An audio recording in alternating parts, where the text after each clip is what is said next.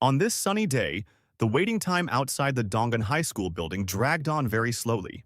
Two men in brown suits with badges were talking, and the shorter one with glasses told his smiling companion that he had finished quickly and then just sat there and got bored. Some noise attracted the attention of both of them. Bulky armored vehicles drove down the street, and people were sitting in their backs. They were young guys in expensive suits. The young girls watching them loudly admired these young men. "These aren't even hunters," one of the men in brown said to another, "but simply students from a specialized school." The second guy dismissively suggested that his interlocutor pay attention to the logo that belonged to the School of Heroes. Many years ago, it all started suddenly, without any warning, and people on the street looked in horror at the crimson sky. Many winged dragons descended to Earth. The monsters were larger than a skyscraper, and they penetrated human cities, scattering sparks of flame around them. The people of the cities looked at the monsters but did not even try to run away. According to scientific facts that were discovered later, there was a world similar to Earth in outer space. But because of the disaster that happened there, that whole world fell apart. The flaming debris fell to Earth and began to merge with the environment all over the planet. The phenomenon was called the merger, and the laws of nature of another world began to operate on Earth, and monsters appeared. The Earth changed, and monsters took control of approximately 17% of the Earth's surface. These areas were called the dungeons. A young man in a military uniform and a bulletproof vest watched as monsters killed people. The creature, only partly resembling a man but much larger, grabbed its victim by the head. This monster was called the Horned Horror. The stronger the creature was, the more horns it had. The monster looked at the city engulfed in flames. A guy in a military uniform hid from him behind a ledge of the wall. With a furious growl, the monster rushed towards him, sensing his presence. The guy took a machine gun and started shooting at the approaching enemy. The monster ran very fast, and its eyes glowed brightly. He hit the man, and the blow was so strong that blood came out of the victim's mouth. The next blow threw him back several steps. The man crashed into the wall and made a hole in it. The monster stood above him, and even his outstanding human abilities were not enough to resist these unknown guests. The monster crouched over its victim and let out a growl. But fortunately, the invasion from another world brought with it not only cataclysms, and the just helpless guy suddenly rose up and attacked the enemy with unexpected power. The innate limitations of humans and the limitations of potential inherent in the nature of the Earth no longer worked. The glow enveloped the man's figure, and now he had enough strength to hold the Horned Horror's fist with his own bare hand. The monster did not give up, and the fight continued.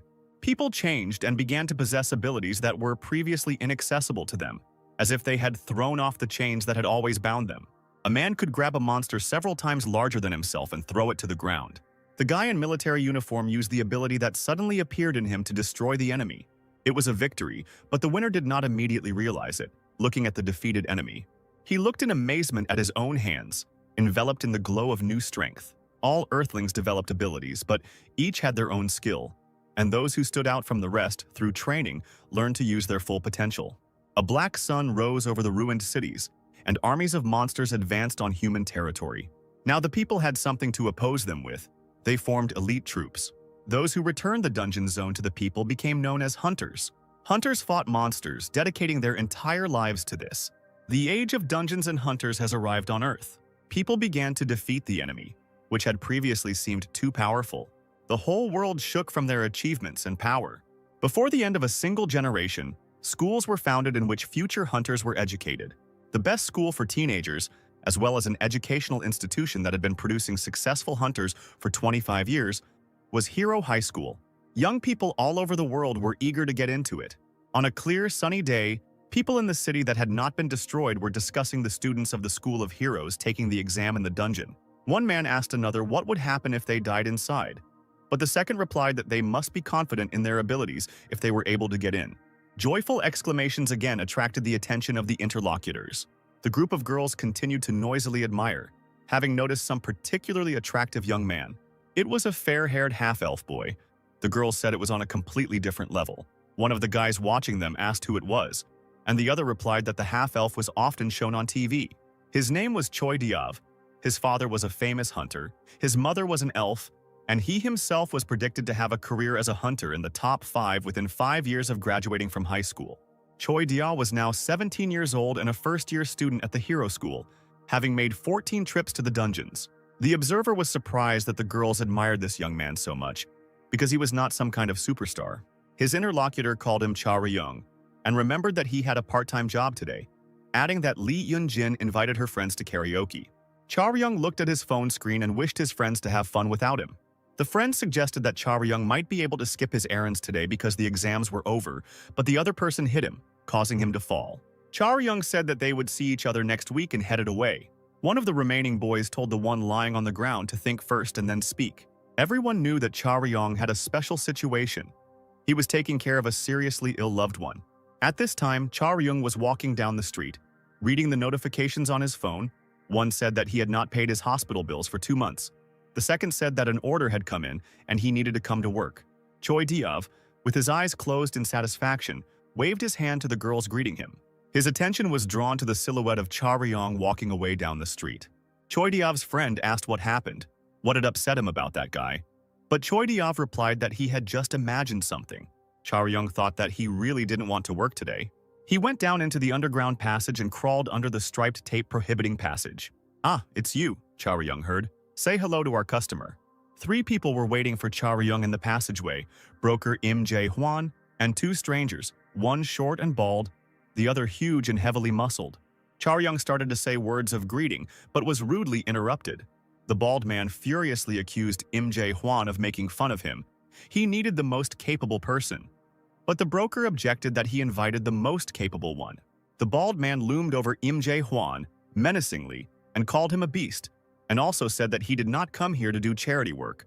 He ordered to remove Cha Ryung from here and bring a normal man. Cha Ryung watched the squabble. The bald man promised that if his demands were not met, he would make both of his interlocutors disabled right there. Cha Ryung intervened and asked the second stranger, the broad-shouldered one, if he was the hunter. But he quickly guessed that the broad-shouldered one used to be a hunter, but now he is no longer one, and works for the bald one, whom Cha Ryung called unfinished. The bald man stopped making a fuss and asked what the freak said. Broad-shouldered replied that he saw no point in talking. He just needed to break this impudent man's legs and arms, and he himself would understand where he was wrong. Im Jae-hwan continued to smoke silently, while the strangers tried to force Cha Ryung to apologize by threatening him with violence and calling him names. Cha Ryung responded that he didn't know how to do it. He rolled up the sleeves of his jacket, and a bluish glow formed around his figure. What is dungeon smuggling in simple terms?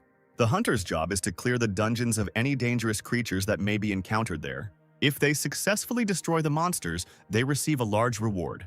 But before these treasures are brought out into the open, they need to be tested. After all, among them there are treasures that possess enormous power. If they are left outside without proper permission, they could be used for dangerous purposes. Therefore, such treasures must be checked and registered by the Hunters Association. They are also subject to a corresponding tax. There are those who break this rule. They make an agreement with the hunters who do not want to pay high taxes.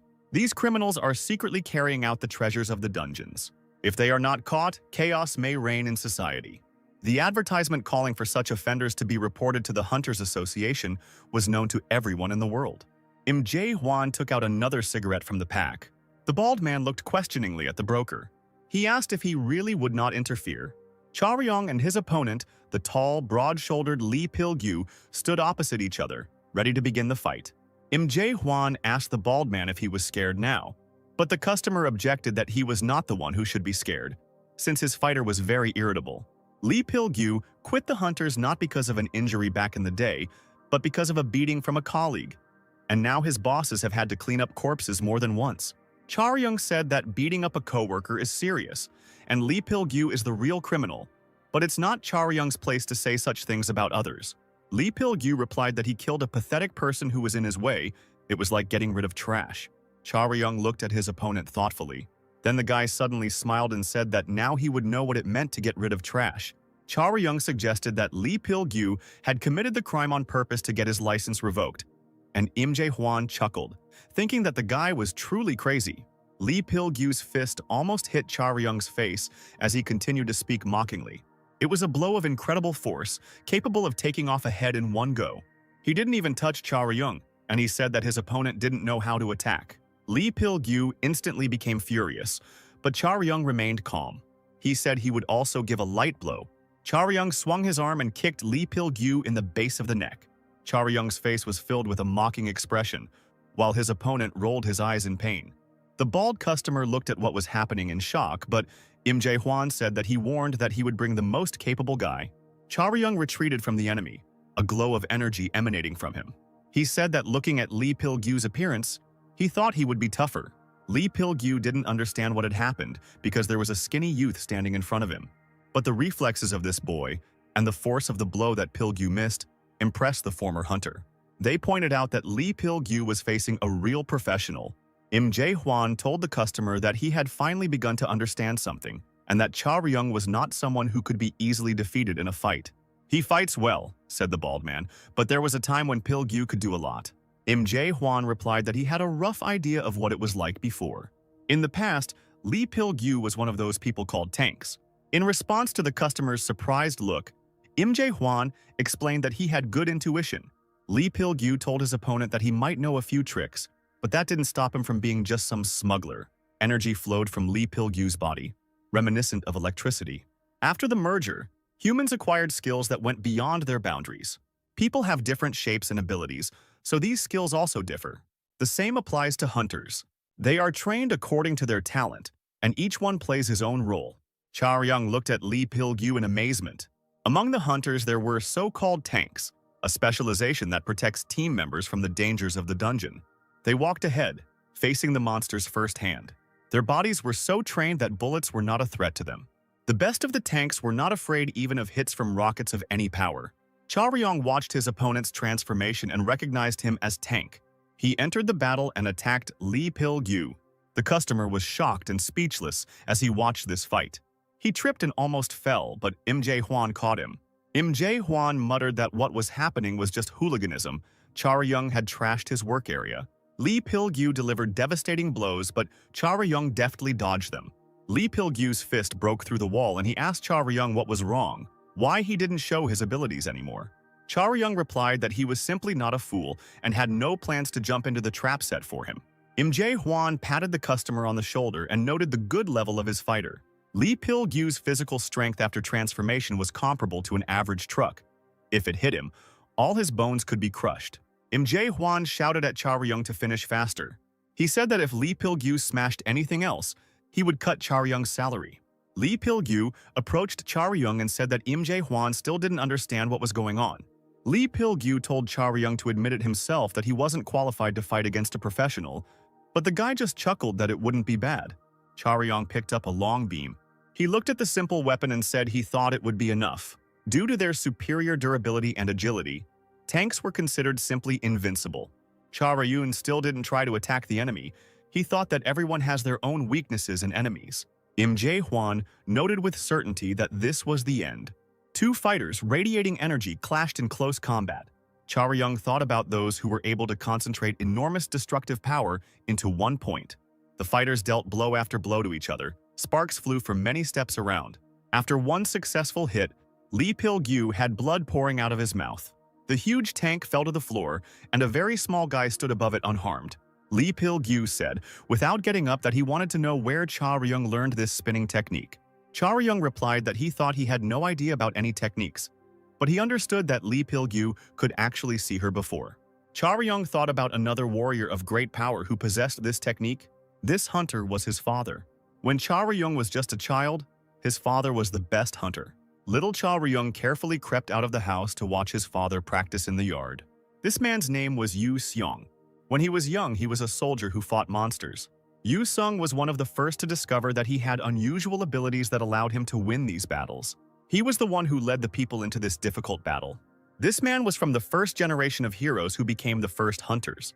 Yu Seong lived through the worst of times, but for those born much later, he became a legend who will forever be etched into history. After all, for the hunters themselves, those times were hell. He was the only one who survived from Yu Seong's squad. There wasn't enough information yet about what the dungeons were. Monsters that don't seem to be the most dangerous in the modern world were comparable to an unknown disaster for the hunters of that time. They didn't necessarily look like humans. Some resembled giant worms with toothy mouths. People often ran away when they saw such a monster. Those who overcame fear found ways to deal with it. They found weapons suitable for killing monsters.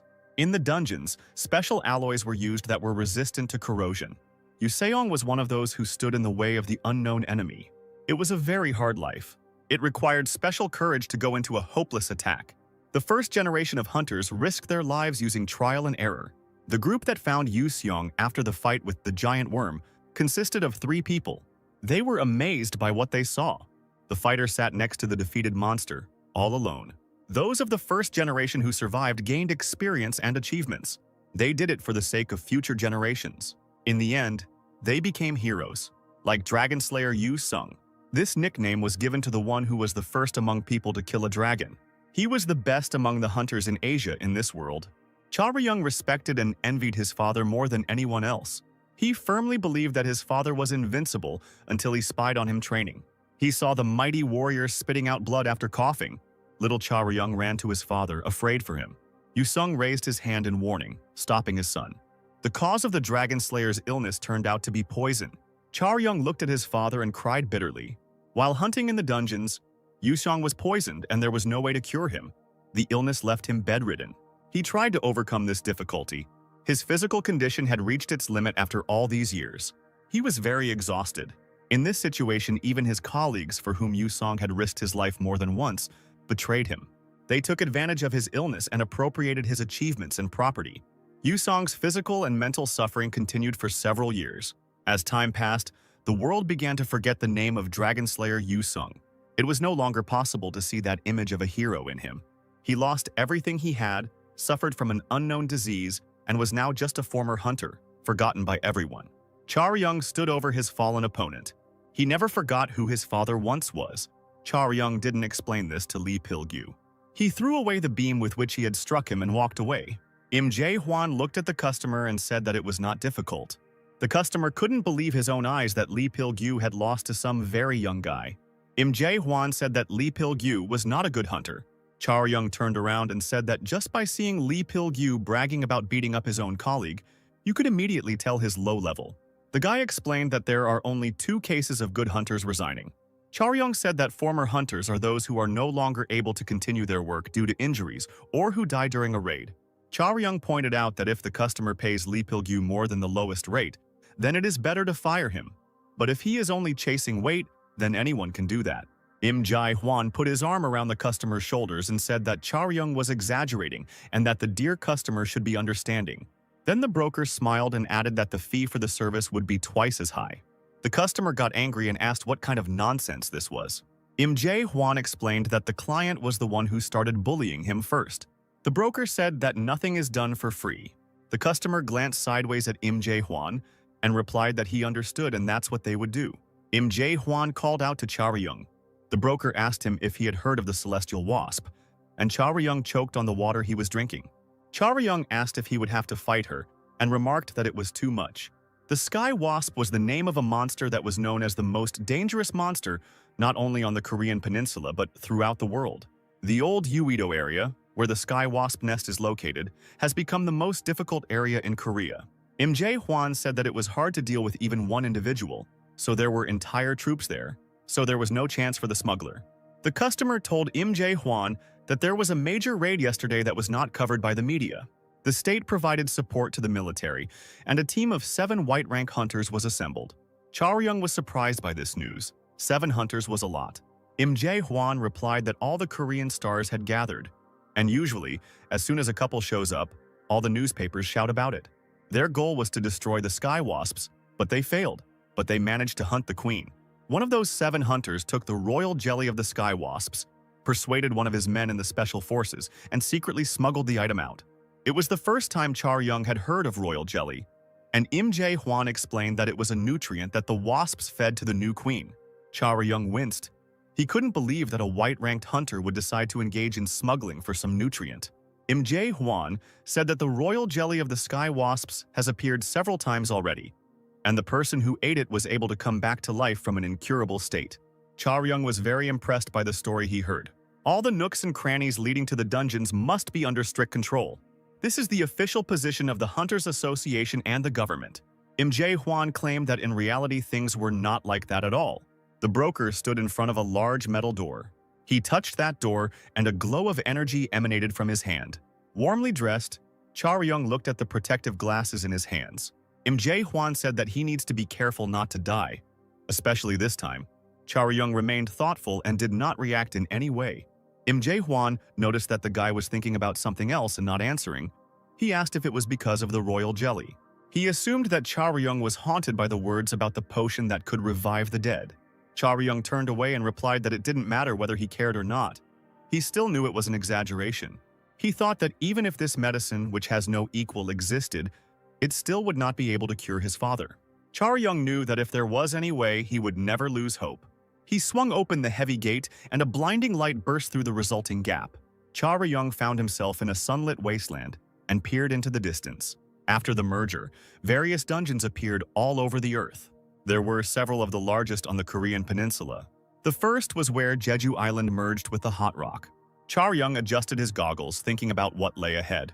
The second large dungeon was where the Igara jungle merged with part of the Uido area of Seoul. It was a huge dungeon, in the center of which was the Yeouido district, as well as the Mapo, Yongsan, and Yongdepo districts. This dungeon had not been cleared yet. Many hunters said goodbye to life in it. One of the smuggler's men delivered the goods to the meeting place. Contact with him was lost when he arrived there. Most likely he was injured or in a dangerous situation.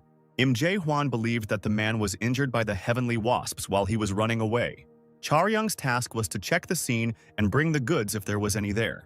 Im Jae-hwan told Chaoyang to stop thinking about weird things and focus on work. Chaoyang chuckled and asked if the broker thought he would run away with the trophy.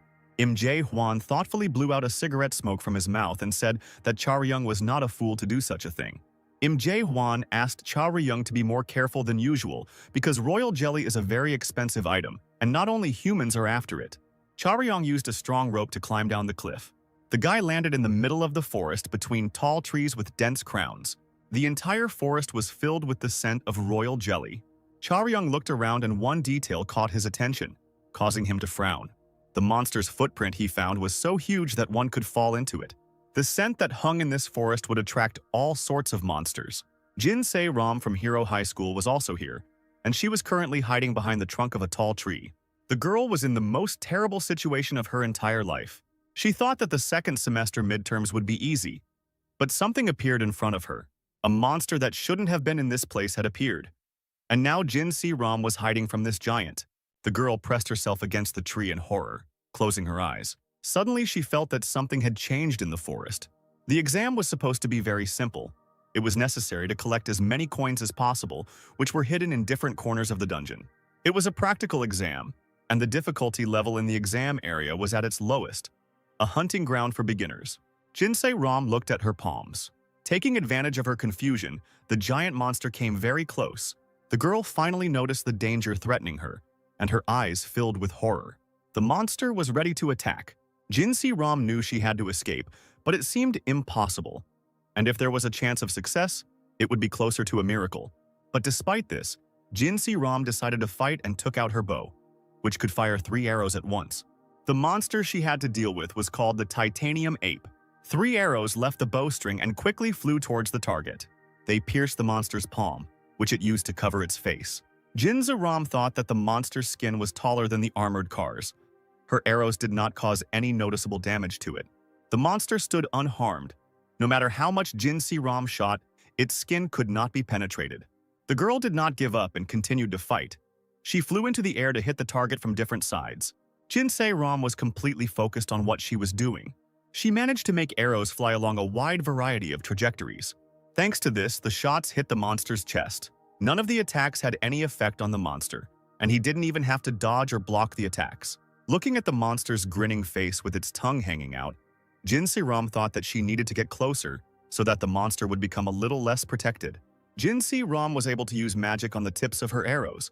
She lit the arrows and prepared for another attack. The girl was a mage archer. She used a technique called fire explosion. The types of magic that could be imbued into arrows had no limits. For a complete victory, Jin Se-ram chose an explosion that soared above the treetops because the girl put maximum strength and power into it. She expected that such a blow would work on a monster with a 3-star danger level.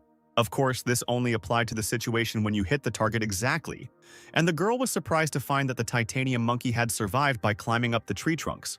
Jin Se-ram tried to understand what happened. The monster dodged or jumped up before the shot. The girl understood that she would not be able to repeat the attack a second time. Jin Se-ram froze in front of the monster, even though she needed to run. The monster rushed towards her first. He was very fast and almost caught up with her in a few steps. Jinsi Ram also ran, her eyes wide with horror. A bright flash hit the monster straight. The young man intervened in what was happening. It was Charyung. Jinsi Ram looked at him in amazement. Charyung looked at his victim, who had been hit in the chin and knocked to the ground. He thought the blow might not have been enough. Charyung reached into his pocket for a weapon and pulled out a pistol. He moved decisively into a new attack. Jinsi Ram couldn't believe that this man was charging at the monster, ready to fight him face to face. The monster was huge and raised its monstrous fist to strike. The stranger could die. Charyung shouted for the girl to close her eyes. Jinsi Ram watched what was happening in fear. Charyung's face twisted with tension. He practically flew up to the very face of the monster, which rose to its feet again. Charyung pointed his firearm at the monster. A blinding flash illuminated everything around. Jinsi Ram covered her eyes with her hands from the unbearable light. The titanium monkey was blinded and confused. Charyung thought he had just used his last charge. This tool was called the stun torch, a tool made from the scales of a glowing deep-sea fish. At one time, its disarm function won the love of many hunters, but the price was high. However, due to the inept use of its powerful properties, there began to be those who lost their sight. Charyung knew that using such weapons was currently considered illegal. Jinsi Ram carefully removed her hands from her face and opened her eyes. Charyung said that he had already helped, and from now on, everyone is responsible for themselves, and added that there were only a few seconds left. Charyung believed that no matter what happened inside the dungeon, he couldn't be seen by the hunters, so he didn't fight them or help them. Jae Hwan said that, to put it bluntly, they all looked like cockroaches. He asked Charyung if he knew that smugglers make good money. Charyung knew that if he climbed everywhere, he might get crushed one day. Charyung headed away. Jinsi Ram ran after him through the forest. It wasn't easy for the girl to catch up with the random savior. Soon she could only make out his figure as a small dot in the distance. Suddenly, the stranger disappeared, dissolving into the green forest gloom, although a moment ago he was ahead. He appeared suddenly, knocking Jinsi Ram to the ground and pinning her throat with his spiked pole, asking who she was. Jinsi Ram replied that she just wanted to thank him for saving her. Charyung didn't believe her and asked her if she thought he was an ignorant idiot. Jinsi Ram stated that this was not all she wanted to say. She knew that the man in front of her was a smuggler. Charyung was surprised to hear that the girl wanted to hire him for money. He looked at the girl and recognized the emblem of the School of Heroes on her clothes. The guy replied that he was not going to help her a third time. He let her go and was about to leave, throwing out at the end that he was not interested in knowing how crazy the offspring of the rich had gone at the School of Heroes. He looked over his shoulder and added that if the girl followed him, he would bury her. Jinsi Ram looked at his back, deep in thought. The reward for informing on a smuggler was 50 million won, and for a prisoner they gave about 450 million. Charyung was surprised to see that the girl did not leave him alone. The medallion he saw in front of him was called the Blood of Enkel. Jinsi Ram said that even if she captured 5 of his kind, that money would not be enough to buy such a thing. Jinsi Ram said that it was an advance payment, and if Charyung helped her pass the exam, she would pay the rest. Charyung replied that he thought she was just a rich girl, but now he's sure she's completely crazy. The girl asked if it was that important. She said that what was important was that now her interlocutor had a chance to completely change his life, and she showed him the medallion.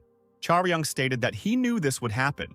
He told the girl that it was her own fault, even though he had no reason to kill her, and Jinsi Ram asked him what he was talking about. They stood opposite each other in a clearing in the forest, and Charyung suddenly looked up, saying that there were only a few seconds left, just like he had warned. The titanium ape jumped at them, and the monster's eyes were red. Jinsi Ram also turned to face the monster. The girl's eyes were wide open. Charyung threw his spear to her, and the girl caught it in surprise. The guy shouted that he didn't give her the gun so she could stand and watch.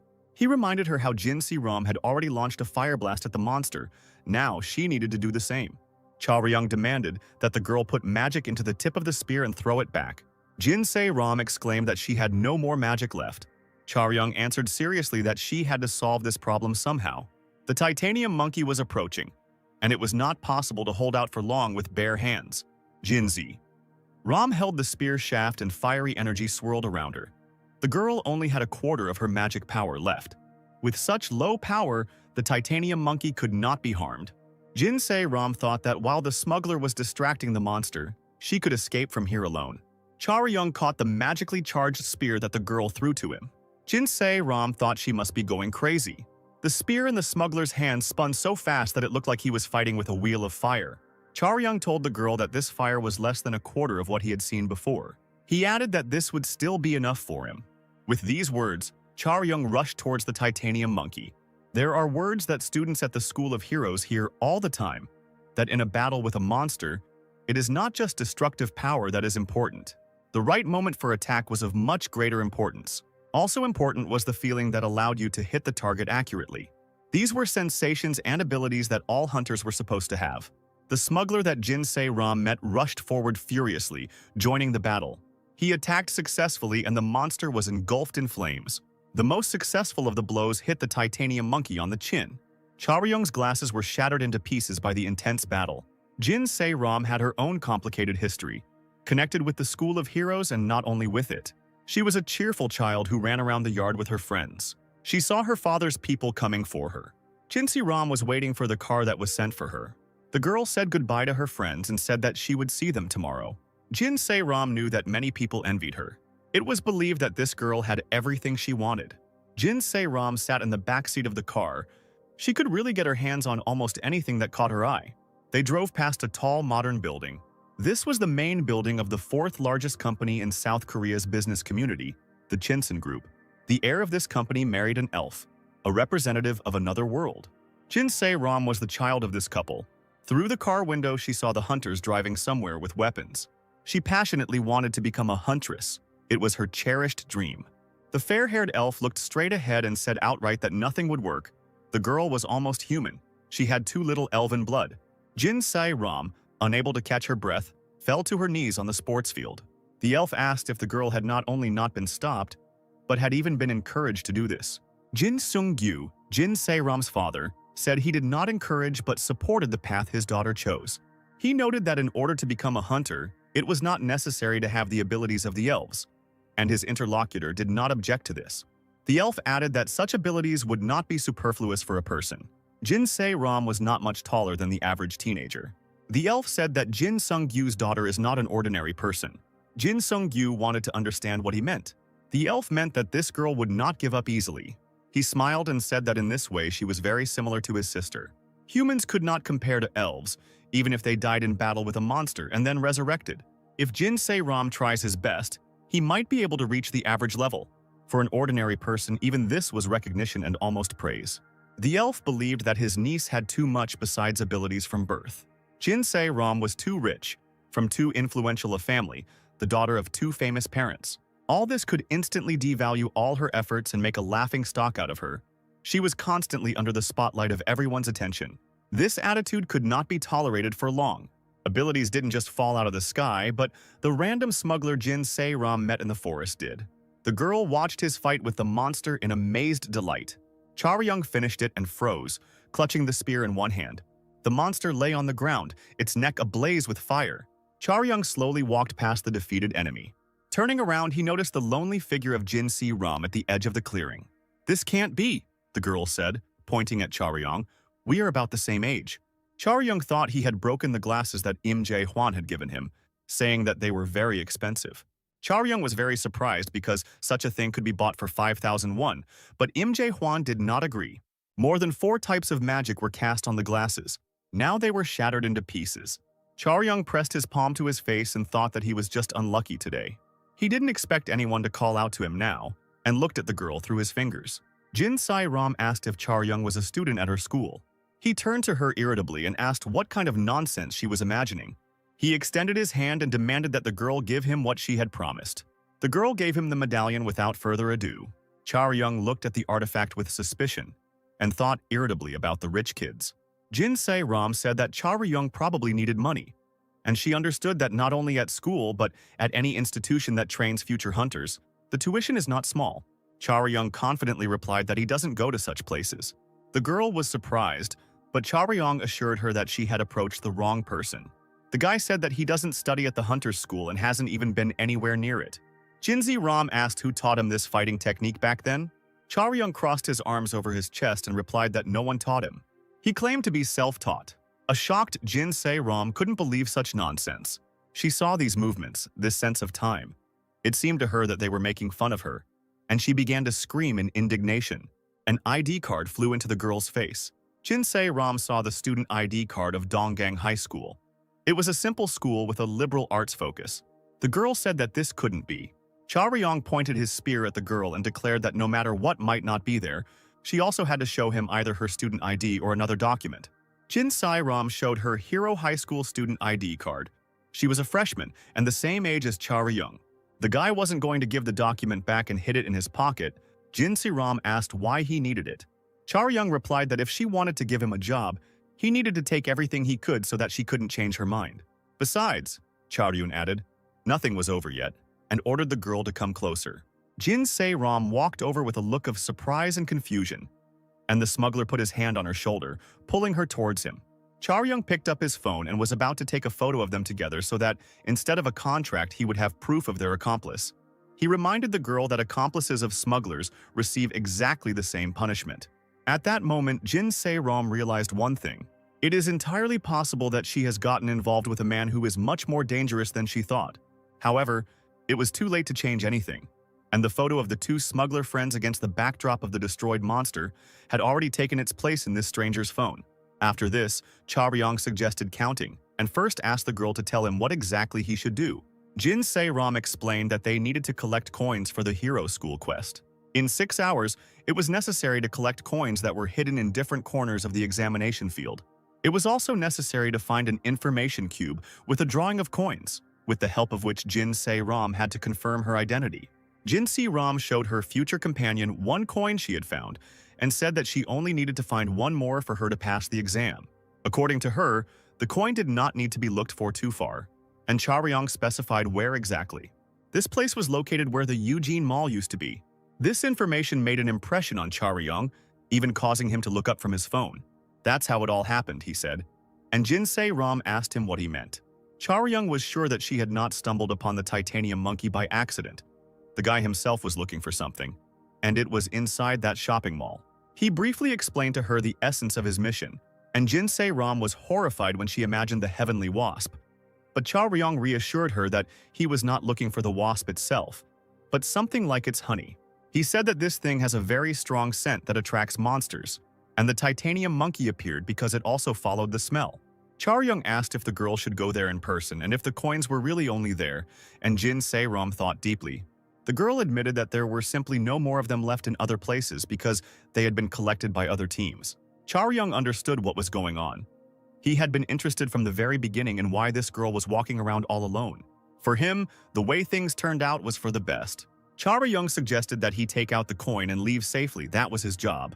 Jinsei Ram named the price she was willing to pay to complete the task.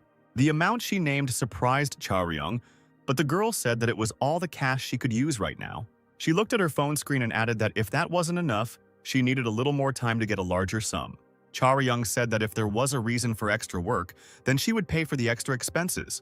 He asked Jinsei Ram if she still had magical powers. Chaoyang quickly disappeared into the forest. The girl thought he was incredibly fast. She had to work hard to keep up with him. Chaoyang thought as he ran that he was shocked by the amount offered, and now regretted that he had not thought to ask for more. Jinsei Ram asked permission to ask her companion something. The girl wanted to know if this man had really never studied with anyone. Chaoyang deftly jumped over the obstacles and replied that it wasn't like he learned from anyone. He learned from them when he was a child. Suddenly, they noticed two monsters with huge claws. These were level 2 cluster raptors. Chaoyang told his new companion to get ready. He really had no training in hunter techniques anywhere. All his skill was mostly gained by risking his life and fighting with his bare hands. There was one exception. As a child, he watched his father's technique, which taught him 3 simple techniques.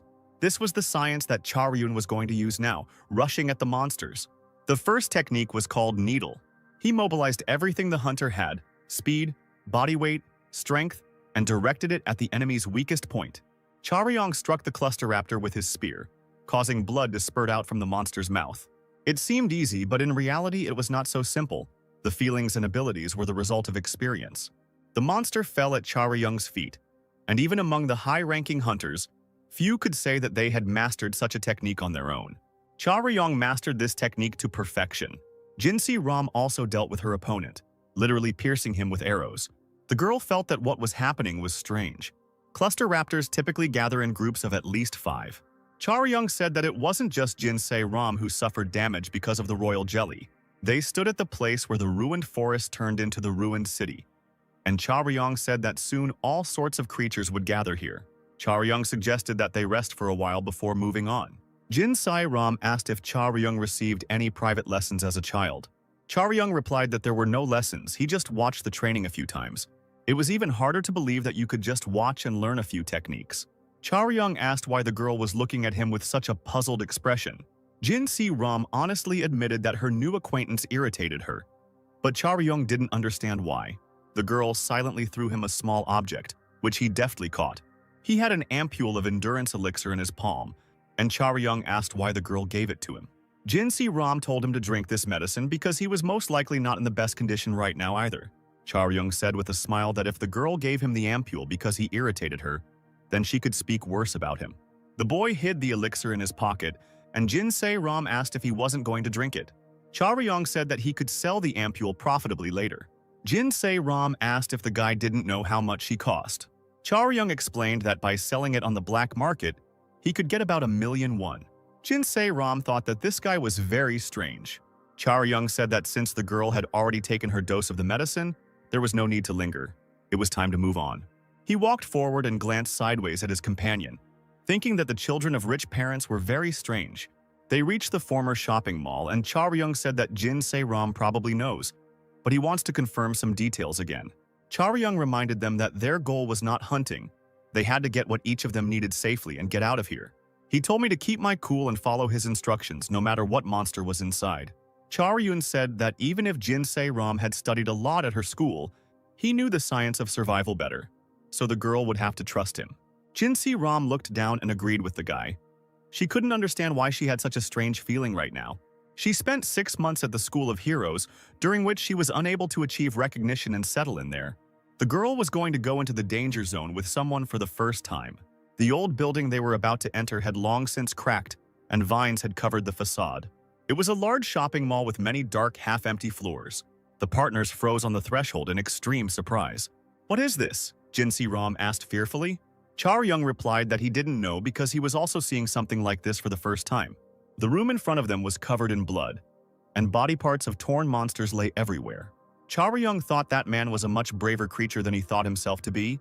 As long as he prepared himself, he could face any situation. When it comes to problems, they can arise when what is happening goes beyond what is expected. Jinsei Ram, looking at the corpses, thought that these were all the monsters that lived in this zone, and they were quite dangerous even for professional hunters. The girl thought with horror about what awaited them inside. Charyung told his companion not to relax. He said that there was something dangerous inside and asked if the girl didn't know about it. Charyung added that Jinsei Ram might be surprised because it's worse here than she imagined. But that doesn't change anything. Something moved in the depths of the room, attracting attention. Charyung grabbed the spear and pointed it at the approaching creature. This monster was called the Chopping Rib, and its danger level was quite high. Charyung was ready to enter this fight. An extremely long tongue burst out of the monster's grinning mouth and almost reached Charyung. The guy deftly dodged, blocking the attack with his spear. He watched in amazement as the creature's tongue twirled around the shaft. The monster snatched the weapon from Charyung's hands and pulled it towards him. Charyung and the monster looked at each other from opposite ends of the Great Hall. Charyung attacked the monster, again using the techniques he knew, and kicked the enemy's vulnerable spots. Jinsei Ram watched this fight from the sidelines. Having defeated the enemy, Charyung returned to his companion, and she admitted that at first she mistook the monster for one of the corpses, but it turned out to be so tenacious. Charyung objected that it wasn't a matter of survivability. Someone had deliberately left this monster alive to act as a warning to those who entered here. When the slashing rib is in danger, it lets out a terrible scream, alerting other monsters, and Jinsei Ram asked who could have left it here. "It's me," the unfamiliar voice answered, explaining that he couldn't continue to stay awake and wait for him. The young man stood on the top floor and, yawning, reported that there were more of these creatures than he thought, and as soon as he dealt with them, fatigue overcame him. Jinsei Ram asked if this man was a hunter. She noticed that the stranger said he was waiting. She asked if Charyung knew him. The stranger said that they were both too small to be smugglers. The school emblem on Jinsei Ram's clothes caught his attention. The stranger jumped down and asked if the girl was studying at the School of Heroes. Jinsei Ram replied that it was, and the stranger said that he was very sorry. Jin Si-ram was horrified to hear that she would have to die in such a place. Charyung asked why the girl was talking to him, since this man was not just an ordinary hunter, as she might have thought. He stated that it was a villain who was going to kill them and get the royal jelly. Charyung shouted that the stranger seemed to have no relation to his client and asked how he planned to deal with the consequences if he stole someone else's property. The stranger admitted that he didn't even know and would only worry about it if he was exposed. He said he was lucky. He accidentally overheard that his colleague was going to steal a precious thing. He originally planned to attack when Charyung was heading here, but he knew that things didn't always work out the way he wanted. Now he was sorry that he had not been able to complete the plan. He saw the monster run away in that direction, but he couldn't find it. There must be a shelter here where the treasure could be hidden. Charyung realized that the connection with the person in charge was not cut off because of the heavenly wasp's poison. This smiling, unfamiliar hunter was to blame for what happened. Charyung didn't have to fight him personally to understand one thing. The stranger took hold of the hilt of his sword. He said that Charyung's death was predetermined, but it could be done as painlessly as possible. In front of Charyung stood a real hunter, very different from the rabble he had met before. Charyung told Jin Si-ram to find her coin and get out of here as quickly as possible while he distracted the man. He explained that thanks to the stranger, the building was no longer dangerous, and Jin Si-ram asked what would happen to him then. Charyung noted that nothing would change if she stayed here. The stranger said that he heard everything and made the first lunge towards Charyung. Charyung shouted that Jin Si-ram should stop standing there and run away quickly. He added that he could only get his money if she stayed alive, and the girl started running. The stranger was surprised that she had actually left. He thought it wasn't the best choice. The chances of staying alive were higher as long as the boy and girl stuck together. The weapons crossed, creating sparks. Charyung said that the stranger was talking nonsense. To the hunter's surprise, they fought on equal terms. It even seemed to him that his opponent was calculating the trajectory of the sword. It was surprising to him. Charyung knocked Hunter down. A bright flash blinded everyone present. Charyung froze in a fighting stance, catching his breath. To his amazement, he heard a voice saying that he was a little surprised. The voice came from the dark figure. He said that he didn't think that he would have to use equipment as well, because he didn't take Charyung seriously due to his age. Now the hunter saw that his opponent was of a higher level than a professional, and he would have to work hard to remove that girl from the School of Heroes as well. A gold-rank hunter emerged from the darkness. Fully armored and looking like a monster himself, his name was Yang Do-gyun.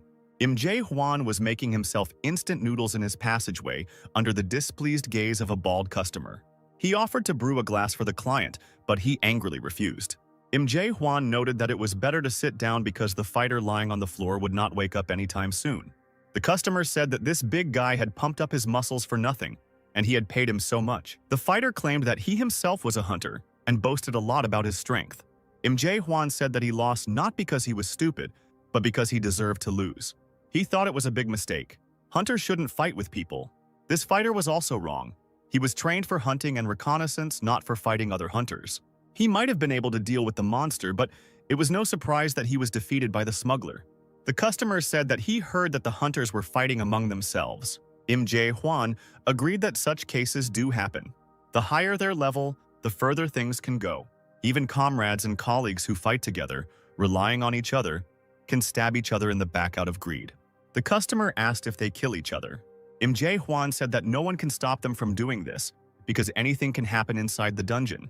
For example, you can say that a comrade was killed by a monster and no alibi is even required. The higher the hunter's level, the more they train in anticipation of fighting each other. But Lee Pil-gyu wasn't a hunter of that level. Im-jae Hwan said that bragging about beating up a co-worker sounds cute. If Pil-gyu was caught doing this, then the incident must have happened outside the dungeon. There must have been some minor squabble over equipment. When hunters go hunting, they take armor and weapons with them. Im-jae Hwan said that if he had at least this friend could fight. Charyong was preparing to fight the hunter in the dungeon, and the smuggler only had a spear against him. For hunters, it is their equipment that makes up half of their combat power.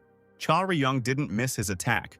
He hit the enemy exactly where he should have, but it wasn't enough for the gold-rank hunter's armor. Yang Do-kyun said that there was no need to think so much about all sorts of nonsense and attacked. The hunter's sword crossed with Charyong's spear. It wasn't easy to withstand the force with which the hunter pressed. Yang Do-kyun stated that it was simply impolite to him and to his own life. Yang Do-kyun threw Charyong back with a well-aimed blow. The smuggler had no intention of giving up. He looked straight into the eyes of his opponent. The spear in his hands drew various figures. "What's wrong with you?" asked Yang Do-kyun. "Come on, show me again what you can do." The shadow jacket made from Yang Do-kyun's armor provided physical strength support through the user's blood, and also formed a cover to protect against blows. Yang Do-kyun used the berserker style. Charyung thought that it couldn't be that he didn't have any weak points. But if you respond to the hunter's attacks poorly, he will kill Charyung. Charyung was focused on what he was doing. He tried to dodge every blow from the hunter. Yang Do-kyun triumphantly drove his opponent into a corner. The hunter noted that Charyung had lasted quite a long time. Charyung asked if maybe today was a special day. He took off the jacket that was damaged by Yang Do-kyun's attack and said that it was his favorite piece of clothing. Charyung noticed that there was nothing special about his opponent. He admitted that he was scared at first because of the hunter's aura, but it's worth considering that Charyung himself was an ordinary schoolboy who came with nothing. He looked at Yang Do-kyun and said that he only relied on his equipment, and he himself would like to have such armor. Charyung knew very well that his opponent was in a hurry. After all, he needed to destroy Charyung, and then catch up with Se-ram so that she would forever remain silent about what she saw. Charyung was stalling for time as best he could. Yang Do-kyun was in an increasingly urgent hurry. Charyung moved quickly. There was also a second unique technique. Charyung also mastered it in childhood, spying on his father. It was impossible to perform it with only Charyung's powers. He used the power of his opponent's attacks against him to deliver a powerful blow. He himself did not fully master this technique. It was called Zib and was truly destructive for the enemy. Charyung wiped the blood from his lips and said that he never even imagined that he would have to use this technique against a person. He didn't think that there would be a professional hunter who would attack him so thoughtlessly. Charyung suggested that the enemy surrender, because no matter what he did now, he would not win. Yang Do-kyun grabbed a specially shaped knife and didn't respond to Charyung with anything other than curses. The hunter plunged the knife into his own chest. Charyung looked at what was happening with bewilderment. Yang Do-kyun declared that he would definitely destroy him. The fifth floor of the shopping center was dark and empty. Jinsu-ram looked ahead with a puzzled expression. In front of her was the Hero School ID cube she was looking for. Jinsu-ram walked up to him and logged in. The girl found what she was looking for. Now she needed to go back. Jinsu-ram thought sadly about everything that had happened. She remembered how Charyung told her to run away quickly, and she started running because he said he could only get his money if she stayed alive. Jinsu-ram tried to think that nothing would change even if she went back there. She remembered the hunter's confident face, his professional sword. She convinced herself that Charyung wouldn't fight without an escape plan in mind. Jinsu-ram stood alone in the middle of the corridor. It was many years ago. Somewhere far from the dungeons, one guy roughly grabbed another by the collar. The second one had blood on his face and looked beaten, and he said that he would not behave like that in front of the one he called Do-kyun anymore. Yang Do-kyun considered himself a genius. Since childhood, everything came easy to him, and he knew it. His fight with another young man took place on a sports field, and a lot of onlookers gathered around. Yang Do-kyun was very talented. Adults recognized this. His peers admired him. But there was one thing that he couldn't do for a very long time. He had heard that you could only get in there through connections, that they looked more at money than at ability, and it seemed to him that this was true. If it were a contest of skill and ability, he certainly wouldn't have lost. Yang Do-kyun passed the test of overcoming difficulties, breaking all records and taking first place. All the other students had difficulty passing this test. But Yang Do-kyun was special. He was the talk of the hallways. He was in first place with an insurmountable lead in points. He was on a completely different level than everyone else.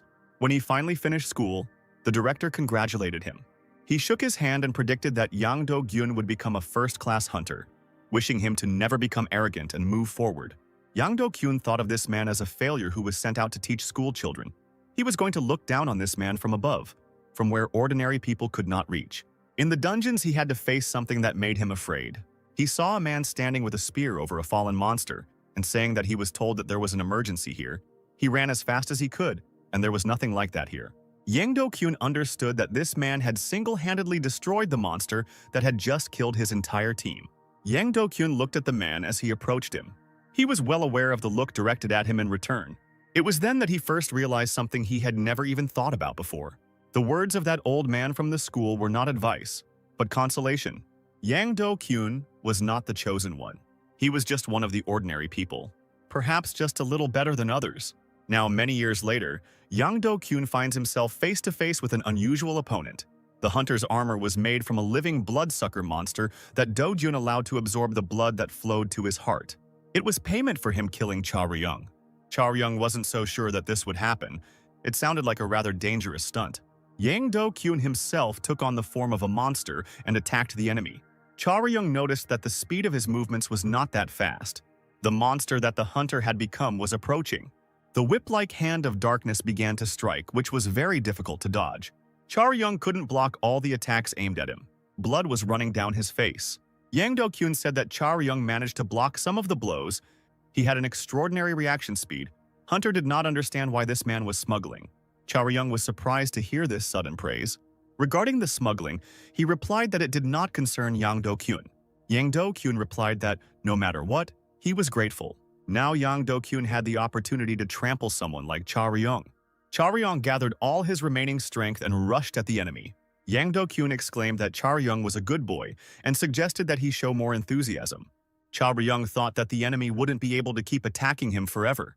If a monster feeds on the blood of its host, it will eventually reach its limit. Cha-ryung needed to try to spend blood, then use the needle technique. The monster loomed over him, growling that he knew everything himself. Cha-ryung had time to think that it was too late. A flame struck the monster, illuminating the entire hall with a flash. Cha-ryung turned around in surprise to see his unexpected assistant. On the second floor stood Jin Se-ram, holding a bow in her hands, an arrow having just been fired from the string. Cha-ryung smiled and said that Jin Se-ram was indeed very naughty. Yang Do-kyun, who had turned into a monster, also saw the girl. Cha-ryung said it was impressive and delivered another accurate blow. Having returned to his previous form, Yang Do-kyun collapsed to the floor unconscious, and Jin Se-ram asked if he was dead. The girl came closer and leaned over the hunter. But Cha-ryung stated that there was no need to worry too much about him, because people like him do not live long. Cha-ryung explained to the girl that this man would not bother them much anymore. Otherwise, he would have to say goodbye to his career and reputation. Cha-ryung said that it could be considered that Jin Se-ram had repaid his debt, and the girl asked again what debt he meant. The guy reminded her that he saved her life and it happened more than once. The first time was when he intervened in a situation where Se-ram was attacked by a monster. Cha-ryung said that the second time he saved Jin Se-ram's life was when she ran after him. The guy said that he was ready to forgive her twice, which made Jin Se-ram blush. The girl shouted at him, "Can't he just say thank you?" They walked through the destroyed parking lot of a former shopping center. A golden glow was pouring out from a crack in the floor. Cha-ryung and Jin Se-ram stood before descending into that shining sea. The boy and girl looked at their find and remained silent. Cha-ryung began to carefully descend the steps. Jin Se-ram followed him. Jin Se-ram smelled a special sweet smell. Cha-ryung suddenly stopped, staring at something ahead. A trail of blood led to a dead body sitting against the wall. It was a man in camouflage uniform and a bulletproof vest, holding a suitcase in his hands. Cha-ryung walked up to the dead man and looked at him carefully. For a moment, the boy bowed his head and closed his eyes. Cha-ryung noticed the girl standing behind him, holding her nose with her hands. He told her that he warned her that there was nothing good inside. The companions leaned towards the suitcase. Cha-ryung suggested checking its contents. The golden glow that filled the entire huge room came from the suitcase. Cha-ryung opened the lid, and both companions smelled a very pungent odor. The vessel, filled with radiance, emitted a distant and sweet aroma that made one forget all thoughts. "How can you not come to this smell?" asked Cha-ryung. There were some other packages lying next to the first vessel. Cha-ryung was curious if there was royal jelly inside too. Cha-ryung slammed the lid shut and said that they had better get out of here as soon as possible because there was no telling who else might show up here. The satellites climbed back up to the first floor of the shopping center. The hunter that Cha-ryung had defeated in the duel was no longer in the place where they had left him. Jin Se-ram heard the man shout that they would see him again. The hunter was already leaving the building and finally said that he remembered their faces. Yang Do-kyun promised that he would kill them by any means necessary and started running. Cha-ryung listened to his threats with an indifferent expression. They didn't bother him. With a wild expression on his face, Yang Do-kyun ran through the forest. After some time, the self-confident rage left him. The titanic ape blocked the hunter's path, opening its predatory mouth. The tired hunter was not prepared for this meeting. The monster received its prey and immediately began to eat. Cha-ryung and Jin Se-ram listened to the sounds coming from outside with frozen faces. The guy suggested going out through the back exit, and the girl did not object. The sun was setting behind the treetops, casting its last rays onto the territory of the dungeon. Cha-ryung, who was carrying a heavy suitcase, breathed tiredly. He thought that he had reached the safe zone. He asked Jin Se-ram about her exam time, and she replied that there was still enough time. Cha-ryung extended his hand to her and said it was nice to meet you. There was a lot going on, and Cha-ryung was glad that they both managed to finish their business safely. Jin Se-ram looked at the guy and said nothing. She extended her hand to him to shake. Having already taken a few steps back, Cha-ryung asked over his shoulder if Jin Se-ram remembered about confidentiality and the banking period. If she didn't want to meet again, she should not forget about it. Jin Se-ram tried to stop him. Cha-ryung turned around. He didn't expect the girl to ask him to meet again. He returned to the base where Im Jae-hwan was waiting for him. Back? The broker asked and added.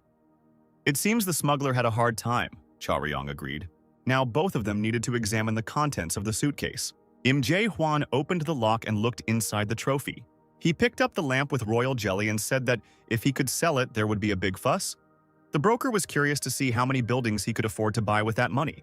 Yu Cha-ryung sat tiredly and listened to the broker's praise and promises to transfer the money tomorrow. Im Jae-hwan turned around and looked at the overly thoughtful boy. He asked if he was okay, but Cha-ryung replied that everything was fine. Im Jae-hwan asked the boy if he was worried about the hunter who died in the fight with him. Cha-ryung replied that he didn't die because of fighting with him, and he didn't have to feel guilty because of him. Im Jae-hwan asked if something else had happened to him. Cha-ryung assured that nothing like that happened. He asked the broker if he could take back the part of the suitcase's contents that was not royal jelly. Im Jae-hwan reminded that smugglers can take anything that is not related to the order. The broker was curious about what kind of baby would eat the royal jelly. Cha-ryung was surprised that the interlocutor used the word baby. Royal jelly could bring even the dying back to life, but it had more attractive properties. It was said to be able to expand the abilities of whoever ate it. Few people knew this. The jelly was more effective if eaten in childhood, so such a thing would not be fed to someone who was beyond hope. Im Jae-hwan believed that it should be at least a student from the School of Heroes. Cha-ryung said goodbye to the broker and got ready to leave. Im Jae-hwan told him to say hello to his father. But Cha-ryung wasn't sure he could do it since Yu Sung's condition had gotten worse recently. Cha-ryung walked out into the city, where the sunset was blazing. The boy was thinking about Hero High School. Jin Se-ram told him goodbye and that they would see each other soon. Cha-ryung assumed that he was interested in the girl, but she said that she was not going to joke. Jin Se-ram explained that there will be exams in the winter for students from regular schools who want to transfer to Hero School. Every year, they recruited 1 or 2 students, and the girl was confident that Cha-ryung would be able to pass the test. Jin Se-ram extended her hand and told Cha-ryung to come study with them at the School of Heroes. No hunter can clear the dungeon alone, even if he has excellent qualities as a fighter. It is almost impossible for one person to cope with the endless waves of attacking monsters. That's why every hero needs a team. Each hunter uses his own unique skill. In this way, team members make up for each other's shortcomings and overcome obstacles. What they do is called dungeon clearing. At the School of Heroes, factions are formed every year, Jin Se-ram said, and Cha-ryung asked if it was necessary to choose one side and fight the other. The girl said that she wouldn't even talk about such childish jokes. There were 2 such groups in the Jin Se-ram course. They were led by 2 students who were among the top 3, both of whom were elves. Cha-ryung asked if the teams were only made up of those who were part of one of the factions, and if that was why Se-ram couldn't get into any of them. Jin Se-ram admitted that this was the case and the teachers didn't say anything about it at all. The search for a team depends on the student's abilities. This criterion puzzled Cha-ryung. Jin Se-ram admitted that she lacks abilities. The girl herself understood that she would not be able to become an excellent student. But she wasn't such a bad student that she couldn't get into any of the teams, because there was also a team of those who didn't fit into any of the groups. The leader of one of the groups, an elf, always disliked Jin Se-ram. Outwardly, she tried not to show it in any way. She simply plotted behind Jin Se-ram's back, ensuring that she would not be accepted anywhere. Cha-ryung asked if Jin Se-ram had stolen that girl's boyfriend, but Se-ram denied it. She explained that she was holding up now, coping on her own, without a team, but that she wouldn't be able to do that anymore in her 2nd and 3rd years. That's why she wanted to hire Cha-ryung. She was impressed by the guy's abilities. She wanted him to be next to her, and then, perhaps, she would be able to stand firm. The scattering of medicines and bandages on the table at home was typical for the day after a foray into the dungeons. Cha-ryung treated and sealed his wounds. He sat on the bed and remembered Jin Se-ram. The girl seemed funny to him. Jin Se-ram walked somewhere for a long time. Then the girl said out loud that this was the very place. This was the dungeon barrier, Gangnam, 12th branch. The girl looked straight ahead. Charyung then told her that he understood everything and wished her luck and then left. Jin Si-ram didn't think he would ever call her. "You came on time," a voice rang out, distracting Jin Si-ram from her thoughts. Standing in front of the girl was Kang Jung-guk, the homeroom teacher of Class 1-1 at Hero High School, and a close combat instructor. Jin Se-ram asked what was wrong since the exam wasn't over yet, but the teacher said that there was some problem. Kang Jung-guk said that monsters were found in some areas that shouldn't be there. It's good that no one was hurt, but a signal was received that in some places it was no longer possible to conduct the exam. The place where Jin Se-ram found the coin was exactly in such a dangerous area. Kang Jung-guk asked if Jin Se-ram had any problems while taking the exam. Jin Se-ram replied that there was nothing. She didn't see anything unusual. Kang Jung-guk said that he understood everything. The girl didn't know that there was another monster behind her, but Kang Jung-guk noticed it and told her to move away and stand behind him. Jin Se-ram turned around, her eyes widening in fear. This monster looked much stronger than the one the girl had already met. It was a mature titan ape. Kang Jung-guk walked towards the monster, muttering that the titanium ape appearing here was strange. He was sure that such creatures did not exist in these parts. Jin Se-ram thought that the monster was attracted here by something. She remembered the suitcase in Charyun's hands and the smell. The monster came to him. Kang Jung-guk repeated that the girl should hide behind his back. The titan ape roared, ready to attack. All the teachers at the school were former hunters, so Kang Jung-guk stood before the monster. Retired due to injuries, the teachers could no longer clear the dungeons, but their skills remained with them. The titan monkey raised its huge fist towards Kang Jung-guk. The former hunter took out his weapon. The fiery whip rose up to meet the monster. She wrapped many coils around the monster's arm. When Kang Jung-guk was not yet 30 years old, he was a hunter and received the nickname of the Fighter Against Tyranny. The monster collapsed to the ground. Kang Jung-guk looked at him.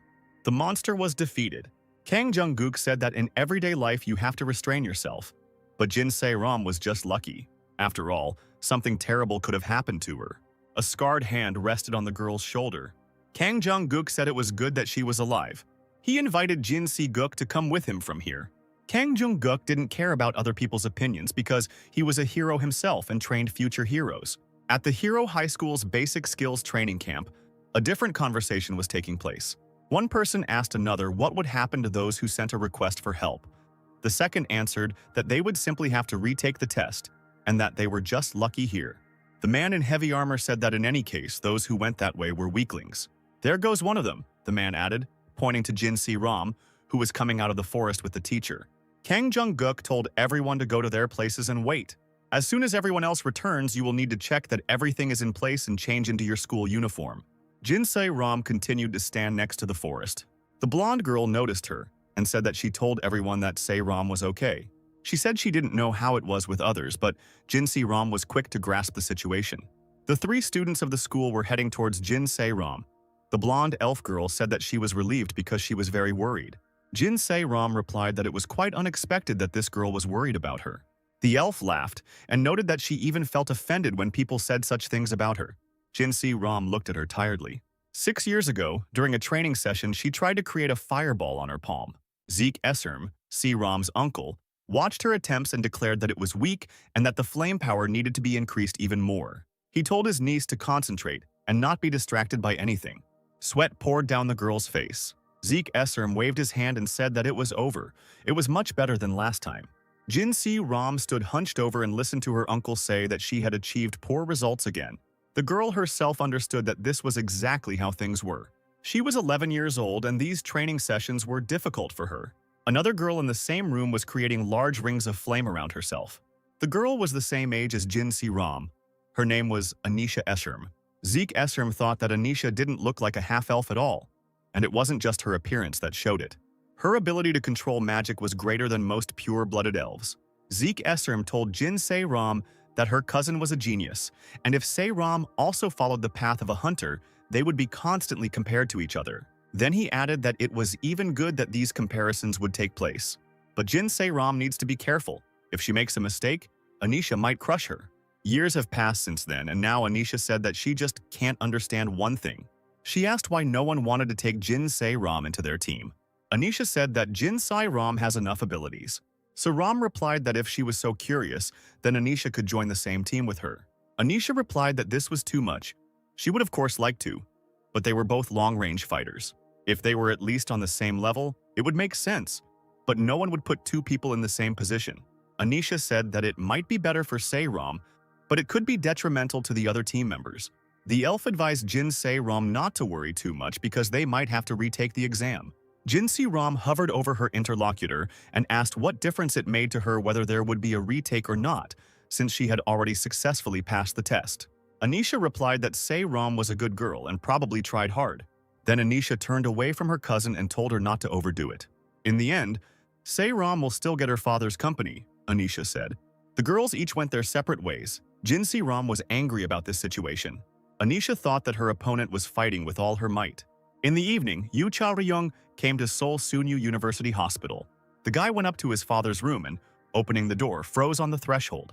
There were two doctors in the room who asked if Cha-ryung was related to the patient, and the guy anxiously asked what happened.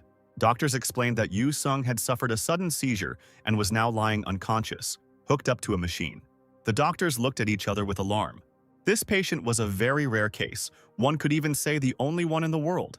After inviting Cha-ryung into his office, the doctor explained to him that no one had ever survived dragon venom poisoning.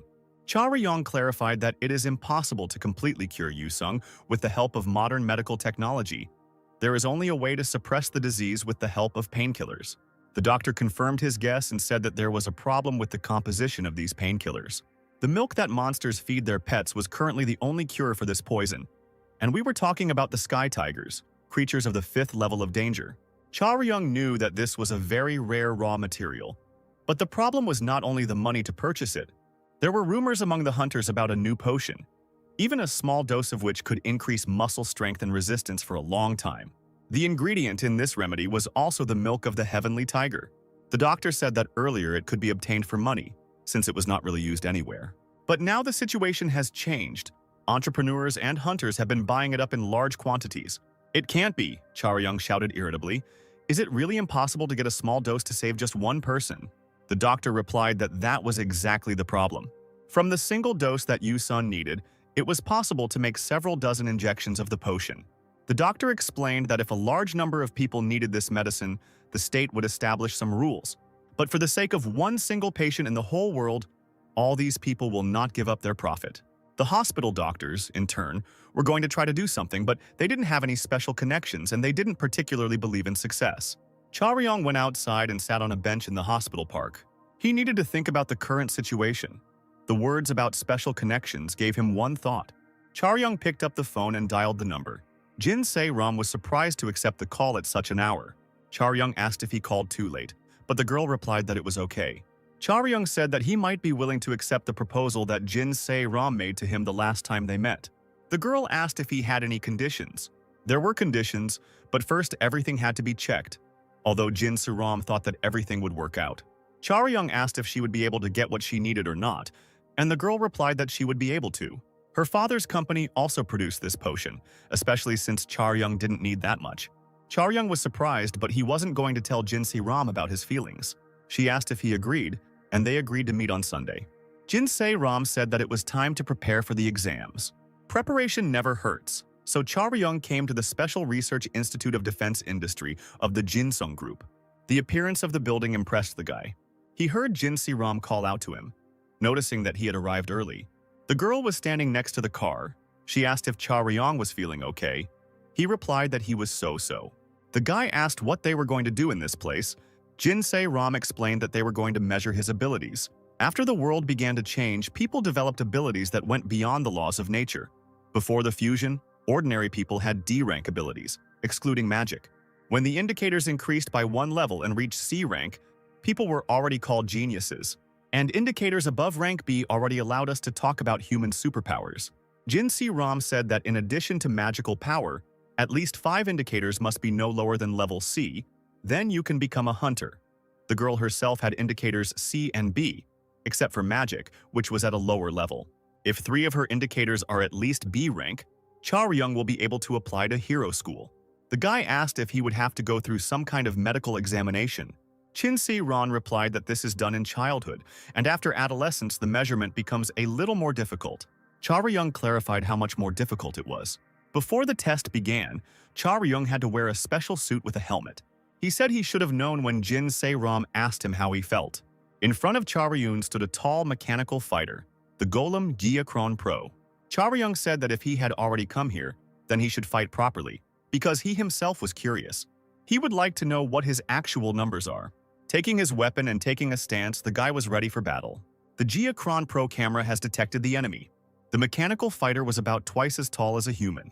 Jin Se-ram stood in front of the screens that showed images from several cameras. The second girl who was next to Jin Se-ram said that the test subject was acting confidently. Usually everyone is scared when they see a golem for the first time. The girl was a golem summoner and former huntress. Her name was Junyo Min. She asked if Charyung was going to transfer to hero school and assumed that he had prepared well. Jin Se-ram said that it is. Junyo Min announced the start of testing and launched the golem. The mechanical fighter came to life and began to move. Charyung was focused on the upcoming test. Measuring ability indicators is usually done at 6 or 7 years of age, with special devices being worn for detailed measurements. The devices stimulate the body, pushing it to the limit in various areas. The more unique abilities and the more trained a person is, the more difficult it is to make measurements. After all, it is difficult to stimulate them to the limit. Jin Se-ram suspected that her new acquaintance had the characteristics of a professional. It would not be easy to reveal his extreme data. Although due to yesterday's incident, his physical strength should already be at its limit, Se-ram thought. Junyo Min asked if it was true that this acquaintance, Se-ram, went to a regular high school and that he failed the exam and was unable to enter a specialized high school. Junyo Min asked this out of curiosity. She didn't understand how he could fail the test with such abilities. Junyo Min said that even though she lowered the difficulty level, it was clear that Charyung had received professional training. At first, the guy dodged several times, reading the golem's tactics. Then Charyung waited for the right moment to deliver a precise blow. He was simply amazing. His performance was better than any professional. The test fight continued. Jin Se-ram asked what was happening with the dimension. Junyo Min replied that she found it difficult to answer. Charyung hasn't reached his limit yet. Junyo Min has increased the difficulty level of the golem's program. Yo Min noted that she didn't think there was much point in increasing the degree. She believed that normal results would only come if she removed the safe mode and ran the golem at full power. Junyo Min reminded him, and Se-ram was indeed aware, that it was illegal to remove the safety mode for a normal person who was not a professional hunter. Jin Se-ram threw up her hands and asked how to check it then. After thinking about it, Junyo Min admitted that this was the first time she had encountered such a case, and there was only one way left. "I don't think you're being paid to puzzle over this," said someone who entered the room. The girls turned around at the sound of this voice. Zeke Esserm, Jin Se-ram's uncle, and the director of the Jinsen Group's R&D department appeared at the lab and noticed that the lab was being used without permission today. Junyo Min didn't expect the boss to come because he usually didn't work on Sunday. Zeke Esserm asked whether the girls understood that they would be punished for their actions. Jin Se-ram turned to her uncle, assuring him that Yo Min had acted on her request. Zeke Esserm clarified what she meant by that. He asked the girl if she thought that this excuse would help make amends for his subordinate's guilt. Zeke Esserm said that Jin Se-ram shouldn't deceive herself. This was her father's company, not her own. Jin Se-ram wasn't responsible for anything here. Junyo Min watched the conversation between her uncle and niece and thought that the rumors about the boss were true. Even though Zach Esserm was Se-ram's uncle, he had treated the girl very coldly since she was a child. In fact, she didn't do anything wrong. There's no one in the lab on weekends anyway. Other hunters in the Jinsen group also use this room for their own purposes. Zeke Esserm wanted to say something else, but a voice from the speakers interrupted his sentence. Charyung from the training hall wanted to find out what the problem was. Zeke Esserm asked who this guy was. Maybe a classmate of his niece.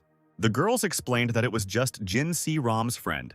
Junyo Min explained that Charyung wanted to become a hunter, but he failed the exam last year and lost his measurement values. She reminded them that all this was not cheap, and they just wanted to help a person in a difficult situation. Zeke Esserm noticed the golem on the screen. "Okay," he said. The girls were amazed to hear that the boss was going to do everything himself. Junyo Min asked what he meant. Zeke Esserm said that measurements would not be possible anyway while the golem was in safe mode. He was going to come down and fight Charyung himself. Charyung asked if there was really a problem. This happens extremely rarely, but when it becomes difficult to measure the limits, competitions may be held between hunters. The scale above the entrance to the hall lit up. In the case of a competition, the opponent had to have skills that exceeded the abilities of the one measuring the indicators by several levels. Zeke Esserm entered the room and said that this was unexpected, but they could skip the presentation of the participants. He clarified that he didn't have much time. Charyung looked at him in surprise. He wanted to know who this elf in a white shirt was. Charyung had no idea who his opponent was. The guy felt danger when the stranger said that Charyung himself roughly understood what was going on. And now he himself would do everything possible to replace the golem. Charyung saw that this elf was much stronger than the hunter he had recently fought in the dungeon. The guy had never seen anyone like Zeke Esserm before, and he felt in advance that he wouldn't be able to defeat him. "Attack," Charyung heard. "You don't have to worry about my safety," Zeke Esserm added. Despite the fact that he wasn't wearing any protective gear, Charyung took up arms. Power enveloped his figure. Charyung attacked the motionless enemy. If the right moment to strike is not in sight, you must make it appear. Zeke Esserm was not only the director of the Research and Development Department of the Jinsen Group, Se-ram's uncle, he was also a white hunter ranked 7th in South Korea. If a hunter is in the top 100, he is called a ranker and is given a color that depends on his place in the ranking. White is the highest and rarest. It is given to the holders of the first 10 places. Those who took places from 11th to 30th were entitled to black. Places from 31st to 50th belonged to green. From 51st place to 75th were called blue rank, and the last 25 and 100 wore red. Charyung's strategy in fighting such an opponent was simple. He would strike with all his might, which could only be dodged. When the enemy dodged, Charyung used the moment of hesitation to attack. Zeke Esserm easily put up a magic shield against Charyung. Charyung didn't expect to encounter such a defensive move. The elf said that Charyung was much more inattentive than he thought. Zeke Esserm intercepted the spear aimed at him with his bare hand. He kicked his opponent without using the weapon he had taken from Charyung. Charyung felt the power of that blow. Zeke Esserm threw the guy away. Charyung fell down and grabbed the injured area with his hand, trying to catch his breath. Zeke Esserm said he couldn't figure out if this wasn't a real fight, if Charyung was going to take all the punches, or if he just really thought the move would work. The elf noticed that Charyung looked pathetic in both cases. He tossed the spear with the toe of his boot.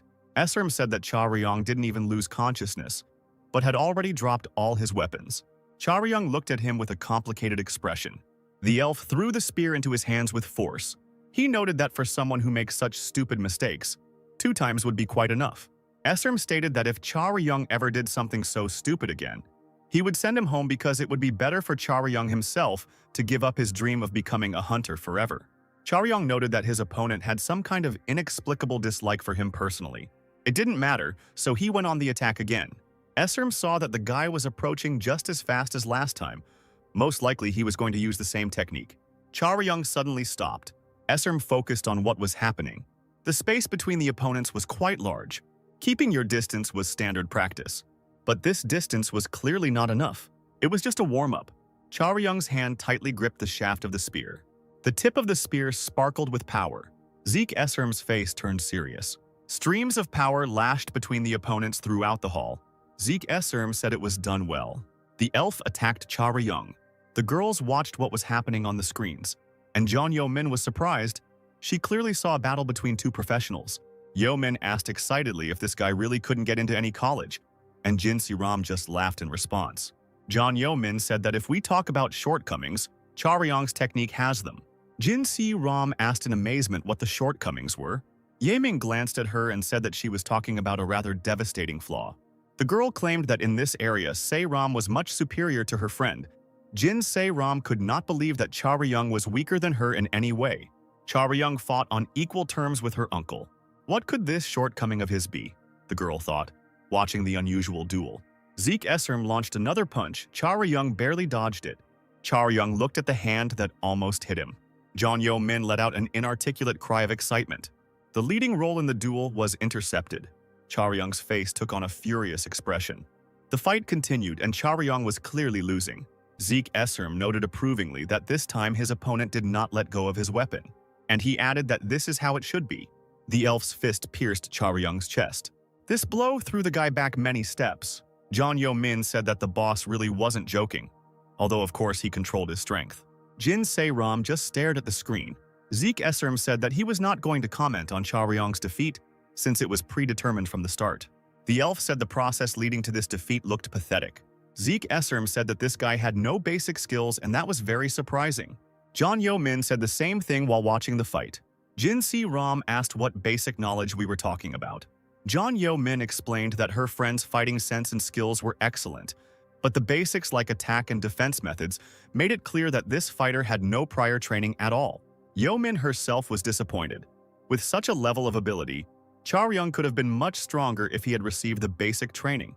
Jin Si Ram remembered that the boy had already told her that no one had ever taught him. Zik Eskrim reported that he had seen many people like Charyung. He was referring to the pathetic guys who had unique abilities but didn't put in the slightest effort to develop them. Jin Se Ram listened to this with great excitement. This was not what she was aiming for when she invited her new acquaintance here. Esrim said that now Charyung needs to pay for the measurement. He thought it would be better to admit his hopelessness. The elf believed that only lazy people rely only on their own abilities. Charyung removed and threw away the broken helmet and rose to his feet. He said that he didn't know why his interlocutor allowed himself such a tone and such words. He assumed that the elf didn't like guys like him. Zeke Esserm thought his final blow should have ended this battle. Charyun continued his speech. He didn't care about some kind of measurement payment. He wanted to fight again. Charyung believed that he still had something to show for his efforts. John Yo Min wondered out loud what was going on. "Look," said the girl. "The desire to go to the end is good, but the data has already been obtained. There is no longer any need to fight." Jin Se Ram turned to Yu Charyung, telling him that he was doing well and that the measurements were finished. Charyung heard that he could go back and wait for the results. Esserm said he didn't know what the guy was trying to achieve, but it was all useless. The result wouldn't change no matter how much they fought. The elf wondered if Charyung really needed recognition. It was necessary for him to tell him himself that his efforts were enough and that he had amazing willpower. Charyung stated that he didn't really need it. He straightened up and explained that he was just really angry that it was all ending, and he hadn't even thrown a punch properly. Yu Charyung really wasn't taught by anyone. He did everything on his own from the very beginning. But he had one reason to continue the fight, which seemed pointless. He had outstanding abilities since childhood. Thanks to this, he was able to fill the gaps in his education. He also had a lot of experience, having risked his life many times in the dungeons. He allowed his craft to develop. These achievements were like a miracle, but Charyong did not consider himself outstanding. He simply looked with pity at the hunters he had met so far.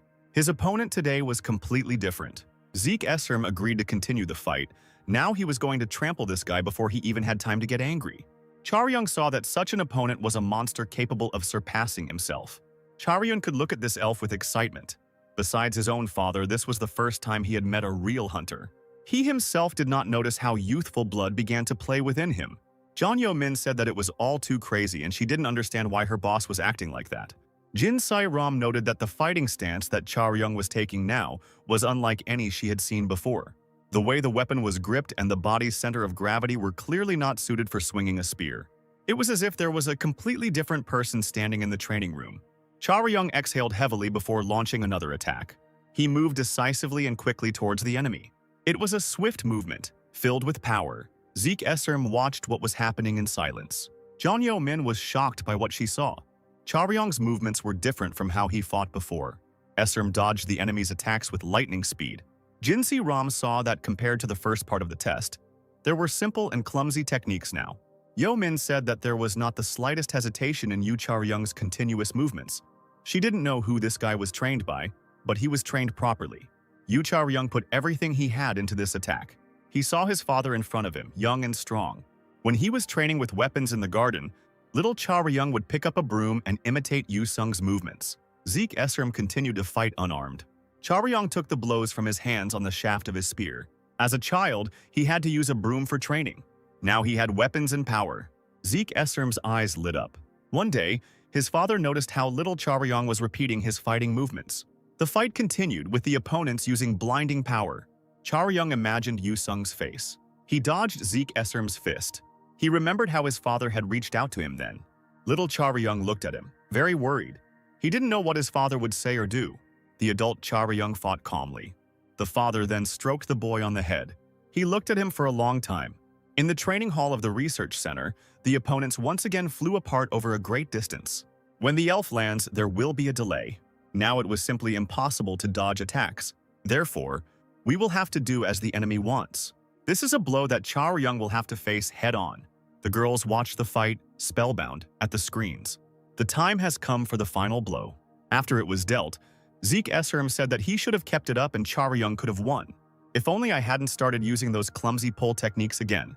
The elf asked if Chaoryung wanted to boost his self-esteem. Lying on the floor, Chaoryung replied that he didn't intend to. He simply reached his limit. All the movements he had ever learned ended there. In the end, Chaoryung was defeated and now lay beaten on the floor of the training hall. But still, he felt that he enjoyed the fight. Zeke Esserum had a bad reputation among the hunters due to his difficult personality. So worried about Chaoryung, Jin Sai-ram ran into the hall. Jin Sai-ram knew that no one dared to say anything against her uncle because of his excellent skills. Zeke Esserum extended his palm over his fallen opponent, power radiating from his hand. He used healing magic. Esserum told Jin Sai-ram not to worry about Chaoryung. The elf assured him that everything would be fine. He had cured him, and there would be no consequences. Zeke Esserum asked if his niece had said that the guy's name was Yu Chaoryung. Esserum said he never thought he would meet Yu Sung's son in such a situation. Zeke Esserum was a white-rank hunter, of which there were only 10 hunters of this level in the entire country, and was also the best healer in Korea. Esserum left the research center and heard that if he was late, he could at least send a message. The man in glasses who said this added that then he would leave the car and go get a drink, and they would also be late for the briefing again. He looked at the elf and asked if he knew that every time they were late, everyone else thought it was his fault. Esserum replied that he had some business to attend to that had taken longer than he had expected. His interlocutor asked if Esserum had fought with some boy, because it seemed that he had more than one opponent. Suddenly, the man in glasses' eyes widened in surprise. Zeke Esserum looked at him questioningly. The man in glasses asked if he really saw a scratch on the elf's cheek. Esserum asked sullenly what else it could look like. His interlocutor could not believe it, because if this boy was preparing to enter college, he must be only 16 years old. Esserum replied that he was 17 years old and wanted to transfer to the School of Heroes this winter. The man with glasses remembered that there was a rule allowing transfer, but when he himself studied there, in 3 years there was no one who could pass the exam. Then he noticed that the boy would definitely do it, because he was still a minor. But he had already managed to scratch the face of Zeke Esserum himself. Young people are simply scary these days, he added. Zeke Esserum said that even though the guy was not on the same level as him, there was no difference with his interlocutor. The man's name was Kang Gun-ho, and he was ranked 19th in South Korea and was also the leader of the Knicks, Korea's first cleanup squad. He stated that naturally, his own level was higher than the unknown applicant's expected performance. Kang Gun-ho was 21 years old. He had graduated from Hero High School 1 year and 7 months ago, and he had no doubt in his abilities. Zeke Esserum noted that this was the first time he saw his friend's car, so he probably bought a new one again. Kang Gun-ho replied that it was the same one he ordered last time. He no longer spends money like before, and then announced the purchase price, and it turned out to be quite impressive. At this time, Cha Ryun was lying on the bed near the equipment rack. He just woke up and immediately sat up in his bed. All his wounds had completely disappeared, and he no longer felt any pain either. He heard Jin Si-ram's voice asking if he was awake. The girl stood on the threshold with 2 steaming mugs in her hands and asked what he was thinking. Did he really hope to win that fight? Chaoryung explained that it wasn't for the sake of winning, but that he got angry and flared up when Esserum started teasing him first. Se-ram didn't believe that her uncle could tease Chaoryung. The guy was surprised that this elf turned out to be her uncle. Jin Si-ram confirmed that Zeke Esserum was indeed her maternal uncle. Chaoryung thought about it. He muttered that he now understood what was going on. The girl was surprised to hear the opinion that she had a very good relationship with her uncle, judging by how Zeke Esserum valued her. The girl asked what Chaoryung was talking about, but he stated that everything was exactly as he said. To Esserum, it might look like some weirdo had come along and was trying to deceive his niece, and it was understandable that he would be worried. Jin Se-ram objected that her uncle was not like that. He was very strict. Chaoryung did not argue with her. Jeon Yo-min peeked through the door and asked how Chaoryung was feeling. The guy said he was fine and that nothing hurt. Yo-min said with a smile that even if something had hurt, it would probably have healed by now. She said that her boss was the best healer in Korea, which greatly surprised Chaoryung. The guy thought that the elf was such a strong fighter, but it turned out that this was not even his main specialization. Chaoryung smiled at this new information. Jeon Yo-min said that it was good that everything was fine. Chaoryung's indicators were also clear. She showed a sign on which most of the indicators were A or B rank, and only the magic power was D rank. Chaoryung asked if this was considered a good result. Jeon Yo-min laughed. She was curious if this man was really an applicant. Jinsi Ram thought his performance was excellent, and she wanted her new friend to know when to stop. The requirement to become a hunter was a B rank or higher. B meant superpowers, C was excellent, D was normal, but harmony was required in the stats. Even if the agility is at a high level, but it does not correspond to health, it does not give the desired result. If only muscles are developed, they alone will not be able to pull other abilities along with them. Jinsi Ram said that among ordinary people, there are those who can reach level C in one of the indicators, but everything changes when there are two or more of these indicators. Muscle strength, health, agility were the most important. People who had all of these indicators at C rank numbered 1 in 10,000. They were able to fight alone. Those who got 3 indicators at B rank numbered only 1 in 500,000. They could become top-class hunters. Charyung had 2 B ranks, 2 A ranks, and no matter how balanced it was still a crazy level. Among the first-year students of the cleaning faculty, he was on the same level as that monster. Jung Yo-min asked if Charyung wanted to know something funny. The girl said with a smile that her boss, who fought with Charyung, did not have a single A-rank indicator out of the 3. Charyung looked up from his tablet in surprise, and Jung Yo-min explained that the stats were innate abilities and did not reflect current skills. If a person has an A but does not train and grow, then there will be no difference with D, and other factors also matter. It was important whether the technique he was mastering suited the person. Moreover, the sensations and experience could not be measured using indicators. Jinsi Ram listened attentively to her friend. Looking at Se Ram, Jung Yo-min added that there are many hunters who are constantly making up for their gaps in performance through their efforts. Hearing this, Jin Se Ram blushed. Charyung put the tablet down and thanked him for such kind words. He said he wasn't too disappointed because he didn't understand all this. Charyung said that he has one friend, compared to whom he himself lacks a lot. John Yo-min looked at him with distrust. Since it was not often that one could meet such people, she assumed that this acquaintance of Charyung was very famous. Charyung confirmed that it was true. He was thinking about his father. Jin Sai Ram summed it up. The measurement was finished. Charyung was a good boy. Now they can meet next weekend. Yo-min was surprised that the girl was already leaving. After all, she hadn't been to the center for a long time. Didn't she really want to take a look at the production department? Jinsi Ram admitted that she didn't have any acquaintances there like Yo-min, and her uncle would hardly allow it. John Yo-min reported that he had just given permission. Jin Se Ram was shocked, but Jung Yo-min explained that the boss himself said so just before leaving. Zik Esserm told me to take Charyung to the production department when he woke up. The head of the department can be told that this is Esserm's guest. The elf told him to pick up a weapon for Charyung there, no matter how much it cost, and this decision left Jin Sai Ram in shock. It was every hunter's dream to have highly effective weapons and armor. For a hunter, it was not enough to simply have outstanding abilities. The poor quality of the weapons did not provide any support to their owner. The hunter's skills could grow and change over time. A good weapon was necessary to apply these skills. Charyung himself understood this. The guy asked if he really needed a weapon since he was going to enter the school. Jin Se Ram was surprised because she thought it was natural. Charyung was sure that the school should give out everything necessary. He asked the girl if this was not the case. Both interlocutors looked at him with amazement. Jin Se Ram asked if Charyung really wanted to transfer to hero school. The girl said that he would be right if it were a simple school for ordinary hunters. Each such school provides equipment that meets established standards so that there is no discrimination between students. Charyung asked if things were really different at the hero school. He didn't understand why the school that had the most money needed this. John Yo-min explained that the problem was not money, but that this school itself was different from all the other schools. There is a significant difference in skills and abilities, the girl said, and preparing good equipment is also an ability. Yo-min said that at the hero school, students prepare all their weapons and equipment themselves. Charyung clarified that regardless of skills, those born into a wealthy family are in the most advantageous position, and if wealth is considered another ability, he has nothing to say at all. John Yo-min looked down and noted that this was a point worth considering. She said that even without money, there is a way to buy a good weapon. Those who are likely to become the best hunters in the future enter the School of Heroes. John Yo-min said there will be those who want to invest in the student's abilities. If a student manages to get into the school, he begins to receive various offers from companies and simply rich people. And after completing their studies, such hunters pay part of their fees to investors or sign a contract and become an advertising face. Students are sponsored under different conditions. Yo-min herself received a scholarship from the Chinsen Group, so even after retirement, she is guaranteed a research position. John Yo-min thought that entering hero school would be beneficial. The School of Heroes provides many opportunities to evaluate your abilities. But first, it was necessary to enroll in this school.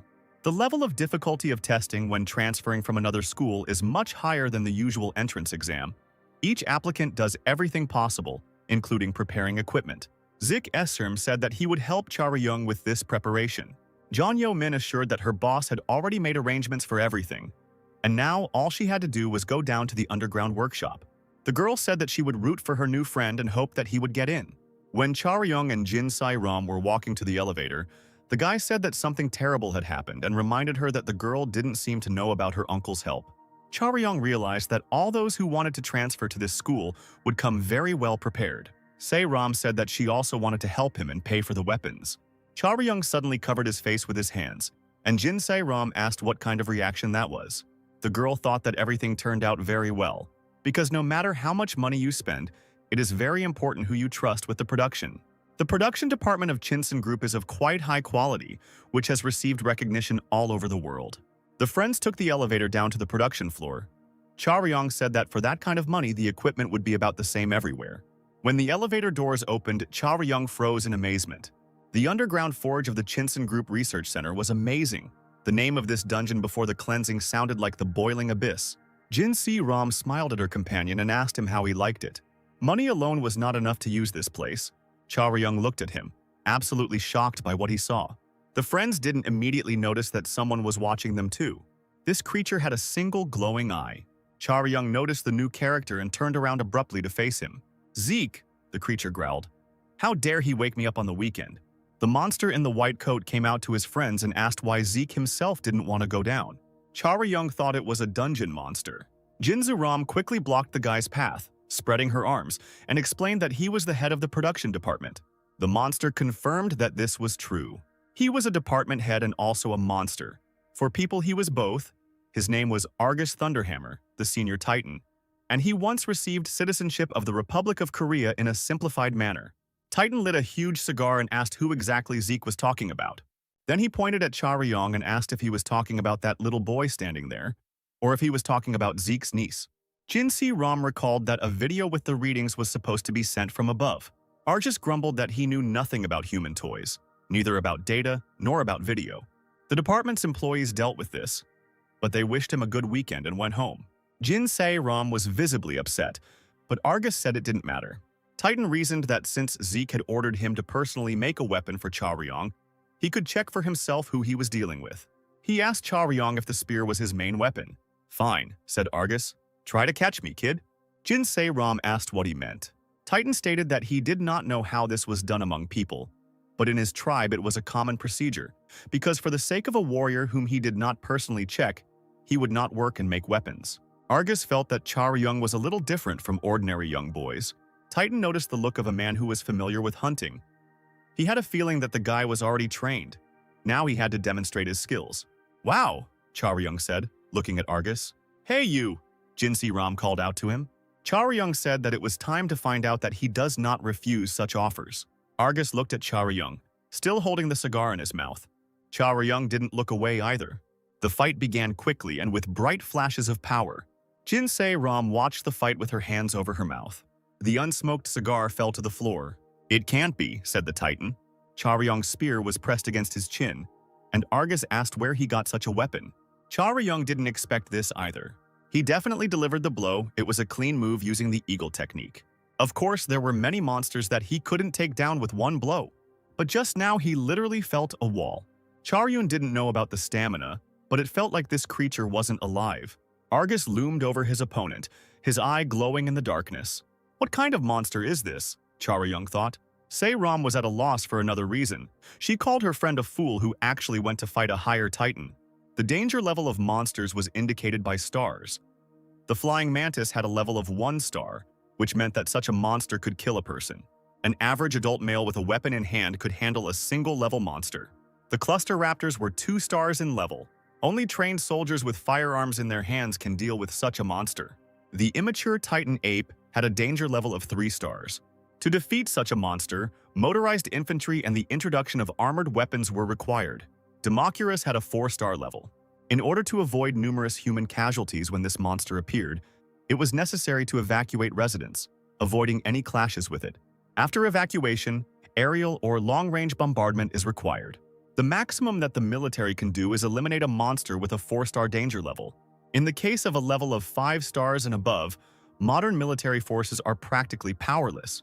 Even if the battle is won, they will have to expend a huge amount of firepower, and the destruction will be too great. Therefore, there are those who are able to defeat the monster with minimal losses for themselves. This is the Elite Hunter Squad. The Elder Titan's threat level was 7, but Argus Thunderhammer interrupted the duel to ask where Chaoryong got the weapon from. Jin Si-ram looked at Argus in terrible excitement. Chaoryong asked the Titan if one of the blows was painful, since he was so interested in his weapon. Argus extended his hand and said that the man had better answer his question immediately. He explained that he made this weapon himself. Argus stamped his foot, shaking the entire floor, and repeated his question. He wanted to know why his weapon was not in the hands of its owner, but in the hands of Chaoryong.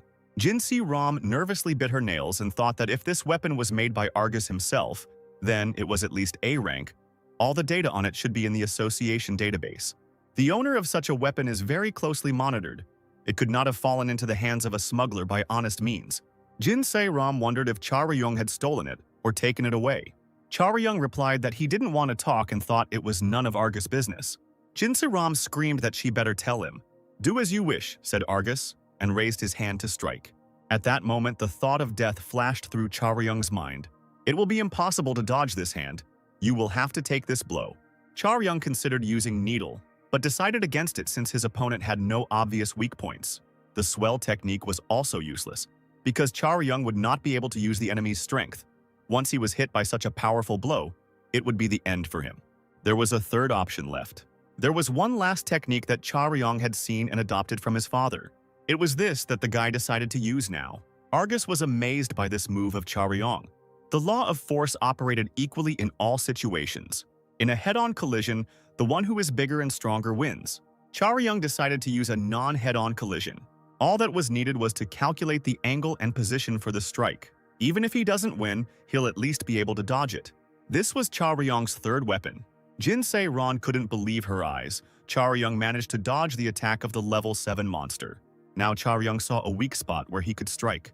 All that remains is to pierce the Titan's only eye with the needle. The guy attacked the enemy according to his plan, but ended up in a strange device, similar to a vice, which he had instead of one hand. Argus had the man in this vice. Chaoryong was in very severe pain. Jin Si-ram screamed for the Titan to stop. She admitted that her friend looked suspicious, which was why Argus acted like that towards him.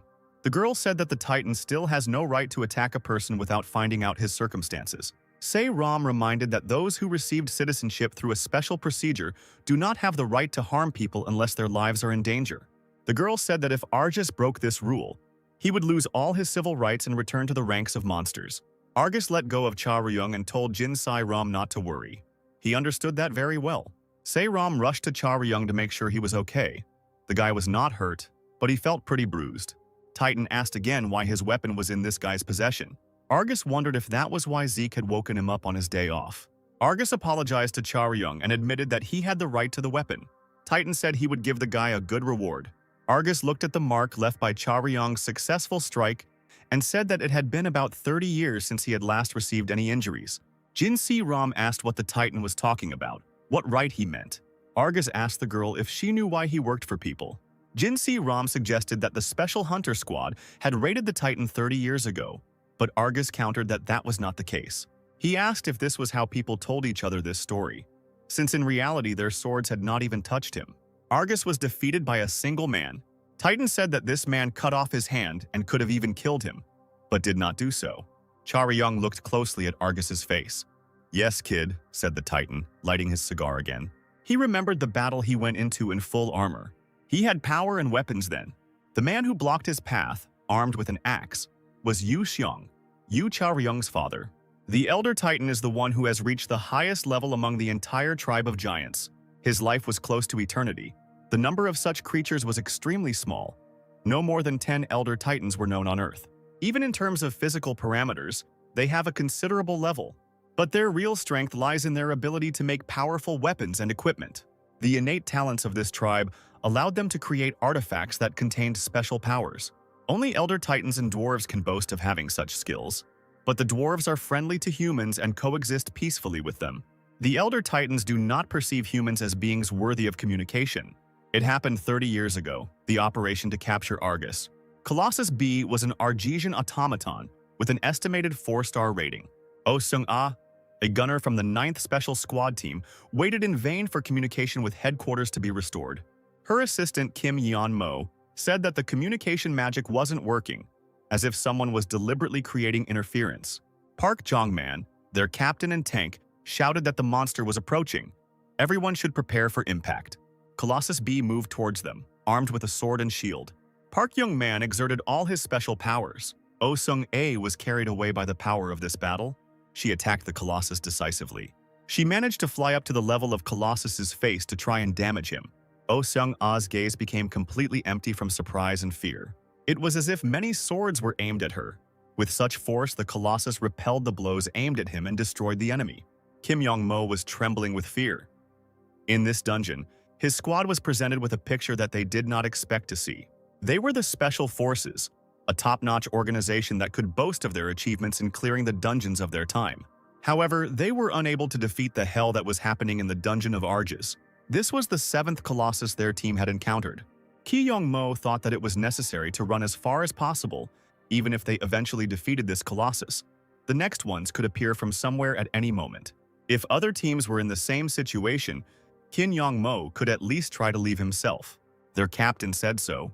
He also understood that they all would not survive. The Colossus went on the attack again. Kim Yen-mo turned towards this enemy. The captain used the potential trigger technique, which activated all of the power without leaving any traces and allowed the effect to last longer than usual. Once the skill expires, the user loses the ability to even move. Park Young-man used a shield strike against the Colossus. Kim Yong-mo shouted that if the captain used potential trigger, it would be suicide. Park Young-mon said that not everyone would survive and that he would not be able to defeat the Colossus on his own. But it was possible to try to stall for time so that Kim Yen-mo could escape. Park Young-man smiled and said that who knows, maybe he will win. He didn't expect to see what happened next. "What is this?" asked both Special Forces fighters.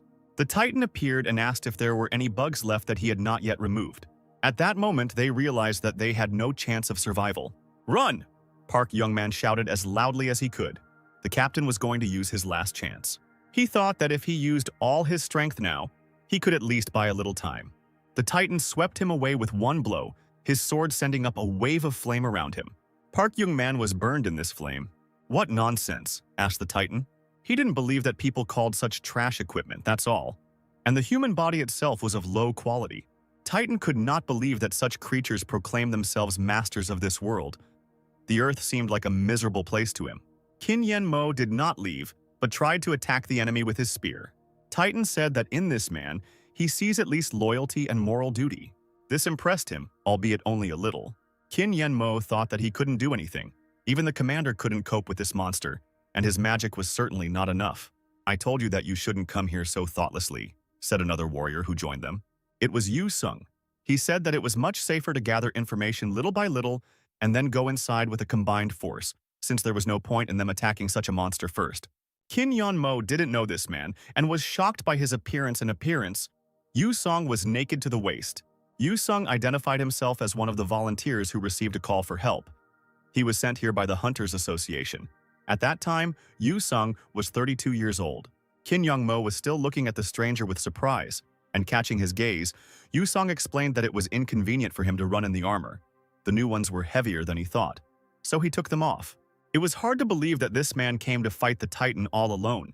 Yu Sung said that no one else could come down here except him. After these words, Yu Sung stood in front of the Colossus.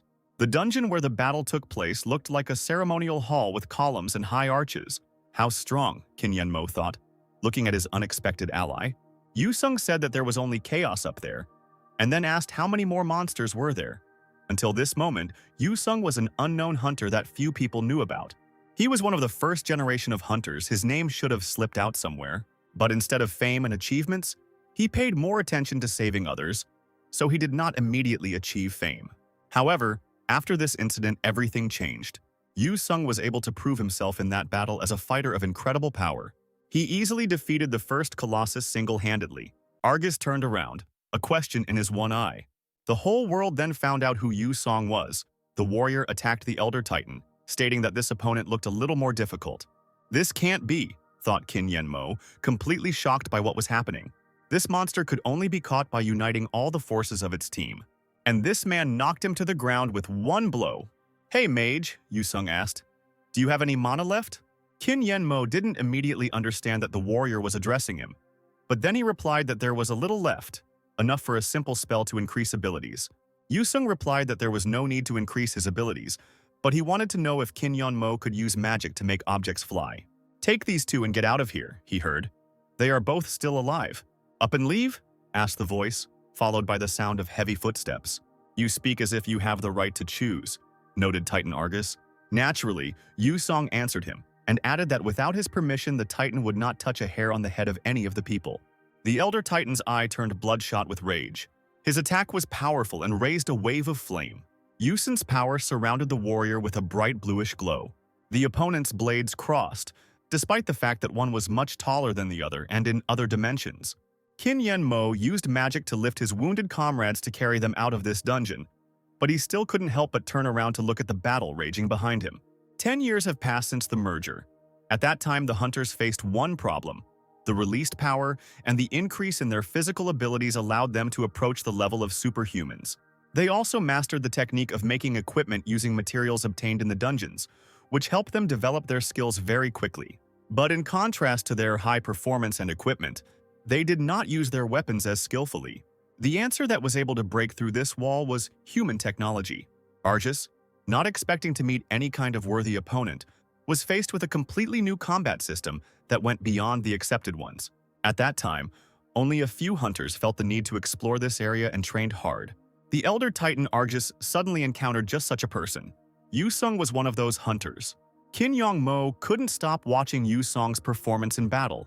The mage's face lit up with triumph as he realized that the human was winning against the monster. But what happened next was incomprehensible and alarmed Qin Yanmo.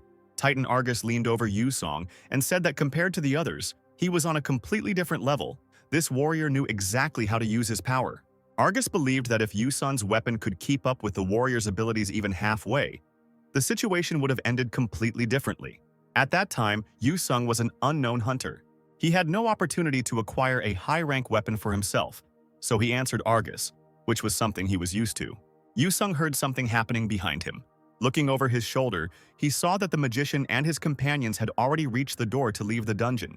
Now nothing distracted Yu Sung from the battle anymore. The opponent's weapons clashed again with fury. Argus reported that Yu Song was the most outstanding in his technique of any person he had ever seen. But the hammer that the hunter wielded seemed to the Elder Titan to be the most terrible in quality of all the weapons encountered by the people of this world. Argus' blow caused cracks to appear on the hammer, and Argus noticed that the durability of the object had reached its limit. "This is the end," declared the Elder Titan, looming over his opponent and swinging for the killing blow. It took incredible effort for Yu Sung to avoid certain death. The hunter took the blow in an unusual way, thanks to which the hammer withstood it. Argus was surprised that Yu Sung's low-quality weapon did not break. This was a technique that Cha Ryong later observed and was called swell, a skill that allowed the hunter to take a blow and use its force. The swell demonstrated physical strength, experience, and perfection of movements. Everything was on a completely different level. This was the hero's martial art. As the Elder Titan Argus finished his story, Cha Ryong and Jin Se Ram listened to the story in silence, and Arnis assumed that there was nothing unusual in this story for them. "The hero has finally defeated the monster," said the Elder Titan. At that moment, due to the move that Yu Song used, the monster that Argus was then died. Titan stubbed out his cigar on the floor. Looking at Cha Ryong, Argus explained that his life from that moment on no longer belonged to him, but to his father. But Yu Seong did not kill the defeated enemy. As a result, the clearing of the dungeon, which the special squad failed, was declared its victory, which many were very happy about, taking it for a miracle. After that, something truly unexpected happened. The Elder Titan race considers all other races to be beneath them, and will never bow down to their representatives. But Argus voluntarily surrendered to the humans and asked for asylum. Jinsi Ram thought that she had definitely studied this great event and knew how the whole world had been shaken then. And then he was given citizenship. There were no fatalities in that raid, but there were many wounded. But, in the end, he was guilty. So, until he served his full sentence, he had to work here, in the special department. And now it turned out that Argus was defeated by one person, which was very different from what Jin Se-ram had once taught. "I made this poll myself," Argus said. He said that Yu Seon didn't ask him for anything, but he was a warrior who was worthy of a real weapon. Cha Ryung looked at the spear in his hands and admitted that he had never heard of all this. When he was little, he thought it was just a sturdy pole with no special functions. But now Cha Ryung understood why his father didn't give it to the creditors. "Yes, that's exactly it," agreed Argus. "It's just a very hard stick that's easy to twirl." Cha Ryung looked at his interlocutor questioningly, while Jin Se-ram turned to the guy, surprised by the word creditors. "Everything is simple here," Argus grinned. He asked the boy why he thought his father had used an empty pole. Argus planned to give Yu Seong the finished weapon, if only he could obtain suitable materials for the blade. But at some point, the connection with Yuson was broken. This was exactly when the disease struck the hero. Argus could not go to him himself, so he sent the part of the weapon that was already ready. The Elder Titan didn't know the details, but he thought that it would be impossible to finish this weapon. "But that's not bad either," said Argus, and extended his hand. He told Cha Ryong to give him this pole. Titan wanted to finish his work so that it would be a weapon no longer for Yusun, but for his son. Cha Ryung and Jin Se-ram escaped from the production department. The guy was silent, and Se-ram looked at him with curiosity. She asked Cha Ryung how he was feeling. The guy replied that he felt okay, but it seemed that the last grip wasn't very strong. Argus said he didn't know how long it would take, but he would try to do it as quickly as possible. Titan said that there was no point in rushing him. The masterpiece should reach perfection on its own. Cha Ryung and Jin Se-ram went outside. It was already dark, and the girl said that this Wednesday would be a day off, then asked if it was okay for Cha Ryung. She suggested that they spend that day preparing for the written exam and also take a practice test. Cha Ryung replied that he didn't care. The girl remembered one more thing and decided to find out. She said that Cha Ryung's father seemed to be an outstanding person, and she imagined that the raid was completed thanks to Yu Sung. Jin Se-ram assumed that he was now retired and being treated in the hospital. Cha Ryung said that he would go from here. He didn't want the girl to give him a ride because he wanted to walk a bit and think. Jin Se-ram didn't argue. After the boy left, Se-ram's car sped through the night streets. The girl decided to study the information on the Argus case again. Everything was laid out there as she had imagined before, but now she heard the Elder Titan himself telling it. If this was true, then it meant that those 5 legendary hunters from the special squad had taken credit for someone else's work. It was very hard to believe, but Argus had no reason to lie. And if we recall the abilities that Cha Ryong demonstrated, it was quite obvious that his father was a unique master. There had been many such cases before, the girl thought, because it was impossible to check what had happened in the dungeon. There was a famous event also related to Yu Sung, who was called the False Dragon Slayer, the best hunter in South Korea with excellent skills. Most of the achievements that were recorded in history were faked and rewritten with threats. Surely after Yu Sung got injured, everything became known, Jin Se-ram thought. At that moment, the girl found other information that confirmed that it was Yu Sung who turned out to be the hero who resolved the situation with Argus, and that there was a bad relationship between the warrior and the special forces. The girl received a new message on her phone, which contained a report card for the practical exam. There was almost no one in the Hero High School's dungeon clearing department's staff room. Only Cho Se-ah, the homeroom teacher of class 1 to 2 and the magic instructor, was sitting at her computer. She turned to the second person in the room and apologized for him not being able to properly rest on the weekend because of her. Kang Jung-guk assured that everything was fine, since the girl was a homeroom teacher for the first time, and he himself had to check the grade sheets of the first-year students. Cho Se-ah said that everything turned out even better than she expected. She meant both the work and the level of the students, which was simply incomparable to what it was like when she studied. The girl asked if Kang Jung-guk knew that this particular student would take first place in the practical exam. The man replied that it was difficult to predict such a result. At this time, Jin Se-ram was staring at her phone screen in shock in her car. Everyone knew that there were currently 3 students in the first year who were called geniuses. It was unexpected, but all 3 were of mixed blood, the first of them being Choi Diav. He possessed sword skills inherited from his father, a white-ranked hunter, as well as magical powers inherited from his elf mother. The second student was Anisha Esserm. This girl has magical skills that even a pure-blooded elf could envy. In the future, she will certainly achieve great success and reach a high level. And the third disciple was born from the union of a man and a dwarf. From the latter, he inherited strength and durability, and from humans' flexibility and agility, he absorbed the strongest aspects of both races. His name was Tir Belkison, and his Korean name was Seok Chul-gang, a rising star. He had the best physical ability not only in the hero school but in the entire world, and it was this student who took first place in the midterm exams. In fact, the teachers had no doubts about Chul-gang's skill. He was in no way inferior to the other two, but usually the leaders take the first places in the exam, even though the difficulty level was low. Chul-gang took the first place alone. Kang Jung-guk noticed that loners usually had their advantages, and physical strength was not the only merit of this student. Cho Se-ah admitted that she was a little worried because Chul-gang had all the potential to become the leader. However, this guy was not at all interested in communicating with other guys. Not only classmates from the same faculty, but also other students were afraid of Chul-gang. Cho Se-ah thought that in the future, already in the second year, there was not much that could be done alone, and it would be nice to have at least one friend with whom she could share her thoughts. But Chul-gang was not interested in this at all. Kang Jung-guk said that maybe Cho Se-ah shouldn't worry too much about it. He said that it often happens that guys are not what they seem on the outside. Kang Jung-guk said that worrying about the students is of course good, but he thought it would be better to believe them. Sometimes it helps. 3 days passed, Wednesday arrived, the streets were sunny and quite empty. Two young men were discussing someone with malicious laughter. One asked if the fool really said that. Suddenly, the shadow of a tall and large man loomed over him, and the guy dropped his cup of coffee in surprise. Both interlocutors turned around. One had an expression of annoyance on his face, the other looked on in amazement. The man who approached them was enormous. "Sorry," Seok Cheol-gang said, and explained that he had not noticed the people because he was walking and thinking about his own things. The young men were frightened and hastened to assure that it was their own fault. Chul-gang looked at them thoughtfully. He thought that he was very unlucky. He was immersed in his own thoughts and missed his mother very much. He recalled how, as children, they tried tteokbokki, a very tasty dish. Seok Yubin told him that she was a bad cook and therefore could not prepare food for her son on her own. She was a Korean huntress who worked mainly in Europe, and she had a great reputation. She often told her son about her homeland, which she missed. So Chul-gang felt sympathy for Korea from an early age. This was the atmosphere in which he grew up. His personal qualities allowed him to enter the School of Heroes on special grounds. If we talk about problems, he was not very sociable and could not establish contact with his peers. Seok Chul-gang spent all his time alone.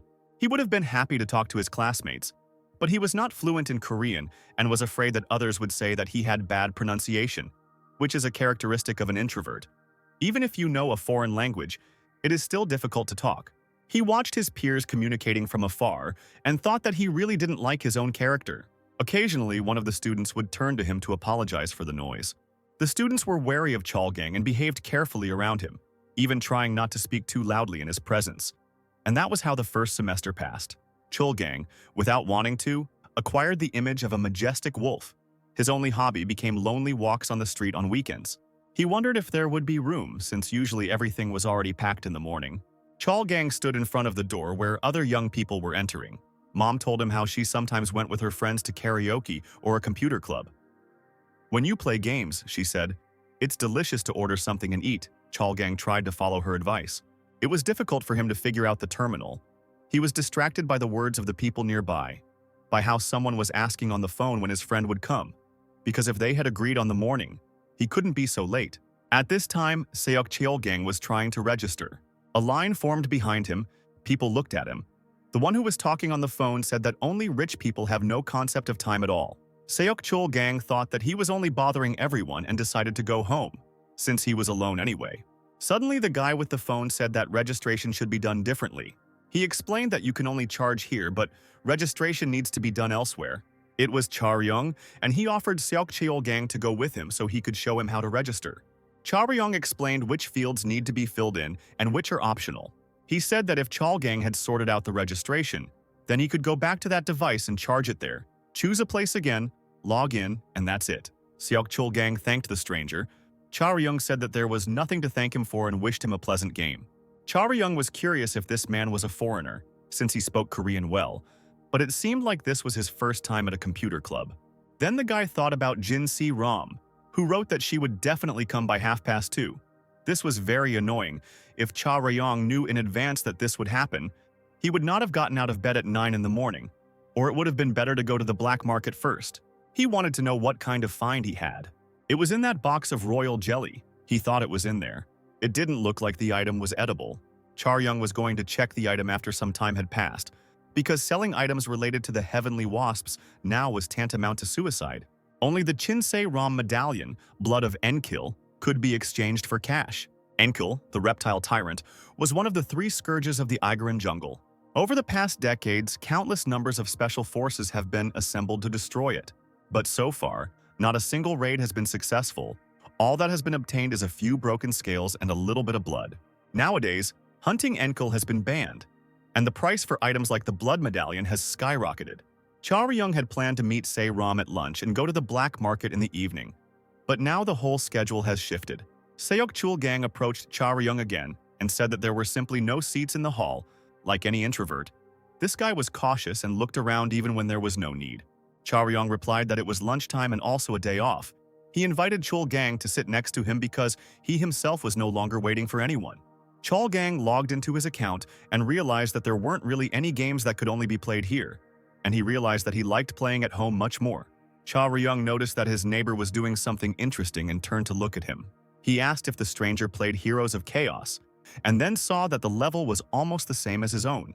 Chulgang was embarrassed, and Charyung apologized for asking at the first meeting and admitted that he didn't have any friends who also played. He suggested to Chulgang that they try playing this game together. At that time, there were ruins here and there in the center of Seoul, which were called scars. During the confluence, a huge part of the city, almost all of Seoul, was destroyed by monsters. Most areas were eventually rebuilt, with the exception of areas close to the dungeons. The space between the wall guarding the dungeons and the city served as a kind of cushion to soften the blow if monsters got over the wall and an emergency was declared. In order to pass through the gate, it was necessary to send a request. A special duty officer confirmed the opening of the entrance and checked who was allowed through it. In the last 20 years, there has not been a single case where the monsters themselves have gone beyond this wall. There were special vehicles for transporting small and medium-sized monsters under guard. Every time in such moments you realize reality, said the driver behind the wheel of a special vehicle. He said that his so-called colleagues hunt monsters and make money, while he gets pennies for driving a car. His companion, Cho Yeon-ah, asked him not to start this whining again. If he didn't like something, he could always quit and go back to serve. She held a special position in the Hunters Association, was a former gold rank hunter, quit when she lost an eye. The driver, Song Chang-woo, was a former bronze rank hunter, and Jung Yeon-ah asked him why he took this job in the first place. She said that he only had a license but no ability to find a decent team. He himself should have understood that he would not receive more anywhere than as an employee of the association. Song Chang-woo said that there was no need to tell him so directly. He just grumbled a little while their car sped along the city street. Suddenly, something unexpected happened. "What just happened?" Song Chang-woo exclaimed. He asked if the monster had come out of the back compartment, but Cho Yeon-ah said that was unlikely. They stopped and Jong Yeon-ah got out of the cabin, telling her companion to call the center and say that they were delayed for a short time for verification. Jong Yeon-ah slammed the cabin door. Song Chang-woo explained over the radio that the boss had ordered him to stop and check. He thought that no matter what happened, the boss was nearby, so everything would be fine, because if it weren't for her injury, she would already be among the best hunters. The door opened and a stranger entered, apparently sent by the center. Song Chang-woo told her that she was a good girl. The stranger shook her hands and said it was nothing. Song Chang-woo thought that she had quite a quick reaction for a civil servant, but maybe she wasn't a civil servant. The stranger began to look through the list of those in the trunk. She asked Song Chang-woo why he wasn't doing anything. The stranger's eyes lit up red, and she ordered the driver to press the pedal if he didn't want to die. At this time, Cha Ryong finished the game with a victory and said that he was very tired. He and Chul Gang ordered a bowl of noodles each, and Cha Ryong asked if his unexpected game partner was enjoying it. He himself believed that the food was delicious here. The owner of the establishment was a real master. Cha Ryong was surprised when he found out that Seok Cheolgang was the same age as him. He was very tall and big, with pumped-up muscles. Cha Ryong asked what school his new acquaintance went to, but Cheolgang was embarrassed and did not answer. Suddenly, a sudden event attracted everyone's attention. The floor and furniture around shook. People asked each other if it was an earthquake. Cha Ryong stood up. He thought that the sound that came out was more like an explosion rather than an earthquake. They left the club to see what had happened. A huge truck crashed into a building. Maybe a drunk driver got behind the wheel. It was unclear how the truck ended up in that place. People started filming the incident on their phones. Someone asked if they shouldn't report it first, but there were a lot of people. One could hope that someone had already called. The woman standing on the roof listened as people regretted the incident because it disrupted their plans. Some wanted to continue watching the spectacle. In a few minutes, the alarm will be sounded and the hunters will arrive here. But the woman said on the phone that she was sure that she would not be caught. There was a narrow black crack running across the roof of the truck, but the woman said it was nothing to worry about. She said that she woke up the boys, and at that moment clawed paws appeared from the crack. People looked in horror at what was coming out. There were several monsters called horned horror. Their level of danger depended on the number of horns they had. "And who bet on 50 people?" asked the woman on the roof. And then she smiled and said that she would put it up too. She was sure that at least 100 would die before the rescuers arrived. The monsters easily caught up with the people who had started to run and grabbed their heads with their claws. They blocked the escape routes of the fugitives. People in the city had never encountered such creatures before. They did not know how to fight, and a wave of power flowed between them. It was Charyung's strength that quickly intervened in the carnage. The hunter decisively attacked the first monster. People looked in shock at what this strange guy was doing. Charyung threw the first monster back 10 steps with a well-aimed blow. He assumed an attack position, ready to continue the fight. "What are you standing there for?" he asked over his shoulder at the people around him. "Run away from here quickly," he ordered. Charyung thought that he had seen such monsters before. A horned terror with one horn simply wasn't as dangerous. Suddenly, Charyung saw something he didn't expect at all. A motorcycle flew through the air above him.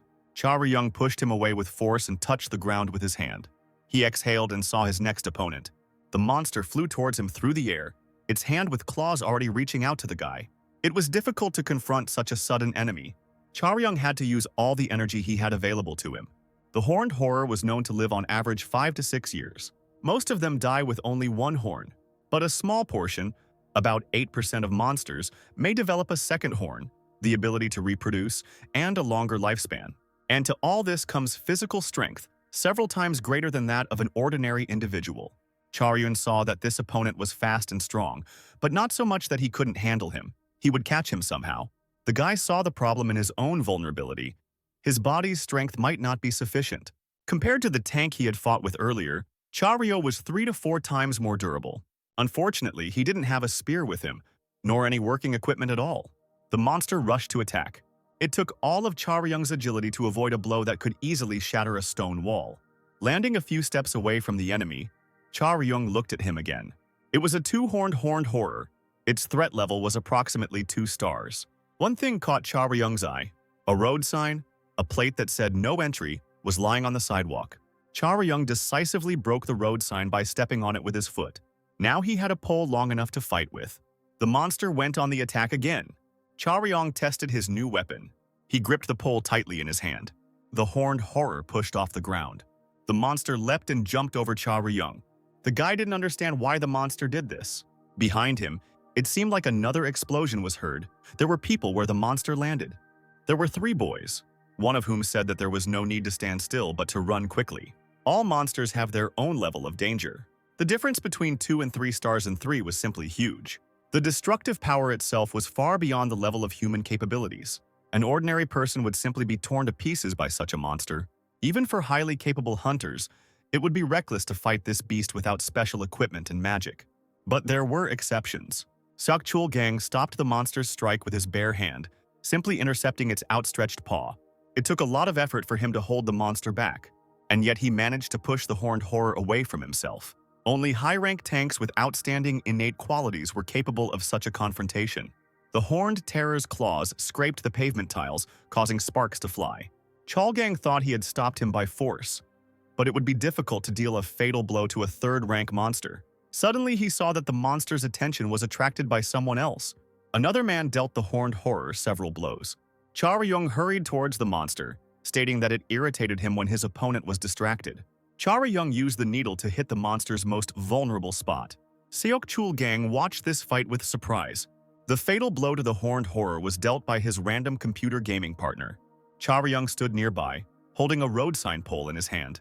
Charyung and Cheol Gang noticed each other. They also saw a flame from an explosion flare up at the opposite end of the yard. Charyung thought that only less than a minute had passed. Cheol Gang said that it would take at least a few more minutes before rescuers arrived. Chalgang said that he heard the distress signal. But this whole situation was still very unexpected.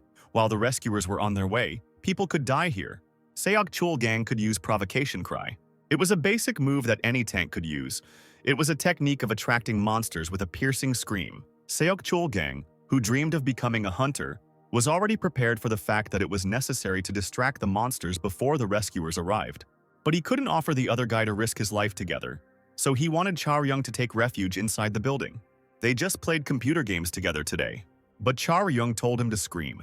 He asked Chalgun if he was a tank, then he should have this shout move that attracts monsters. Seok Chulgang said that it would be very dangerous here then, but Charyung said that he was going to fight anyway, even alone.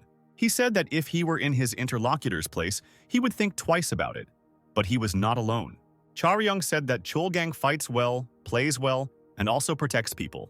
Charyung thought that somehow it happened that he started to act like a hunter. But it was because of my father and it wasn't so bad. Since it happened that way, we have to continue playing the game properly. You didn't have such a chance, did you? He asked and suggested trying his hand. The supermarket nearby was a real mess. One of the employees sat under the table and shook with fear. The horned horror stood over the table and dealt with another vendor. At this moment, Seok Chulgang was taking a deep breath to perform his special move. The seller's body fell to the floor. The horned horror leaned over the shelter where the second store employee had disappeared. Seok Chulgang let out his thunderous cry, putting special energy into it. The scream echoed throughout the entire block. The monster in the store was also attracted by this sound. At this point, he had almost reached the trembling salesman. The woman on the roof also heard the cry of appeal. "What's the matter?" she asked out loud. Friends also observed the effects of the calling cry. Seok Chulgang finished calling the monsters and turned to face the enemy. Many monsters were heading straight towards them. One of the horned horrors pointed a clawed finger at Seok Chulgang. Those who went first had almost reached their destination. The target was still the hunter who had summoned them. Chulgang looked at them carefully. One of the monsters rushed to attack. Chulgang parried his blows with his bare hands. The monster's fist crashed into the man's forearm. Seok Chulgang used special energy. She helped him repel the attack. Chulgang focused on the upcoming battle. He was attacked by several monsters at once. One of the monsters froze, sensing the appearance of another character. Charyung hurried to join the battle. He landed right among the monsters that surrounded Chulgang. Two of them had two horns, Charyung noticed. Then he saw that there was also some movement near the broken truck. The monsters collected human corpses and threw them into a truck. Charyung understood why there were no corpses on the street. One of the two horned monsters was already rushing to attack Charyung. Charyung prepared himself for battle. He thought that with the usual way of hunting, he had no chance of success. Seok Chulgang said that they were both fighting from a close combat position, and not only did they lack cover at a distance, but they also lacked proper equipment. It will be a regular team game without the opportunity to give it your all, and teammates will only get in each other's way.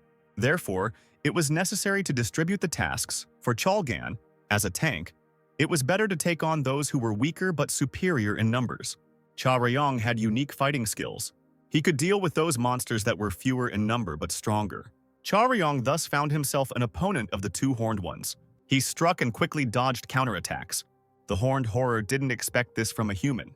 Charyung thought that, compared to Needle, he lacked power. If he had had the pole he gave to Argus, he would have mastered the needle in a few strokes. But with such an ordinary metal as the pole from the road sign, Charyung couldn't fight with his full strength. And yet he managed to cope with the fight. Charyung understood that it would not work to act using the usual methods, but he roughly understood what he needed to do. That guy probably fought barehanded too, except for one or two blows. Mostly they weren't that fast. But Charyung received minor injuries that restricted his movements, like clothes that got wet from the rain. The two-horned monster rushed towards him again. Charyung managed to repel his attack. He looked at his opponent with an attentive gaze. He had to fight in terrible conditions, where a minute's mistake could cost him his life. Charyung adjusted his grip on his weapon. The boy dealt a well-aimed blow to the horned horror. As it had been until now, Charyung took advantage of the conditions that had been given to him. They helped him rise to another level. Now, deprived of his usual advantages, he looked for new ways to win. He was able to use techniques that could defeat even the horned horror. Charyung remembered how Esser moved during their fight. He tried to repeat them the way he remembered them. After his father, this was the first time Charyung had encountered a hunter with such power. There was a fourth technique that Charyung managed to master. This technique was called Rainfall, and it was what Charyung used this time. The battle with the horned horror continued. A powerful paw grabbed the man by the leg. Chaoryung looked at the monster that had caught him. The horned horror threw him to the ground with great force. Chaoryung coughed and blood came out of his mouth. 2-1, he said, struggling to his feet. He said he might look a little pathetic, but there was no other way. This was not a fair fight with a man, but a battle with a monster that had already raised its paws to strike. Therefore, Chaoryung also had no intention of following the rules. Cholgang came to his aid, knocking the monster down. Chaoryung said that a team's luck is also an ability. Both friends were unaware that they were being watched from a large window of one of the nearby buildings. The spectacle seemed incredible to the observers.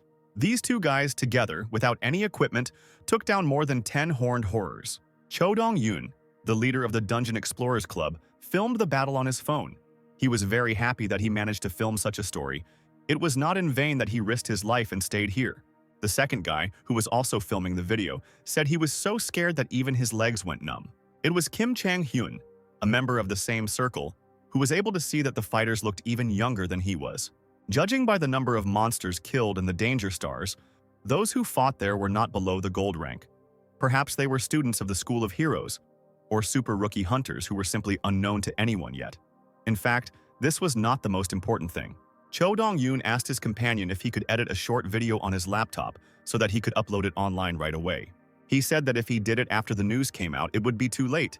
He assumed it would get at least 1 million views or even 10 million. Seok Chul-gang looked at Chaoryung. He immediately thought that this guy also just wanted to stall for time until the rescuers arrived. He looked at the traces of the battle. He never expected that they would be able to cope together. "You stand so beautifully that it's even awkward to speak out loud," Seok Chul-gang heard. Chaoryung asked his friend to give him a hand and help him stand up. Chul-gang easily lifted his friend to his feet. Chul-gang asked if Chaoryung was okay, and he admitted that, to be honest, he wasn't quite okay. Chaoryung winced and said that both here and there were a little sore. Although compared to what he expected, he was still intact. Seok Chul-gang said that his new acquaintance was simply amazing when he single-handedly defeated the other two. Chaoryung countered that Chul-gang had managed to deal with 9 monsters and had even helped finish off one of the 2-horned ones. But Chul-gang believed that the second-level monsters weren't that difficult. Seok Chul-gang asked which school Chaoryung goes to. He realized that the rumors did not quite match reality, because at the School of Heroes they say that everyone else is much weaker than those who study there. Chul-gang felt like he was being tactless and apologized. He didn't mean that Chaoryung's school was bad, that's just what they say. Chaoryung thought that his new acquaintance was also studying at the hero school. Although given his abilities, it wasn't surprising. Chaoryung asked where Cheol-gang was on the list of students. He wanted to know how many more of his peers were stronger than him. Seok Chul-gang admitted that he didn't even know, because he didn't communicate closely with the guys from the school. He, of course, tried his hand at exams several times, but he thought that exams and abilities were different things. Seok Chul-gang thought that he was somewhere in the middle, and these words shocked Chaoryung. Chaoryung remembered what Seiram had said about the hero school's bar being too high, and the girl was even afraid that she would be kicked out. Suddenly, Chaoryung noticed another monster and asked if it would stay in place. The last horned horror froze on the roof of the truck. Chaoryung said that it seemed like this monster was resistant to summoning. Chul-gang didn't understand how that could be, unless this monster was somehow different from the others. "If there is anything special, it is not about him," Chaoryung said. The area around the truck was stained with blood, and so was the body. The crack in the body was also covered in blood. Chaoryung said that something special was inside. Seok Chul-gang suggested that they just watch him for now. The one on the roof was one-horned. They could deal with him quickly. He wouldn't even have time to harm people. Something was happening in the back of the truck on its own. The horned horror approached the crack in the body. Chaoryung and Seok Chul-gang looked at what was happening with confusion. Something in the back of the truck pulled the monster inside, despite the fact that it tried to grab the lining with its claws. Just a moment, and the horned horror completely disappeared inside. Chaoryung asked if it was trying to devour the horned terror. The horned horror was a tribal-type monster. The 2 horned individuals were considered the parents and heads of the tribe. Tribes had 10 individuals. When several tribes united, they became stronger and reproduced faster. However, there were limitations here. In the harsh world of the dungeons, the horned horror was considered below average, as the number of individuals was always regulated by the top predators. At some point, this order was disrupted by the appearance of a mutant with 3 horns. He had already become not just the leader of a tribe, but the king of an army of thousands. It was a horned terror Rex. Its threat rating was estimated at 5 stars. It was this monster that now emerged from the back of the truck. Cha Ryung and Seok Cheol Gang had never experienced anything like this before. Scarlet flames rose into the air. It looked like a streak of scarlet flame separating the friends. The enemy appeared next to Chae Ryung in a flash. Cha Ryung tried to use the flow. With a powerful blow, the monster broke the only weapon the man had. The next blow landed on Cha Ryung, causing him to spit out a clot of blood. The monster threw Cha Ryung aside a few steps. Seok Cheol Gang rushed towards the monster and grabbed it with his powerful arms. Horned terror. Rex pushed off the ground, rocks breaking under his footsteps. Cheol Gang's eyes glowed with energy. He fought the horned horror, straining every ounce of his strength. Rex grabbed Cheol Gang and lifted him above his head with his arms outstretched. He threw it on the ground, causing it to crack. They didn't have enough time. Two young guys with outstanding abilities will definitely reach the top level someday. But this moment was not destined to come today. Determination, courage, tenacity, emotion. They could use everything they had against the enemy they had been dealt. But even then, they could not make up for the difference in his absolute numbers. Cha Ryung rose to his feet with a last effort. He was all wounded. The horned horror stood before him, its power blazing scarlet. The crimson stream strike sent Cha Ryung flying again. Rex looked at him. His black eyes with red pupils expressed some strong feeling. The king of the horned horrors stood among the city of men. Currently, when Yu Sung was in the hospital, there was no one who knew exactly what kind of person he once was. No one knew him before he lost his identity. His son now stood before a monster whose power was too great for him. There was no one else in this world who could say with certainty what Yu Sung left behind. A bright purple energy engulfed Cha Ryung as if he was on fire. This incident happened 11 years ago. One man made a confession to journalists. Yu Sung came out in front of multiple cameras and microphones to admit the mistakes he made and apologize. This confession shocked the world, and many years later, Jin Se-ram watched the old footage. 12 hours before Chulgong and Cha Ryung's decisive battle with the Horned Terror, Se-ram was in a state of complete confusion. The truth that she now learned would not leave her head. For 2 days, these records of past events tormented her. She drank tea and thought that Cha Ryung's father might have really been unfairly convicted. She could fully understand why he agreed to everything, because he had lost his power, and there was probably more than one person who was aiming for his place. But one moment was unclear to Jin Se-ram, the one when he was falsely accused. It all started with victim blaming. The news reported that Yu Song had falsified the fact of 43 achievements. The materials presented and the testimony of witnesses were simply shocking. At the same time, there were contradictions. Not all commentators believed this revelation. Even with fake evidence, Yu Sung's image did not look so bad. Jin Se-ram thought that if she were in this man's place, she would fight to the end, trying to prove her innocence. But not only did Yu Song not do anything wrong, he admitted everything and didn't say a word against these accusations. After the press conference, the media calmed down, and Yu Sung remained in people's memories as a fraud. How could this be? Jin Se-ram thought. Because even if he was threatened, admitting his guilt was like adding fuel to the fire and setting himself on fire. Yu Sung's expression at the press conference seemed strange to Se-ram. It felt like he had to admit his guilt. There was probably something else behind all this. The next fact discovered online left Jin Se-ram very puzzled. In the personal file of Yu Sung, a long-distance fighter, tank, there was no family, his parents were deceased, his wife and children were not mentioned. Jin Se-ram tried to understand how Cha Ryung, maybe he wasn't her biological son, but then that would also be indicated in the documents. Besides, Cha Ryung looked very much like his father. The girl continued to try to guess what Yu Sung's admission of these accusations meant, whether it was related to Cha Ryung. Cha Ryung stood before the most powerful of the horned horrors, purple flames enveloping his entire figure. His eyes and hair also shone with this new energy. Cha Ryung couldn't understand what was happening to his body. The horned horror headed towards him. The monster's energy was scarlet and seemed to be threads around it. He quickly flew towards Cha Ryung. One thing the boy knew for sure, with this new energy his body could continue to move. He was able to respond to the monster's attacks with his own blow, and that was enough. Rex's grinning face was very close. Cha Ryung looked him straight in the eyes. The technique he was able to use was called Destructive Rain. These techniques could cause damage even to his powerful opponent. It was a clash of scarlet and violet power. Cha Ryung saw what his opponent was going to do. The horned horror moved a great distance away and directed a stream of power towards the man. Cha Ryung managed to dodge the blow. The horned horror flew towards Charyun. He was engulfed in a scarlet furious flame. Charyun was still able to block his attacks. The new energy helped him act more confidently and quickly. Charyun used a technique called swell. He could throw his opponent quite far. Charyun understood that he had not yet completely destroyed the monster, but he managed to land 2 very strong blows. After them, Rex clearly became weaker. Now Charyun needed to stab him in the chin with the needle. In this state, Charyun will be able to do it. At that moment, the strange power that had enveloped him in radiance disappeared. Charyun didn't understand at all what happened. The monster had already recovered from the last blows and was ready to continue the fight. Charyun's strength had completely left him. The horned horror was approaching inexorably. His gaze shone scarlet. The same truck he had gotten out of flew over his head. The truck fell heavily to the ground, and Charyun thought that having positions among the hunters was necessary in order to assign roles that suited each individual. It was Seok Cheol-gang who intervened in the battle using his powers. Someone like Cheol-gang could easily lift a truck. Now the monster turned to him to fight this enemy. The horned horror attacked Seok Cheol-gang. Even if the hunter is badly wounded, he is still able to stand firm. The horned horror struck Cheol-gang blow after blow, and he blocked them. This was Tank's role and duty. Sacrifice helped in battles. It was also possible to gather all your strength and deal a powerful blow to the enemy. Charyun could do it. He concentrated all his remaining strength into this blow.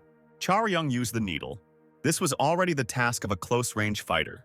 The fight was finally over. Horned terror.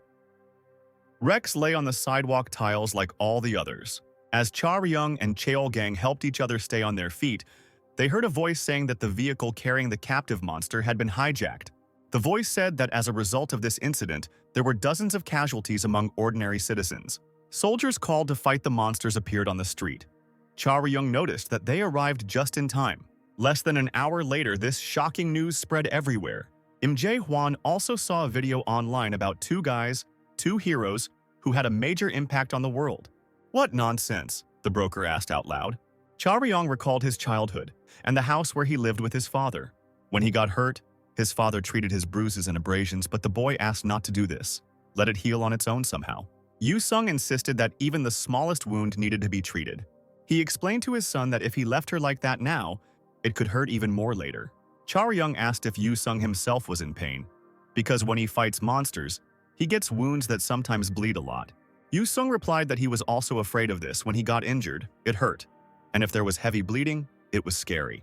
Yoo-sung said that he was just enduring it because if he didn't fight anymore, other people might get hurt.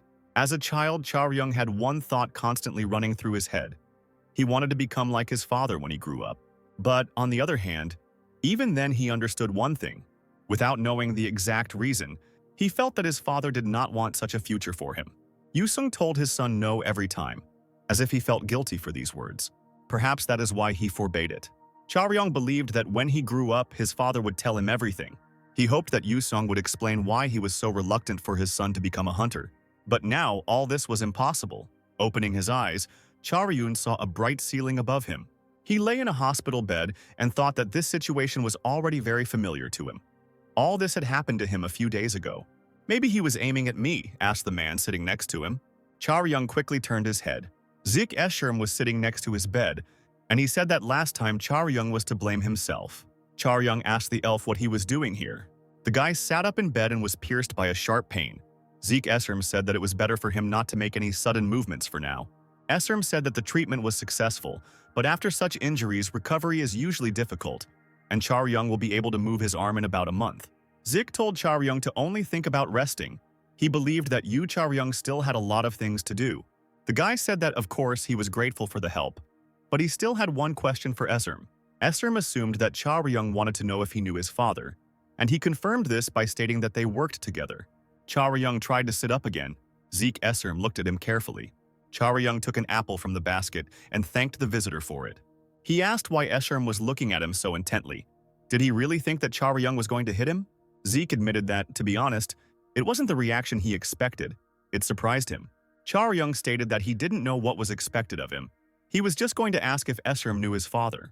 He said that Zik was completely different today than he was last time, so he could conclude that Escherm didn't just know Yoo-sung. "Okay," Charyun said. "Get out," Charyun said, "or I'll cut off your hand with that knife you're holding." Zik recoiled, and Chaoyang asked if this was the reaction they expected from him. The guy said that he chose the most appropriate expressions. If Asura was offended by it, then he was ready to apologize. Asura admitted that Chaoyang almost guessed, although he expected a more emotional reaction. Chaoyang said that in order to get a more emotional reaction, he should have come to him 2 years earlier. Then he would have received what he expected in full. Chaoyang explained that at the time, his head was full of thoughts about the people who did this to his father. When Chaoyang was training, he also thought about those who saw everything but did nothing. One day, he wanted to make them answer for everything. Zeke Esserm asked if he thought differently now. Chaoyang replied that he couldn't say that he had different thoughts now. It was just that his priorities had changed, no matter how you look at it. And that was too much for him. The guy admitted that he wasn't even on Zeke's level yet. And what could he do to make them answer for everything? Now, Chaoyang's most important goals were to pay for his father's treatment and continue living until a cure was invented. He didn't know when he would be able to achieve them, but he was ready to do whatever he could. Chaoyang said that even if someone tries to stop him, he will definitely find a way to stop them. Zik Eshem replied that he had no intention of disturbing Chaoyang. He only came here to ask a few questions. Esserm wanted to know why, although Chaoyang was a biological son, he was not registered in the documents. Zik asked after the mental breakdown began, who looked after Chaoyang? Chaoyang replied that his father raised him alone and told Z not to think that he was the only one who pestered him with such questions. The boy insisted that he grew up alone. Zik Esserm asked if the other person had heard of Duganaki. Chaoyang asked what country this person was from, since he didn't know that. Zeke explained that this was not a human name, but the official title of the Dragon of Destruction. He was the source of the poison that poisoned Yu Sung, and this news shocked Chaoyang. Zeke said that this is the most dangerous creature that still lives and rages in this world. Just a few decades ago, all of humanity was gripped by fear of dragons. From the moment of their first appearance and for many years, people together with other races built a wall to protect themselves from these monsters. Thanks to the merits of the hunters, the dungeon and monsters no longer threatened the safety of people. The only exceptions were certain creatures. There were creatures that were capable of destroying the erected wall. They were so strong. These creatures were dragons, monsters stronger, smarter, and more cunning than any race in this world. Although ancient races hostile to humans were rarely encountered. Among the strong monsters, the danger level of the dragons was at the highest limit. They were not simply disgusted by humans, but saw humanity as an object to be dominated and exploited by the dragons. But they made the mistake of underestimating the powers and capabilities of the hunters. Zeke Esserm said that the dragons believed that they did not need to destroy humans. Humanity would not cope with the dungeons and would die out on its own. The dragons planned to wait until states and societies collapsed in order to breed people like cattle and play the role of deities for them in exchange for safety. Chaoyang said that we should be grateful to the dragons for the feudal plans, and Esserm said that the hunters stood firm and learned to clear the dungeons. He said that when the plan failed, the dragons decided to intervene personally and subjugate this world, intimidating people with their unprecedented power. And at that moment, Yu Sung appeared. He was the hunter who proved that dragons could be defeated with the right strategy and the strength to implement it. Thanks to him, dragon hunting was successful all over the world, and from that time on, changes began. Chaoyang assured that he knew this himself, and then the dragons hid deep in the dungeons. No, Zeke Esserm said, they just changed tactics. The elf explained that they were very cunning and could take the form of a representative of any race. The dragons realized that they could not defeat people with just one layer, so they began to change their appearance and dissolve into society. It was all a secret, but Zik wanted to tell Yu Sun's son, because besides, this guy was going to become a hunter. Duganaki, Zeke said, was the dragon leader that Yu Seong had been chasing before he fell ill. It was necessary to catch him, and then it would be possible to make a medicine that could cure Chaoyang's father. Zeke Esserm said that if Chaoyang is willing to do this, he must become stronger and rise to the very top as a hunter. Zeke said he would give him a chance to punish Duganaki. Chaoyang held a business card in his hand. There was a sign drawn on the business card. Zeke said that if Chaoyang didn't believe him or couldn't make up his mind, then he could continue to live as if he hadn't heard anything or had forgotten everything. Ha! Chaoyang said. He won't be able to decide. If this is true, even if participation threatens him with death, he will never back down. Zik said that it would be up to Chaoyang himself to decide, as he had said right away. But in order to gain this right, Chaoyang will need to increase his level. Dragons are extremely dangerous and hide quite deep. They have many faces, which they carefully hide, waiting for their moment. Zeke said that even if they got the evidence and made it public, there would be no point in it until they personally destroyed the enemy. Once exposed, they will only hide somewhere again. Only horror and mistrust will remain among people. Therefore, it was necessary to cut out the enemy secretly, quickly, and sharply. They must not be given any chance to escape or resist. They must be destroyed with one blow to a vulnerable spot. In order to catch Duganahi, Zeke began preparing a special team several years ago. All his men were very reliable hunters, capable of destroying the dragon. If Charyung's skills weren't enough to fight alongside them, no matter how much he wanted to, there would be no place for him on the team. Not a single member of the team could be excluded from the plan to catch the dragon, because that would not only mean the plan would fail, it would also put the entire team in danger. Charyung asked how much time he had, since the whole team couldn't wait for him alone. Zeke Esserum said that while they haven't been able to pinpoint his identity yet, it's estimated that Charyung will have about 2 more years, but the sooner the better. As Charyung himself could already understand, no one would take his circumstances into account if everything was ready. Zeke Esserum didn't care what the boy thought about all this. If Charyung didn't trust him, they might never meet again. But Esserum could promise one thing. Regardless of whether Charyung joins his team or not, Zeke Esserum will definitely destroy Duganahi. With these words, the elf left the hospital room. Charyung was left alone to tidy himself up and think about everything. So there was a way to cure his father. Charyung began to doubt. He was shocked by such sudden and surprising news. No, he told himself. Perhaps it was anxiety or fear that he would not be able to take part in the revenge. Although this was not yet a final answer, Charyung told himself that he would definitely be on this team no matter what happened. He felt joy. He finally had a chance, an opportunity that had not been seen before, and he was going to grab it. It was quite possible that for the first time in his life he felt such a strong desire that it filled his heart to the brim. Charyung heard someone else enter the room. The girl who stood at the threshold was glad that Charyung had already woken up. She asked if there was any pain in the arm or other places. The guy replied that the muscles were a little sore. The girl said that the attending physician would tell her the details. At first, there would be some slight discomfort in the muscles. She added that Charyung's hand was literally put back together. When the ambulance arrived, the boy's arm was in terrible condition. A little more and it would have had to be amputated. But during the operation, a high-ranking healer joined the doctors, and he reassembled Charyung's arm. "Can I ask you something?" Charyung said, taken aback. He wanted to know about the guy who was brought with him. The girl replied that the second patient, as far as she knew, was discharged on the same day, and he had quite high recovery rates. She said that it was on the same day that Charyung wanted to know how long he himself had been in that hospital. The girl looked at Charyung and asked to take a photo with him. Charyung was surprised, but agreed to pose for the photo. The girl was about to leave, very pleased. Charyung asked her if he could check out already. "Yes," she replied, but advised Charyung not to go out through the main entrance. The hospital was now full of reporters. They all wanted to interview Charyung.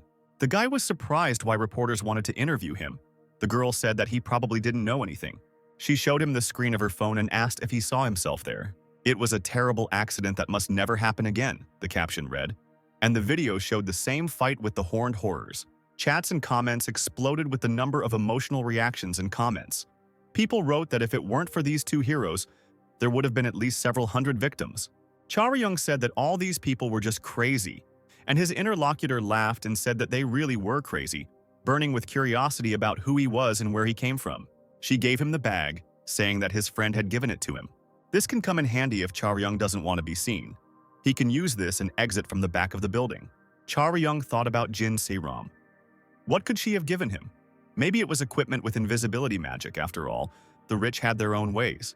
The bag contained a climbing rope, cheap and strong. Charyung glanced sadly at the window. The rope had to be lowered from it. There were thick bushes under the window. Charyung came down even though his body still hurt. The girl from the hospital told him to be worried about the photo he took. She just asked for permission to post a photo on Instagram when Charyung becomes a famous hunter. Charyung waved goodbye to her. A familiar car was waiting for him near the sidewalk.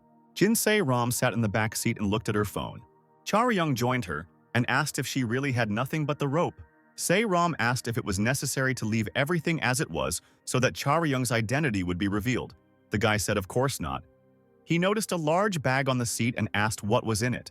Jin Se-ram replied that she bought him clothes and shoes, and she also bought him a smartphone because she suspected that his own had broken. "Don't you dare cry, you hear?" he said, looking at how Charyung hugged the bag to herself. By the way, I can't believe it, the girl said. She didn't know where to start and what to ask first. Jin Sai-ram was surprised that this happened right where Charyung was. She never thought that that monster could be in such a place. Charyung wondered if she meant the horned horror when she called him a monster. He said out loud that life is a chain of events, and then asked where they were going. Charyung said that he wanted to rest. Jin Se-ram understood this desire, but she couldn't do anything. They only had time today. Jin Se-ram explained that in order to make the clothes on time, they needed to take measurements today. Charyung said that there were clothes in the bag. The girl replied that it was not these clothes that were needed, but the hunter's costume.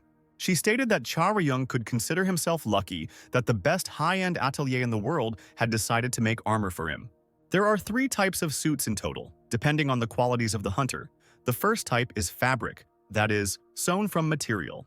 The physical protective capacity of tissues is at its lowest level. But with the help of various techniques, the fabric is easiest to endow with magical protective properties, which is why such suits are most often used by healers and magicians. The second type was metallic. Such suits were strong, nothing to say. But the problem was their heaviness.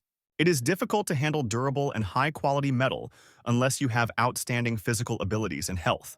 And somewhere in the middle is leather, not too heavy and strong enough. For a long-range fighter, this was just right.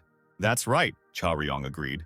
He himself had the opportunity to see that fighting with bare hands was very unpleasant. Charyung was excitedly starting up his new phone, and Jin Se-ram asked him how he managed to destroy it. She wanted to know about the horned horror. She didn't understand how the 2 boys managed to capture it. Charyung replied that someone had filmed it, so she could see it herself. Jin Se-ram said that the video was only filmed up to the middle. All that was shown was how the 1-horned and 2-horned monsters were destroyed. There was no scene of fighting with a 5-star, Jin Se-ram said. Charyung asked in surprise if she really meant the 5-star level. He himself understood that that monster was simply unusually strong. Even if Charyung and Cheol-gang were fully prepared to fight him, they still wouldn't be able to defeat him. I would also like to know where that power came from. Jin Se-ram asked why her companion was silent. She wanted him to tell her how they managed to deal with the monster. Charyung replied that he didn't know. It just happened that way. He had no other explanation. Jin Se-ram didn't understand how this was possible. Such a dangerous monster could only be destroyed by professional hunters who were fully trained and as part of a whole squad. At the same time, it didn't look like Charyung was lying at all. It turned out that they really did it together. Jin Se-ram demonstratively turned away to the window. She was surrounded by very annoying geniuses. She told the guy to be careful. Now they won't let him live a peaceful life. Charyung replied that he had already seen the reporters. Jin Se-ram wasn't just referring to the journalists. It seemed like Charyung didn't quite understand what kind of situation she and that guy had gotten themselves into. And, by the way, the second one has already been fully revealed. Over the last 3 days, he has already been offered more than 1 interview and even more than 1 participation in the program. After all, his hair color immediately catches the eye. Jin Se-ram added that this guy didn't say a word about Charyung. He was asked to at least name his name, but he replied that he could not say it without his friend's consent. Charyung remembered making 1 request to Cheol-gang that day. He said then that everything that happened and everything that he did, if anyone asks Cheol-gang about it, he should say that he doesn't know anything. Charyung didn't want others to know his name and face. Cheol-gang assured that it was okay. He would definitely say so. Jin Se-ram asked if he and that guy had become friends, but Charyung didn't even know what to answer. He received messages from the boss who wanted Charyung to text him when he woke up, while he promised to look after Yu Sung in the hospital. Jin Se-ram said that nothing could happen before the hero school exams. Charyung asked if there was any reason why it was important before the exam. He texted Im Jae-hwan that he had eaten and asked to meet in the evening because he needed to talk. Jin Se-ram replied that she had learned a little about the exam, and that it was much more difficult than she had originally thought. If you look at the level of competition over the past 5 years, the odds are 100 to 1, and that's only for those who have been accepted. Charyung suggested that it's common to scare people with false numbers when applying. Charyung said that in any case they were all weaker than him. Because Se-ram was somehow taken, these words made the girl furious. Charyung explained that he didn't mean that she had no abilities at all, but the girl told him to stop and not say anything else. They got out of the car, and Jin Se-ram admitted that the guy didn't tell her anything new. In terms of abilities, he really was the best. There was no arguing with that. But the girl suggested looking at it differently.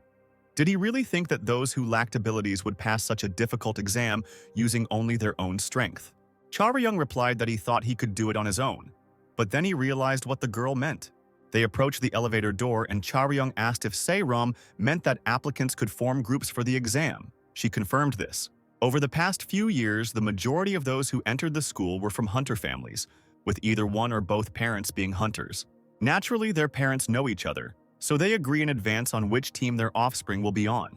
Jin Se-ram explained that members of such groups make up 100% of those admitted over the past 5 years. The girl said that if Charyung tried to tell everyone that he was the guy from the news, he would immediately become a target and the main competitor. In general, this is not provided for in the School of Heroes, but it would be better to enter on special grounds for merits in destroying monsters, Se-ram said. But Charyung said that he did not need this.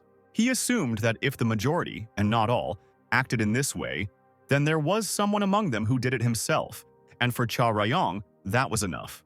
He was determined to make it through and get in. Jin Se-ram looked at her friend and thought that determination was, of course, good. But something seemed to have changed in him. Charyung asked if there was a toilet here. He wanted to change his clothes. Jin Se-ram said that she would go to the fitting first, and after Charyung changed, she could come too. She headed towards the studio sign. She told the girl at the reception that she had an appointment with the president, and she was immediately recognized and called by name. She was asked to wait a little. The girl called the president of the company, but what she was told on the phone was unexpected for her. She said she would pass it on. The girl apologized to Jin Se-ram and said that the president had urgent business today. Jin Se-ram asked what kind of nonsense that was.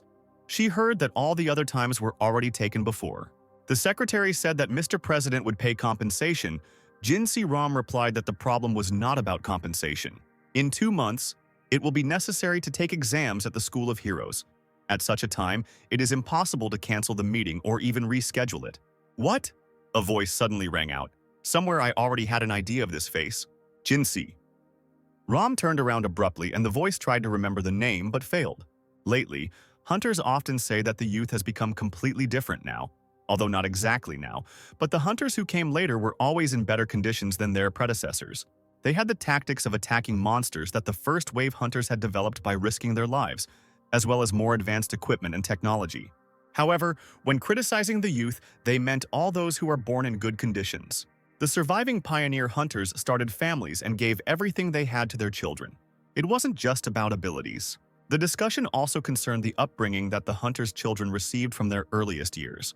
If anyone were to ask who was at the very top of the new blessed generation, Jin Se-ram would have the same answer as most hunters. The girl in front of her was named Han Ga-yoon, and she said that the name wasn't that important. The most important thing was to be a first-year student in this school. Most hunters would point to this girl as the one who was the representative of the new generation's elite.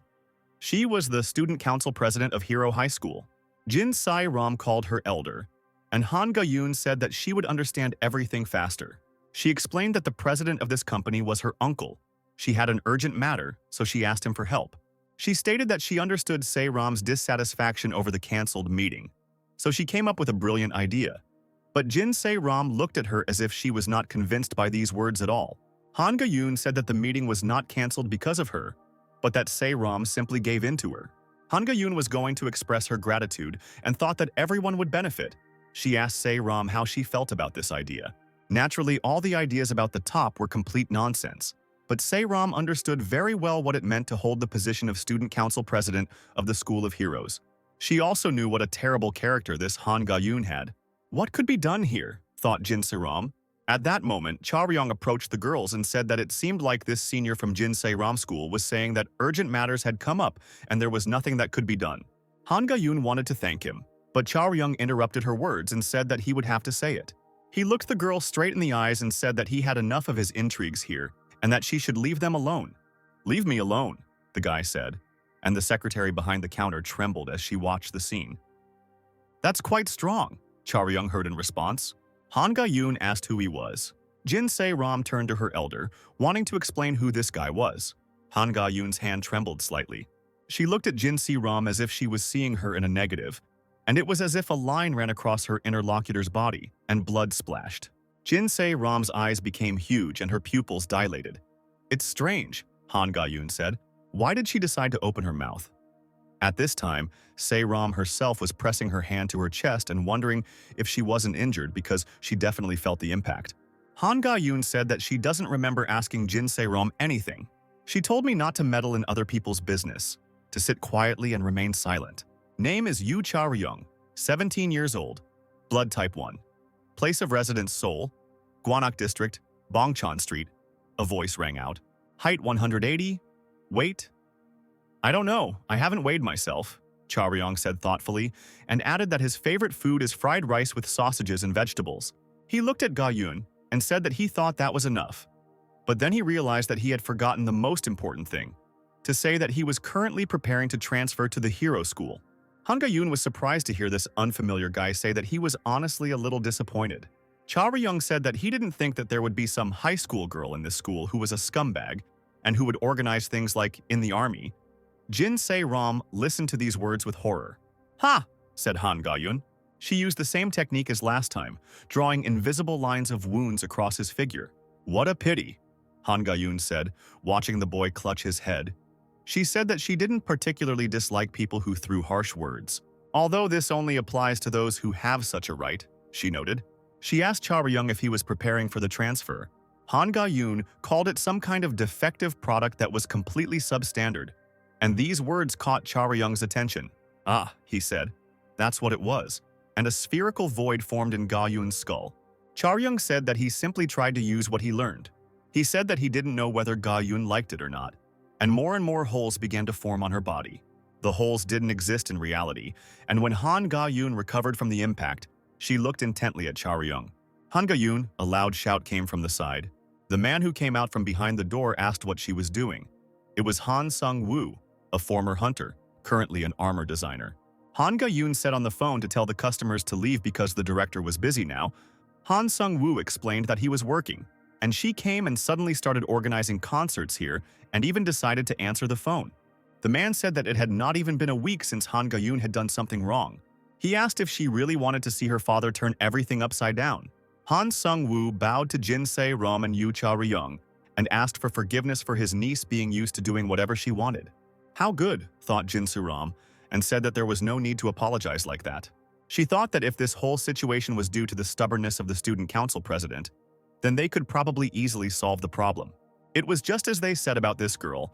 Now she was listening to her uncle's reproaches, and Jin Se-ram thought that she strictly adhered to the superiority of skills, so if there was someone in front of him who did not have them, she would not even remember his name.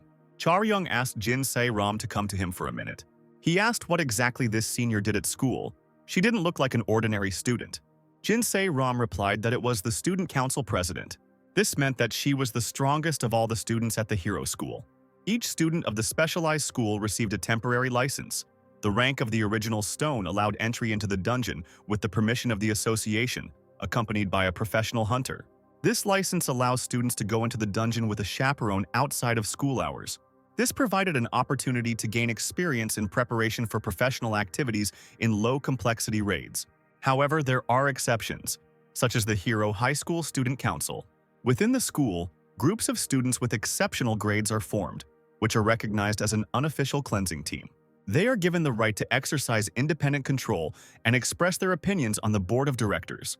They can also team up with professional teams to take part in raids on monsters higher than 5 stars. Therefore, the student council is considered an unofficial team of professionals among hunters, with members referred to as future rankers. Han Ga-yoon was a third-year student, only 2 years older than Cha-ryung and Jin Se-ram, but she was already the student council president. Jin Se-ram replied that according to the rules that was how it should be, but this senior was only a second-year student.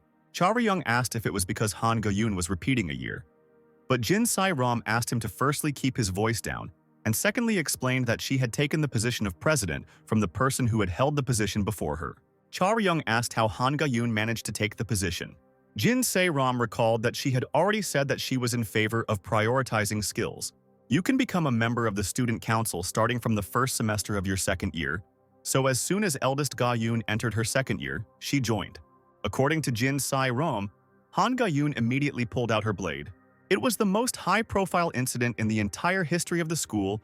Han Ga-yoon began to challenge all the seniors who were on the student council to a fight. As a result, at the end of the first semester, she defeated everyone, including the president. That's how she became the youngest student council president, Jin Se-ram said. and Charyung looked at her in surprise. Han Ga-yoon turned around to leave and said that she had to stop grumbling and go. It's a good thing nothing happened, thought Jin Se-ram. Charyung suddenly proposed a bet. You also have some urgent matter, Jin Se-ram heard. Charyung noted that he heard that Han Ga-yoon was quite a strong student in the school. He assumed that she wouldn't just act like that with someone younger than her. The guy suggested making a bet and solving the problem. If he lost, he was ready to give in. Hearing these words, Han Ga-yoon turned around. Jin Se-ram asked her friend if he was crazy and tried to explain out loud that he was simply not in a completely normal state. Ga-yoon replied that if it was a bet, then there needed to be a condition in case she lost. Charyung said that the girl guesses everything very quickly. He noted that he heard about a technique called step subtraction. Step taking was a basic technique used in duels between hunters, based on ancient martial arts techniques. Touching the enemy was prohibited. It was also impossible to dodge. The one who retreated first won. This method does not pose a risk of injury and trains sensitivity, agility, and technique. This was one of the training methods that was often used. Charyung said that if he loses, he will give up his position to Ga-yoon. But if he wins, then next year when he enters hero school, he will take the position of student council president. Jin Se-ram thought that her friend had definitely gone crazy. She didn't understand where he found out about such a method. The president would never agree if she was in her right mind. Han Ga-yoon gave the guy a careful look and said that it was funny and she was willing to accept the bet. You Charyung, she said, looking into the boy's eyes. The studio was located in a huge building with many rooms. For training fights, one could go to the master trial room. In a large special hall, Yu Charyung and Han Ga-yoon stood opposite each other.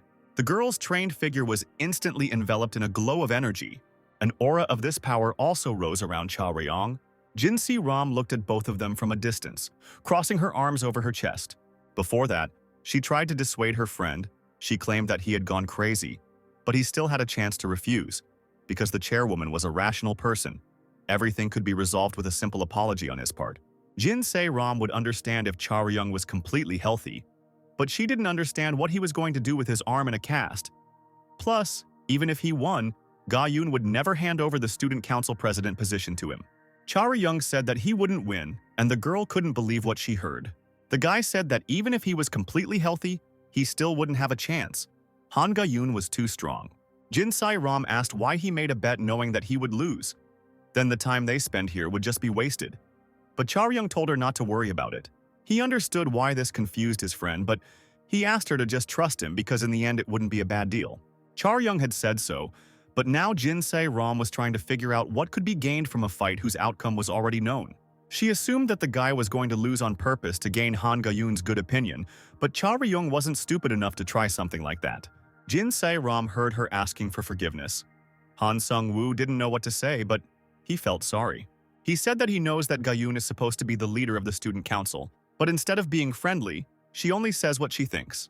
Han Sung-woo bowed once more and apologized. Since Jin Se-ram had taken the time to come here, the girl countered that in this situation, there was no need to apologize. Jin Se-ram thought that the situation had come to this because of Charyung's unreasonable stubbornness. Han Sung-woo repeated her words thoughtfully. He said he didn't think so, and Jin Se-ram asked him what he meant.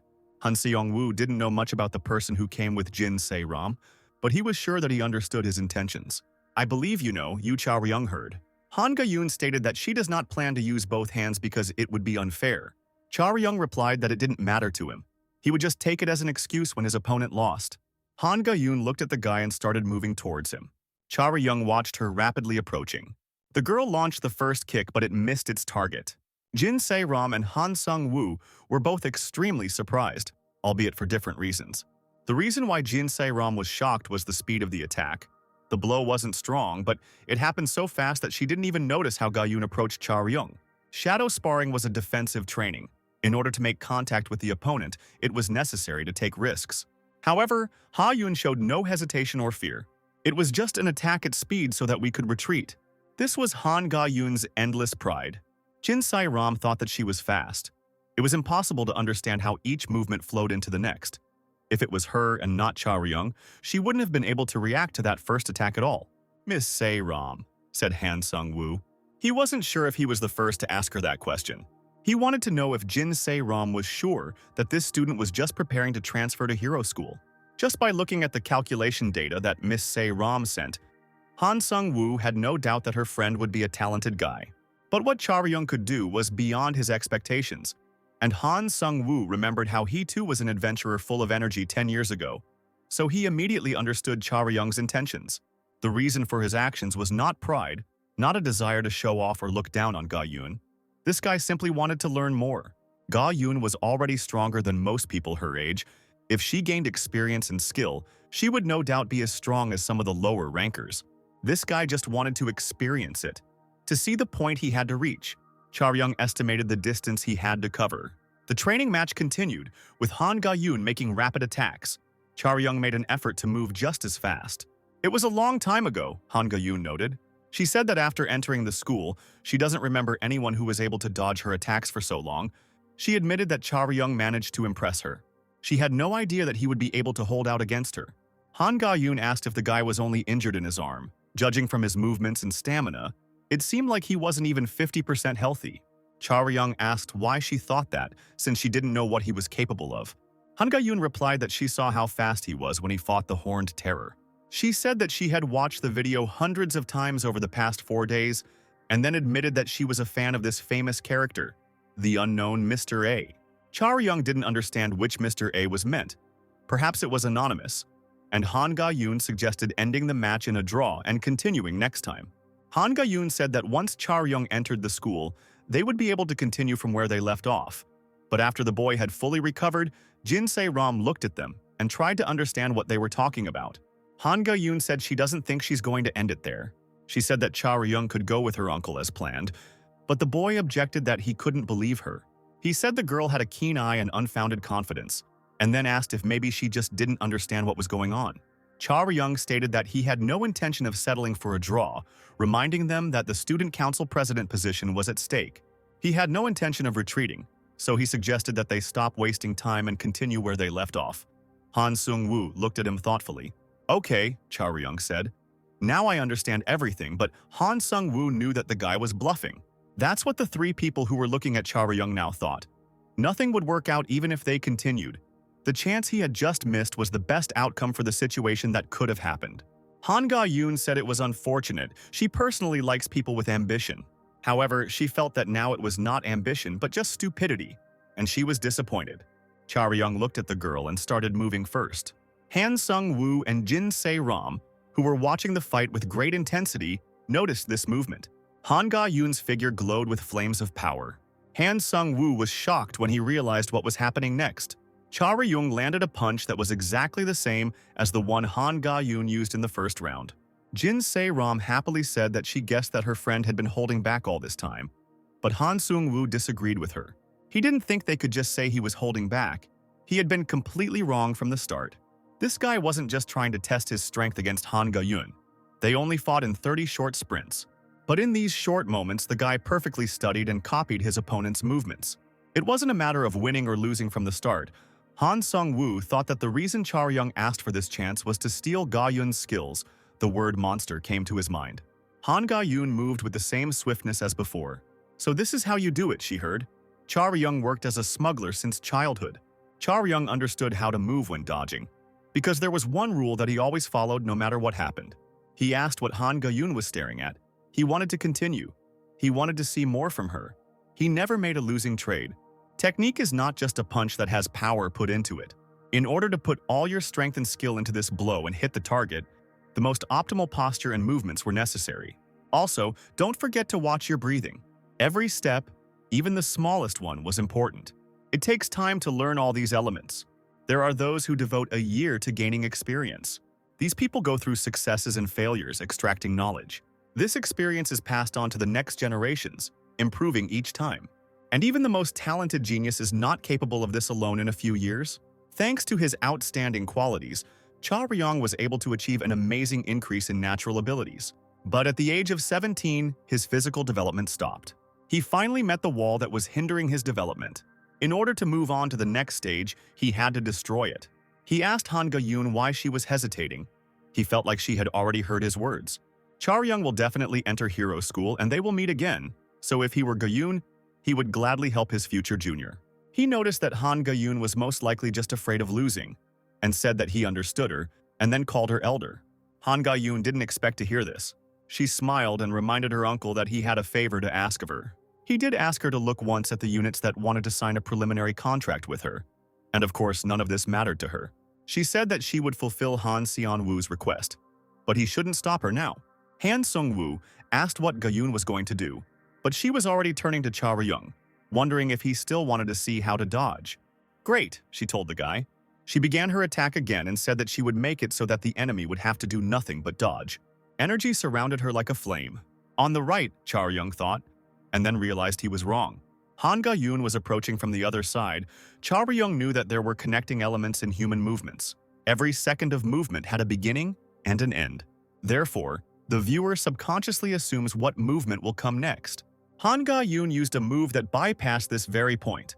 She skipped the intermediate stage, thereby deceiving the observer's vision. She didn't just move in such a way that her next actions were impossible to predict. Han Ga-yoon made her opponent, and those watching the fight feel the speed of her attacks. Cha Ryung didn't know what kind of technique this was that had emerged more than 20 years ago. It was invented and brought to life by Ga-yoon's father, and it was this that brought him fame. The technique was called Flash, and Cha Ryung was able to use it too. Han Sung-woo noticed that Cha Ryung repeated Flash twice in a row, and he also used it using a method that Ga-yoon had not demonstrated. Sun-woo could admit that in such a short time, a capable guy could understand the essence of the technique. But the flash could not be repeated with just one understanding. Flexibility and reaction are necessary, and most importantly, a sense of timing. If even one is missing, the technique simply won't work. Han Sung-woo first inherited the flash from his brother when he was 20 years old, an age when all abilities are at their highest level. But even for him, it took 3 months just to understand this technique. And Cha Ryung adopted it during a short fight with Ga-yoon, and even managed to master it while not being in the best physical condition. Han Sung-woo was right. Cha Ryung was in terrible shape. Considering everything he had been through, his strength was running out, but he wasn't going to pay attention to that. Cha Ryung believed that he could hold out for a little while longer. In a sense, despite everything, his condition was better than ever. He thought he could become much stronger than he was now. He felt the joy of learning something new that he had never experienced before.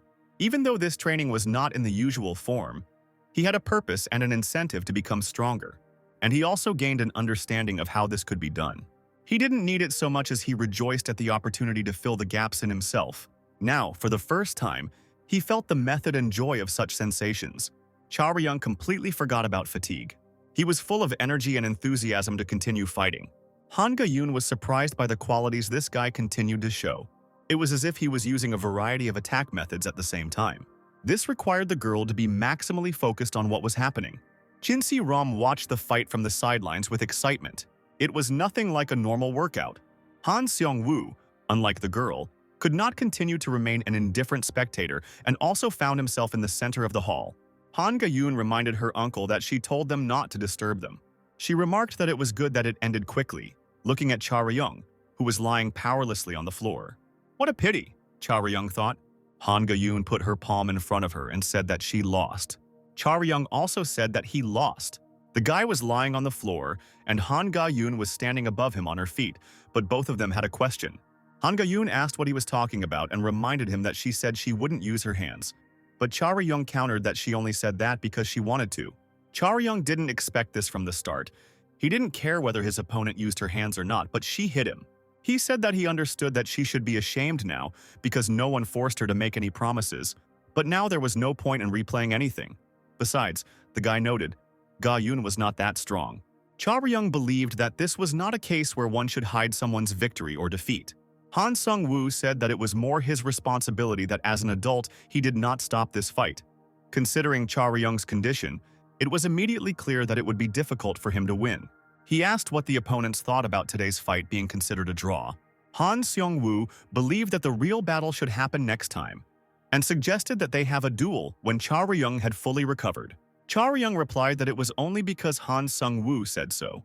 Han Ga-yoon stood over him and told him to listen carefully. She stated that the next time they would meet would be at the school, and Cha Ryung did not dare fail the exam or lose a duel to someone else before that meeting. In this case, the girl promised not to leave him alone. For Cha Ryung, regardless of the outcome, today's battle was a very important and valuable experience, because today he met a peer with unprecedented abilities, a worthy opponent whom he must definitely defeat. Han Ga-yoon finally noticed Jin Se-ram and asked her name. Ga-yoon asked if she was helping Cha-ryung, and when she confirmed that she was doing something like that, Ga-yoon admitted that she needed to apologize to her. She said that she didn't know if Jin Se-ram had hunter abilities, but it seemed that she wasn't completely talentless, as she was quite good at understanding people, because today, the feeling of joy that filled his heart for the first time wasn't only felt by Cha-ryung. Sometime later, the friends were sitting in soft armchairs in one of the studio's offices. Cha-ryung complained that he felt so bad that he was going to die. Jin Se-ram said it was a wonder he wasn't taken to the hospital, and then asked if anyone had forced him to do all this. But the guy asked her to save all the grumbling for next time because his head was spinning, and he was going to throw up. Jin Se-ram noticed that it was all unexpected, both the outcome of the battle and the fact that Cha-ryung himself admitted his defeat. She thought that her friend had won, even if we take into account the rules that he himself had set. Senior Han Ga-yoon used her hands. Cha-ryung replied that he didn't even know. Jin Se-ram looked at him questioningly, and he explained that according to the rules, he won. But considering that Cha-ryung had taken off his bandage and started fighting again, it was clear that the two of them weren't just going to lightly harass each other. But Cha-ryung crossed the line when he said that Jin Se-ram thought that she didn't think he changed at that moment. Cha-ryung admitted that he put all his strength into the last blow. If it had hit Ga-yoon, it would have been more than just pain, although he kicked, knowing that he would not hit his opponent. Even if he had used his hands in such a situation, his defeat was inevitable and just. Jin Se-ram asked what would happen if both of them fought while in perfect shape. Cha-ryung said that before this, Jin Se-ram asked why he got into a fight. He began to explain that he was completely immersed in the battle internally, but did not finish the sentence. The girl looked in surprise as her friend stood up abruptly. She asked what was the matter, and Cha-ryung replied that they had arrived. There really were two people standing on the threshold. Jin Se-ram turned around and saw them too. It was Han Sung-woo, who asked how long they had been waiting, and the man in protective gear, both holding two large bags. A moment later, there were several boxes of pizza and other food on the table. Cha-ryung chewed with pleasure, and Han Sung-woo apologized again and said that his niece had caused trouble for the boys, so he wanted to treat them to something delicious. Cha-ryung thanked Han Sung-woo for buying pizza, because he was not used to expensive food. It was important to him that there was a lot of food, and Jin Se-ram realized that her friend ate the contents of the entire box in 2 minutes. This was not surprising, because the calorie expenditure of a hunter, especially in close combat, is at least 5 times higher than the norm of an ordinary person. Jin Se-ram hadn't even thought about it before, because Cha-ryung hadn't eaten anything during those 4 days of unconsciousness. Han Sung-woo said that Miss Se-ram already knew that his workshop was not dealing with leather, but with fabric that was far superior to leather. They don't use plant fibers here, but threads from high-risk monsters, the spider bandits. Also used are the threads of Jigamos Kochi. These clothes are made using special technologies for which the studio has permission, and are mixed in different proportions depending on the characteristics of the user. And after the coating stage is completed, the resulting fabric is much stronger and lighter than leather. Han Sung-woo said that in Cha-ryung's case, they had already made a plan for what kind of clothes and in what proportions he needed to make. Moreover, the data on Yu Cha-ryung was in the Jinsen Group's lab, and today, Han Sung-woo personally checked it. However, there was one detail that was bothering him, and Jin Se-ram asked what that detail was. Han Sung-woo explained that the final step in making fabric is coating, which is the process of soaking the fabric in oil to increase the strength of the material. Yes, said Jin Se-ram, confirming that she had heard about it before, and reminding her that she had asked for the best possible coating regardless of the cost. Han Sung-woo sighed and replied that it was currently impossible to find the highest grade oil. He said that deep-sea whale oil is typically used. It is not easy to get it, but an exclusive supply contract was signed with the workshop. But due to a sudden anomalous phenomenon, the miners were unable to catch a single whale. Han Sung-woo said that of course there were alternative materials, but despite the slight difference, he could not guarantee the exact same effectiveness.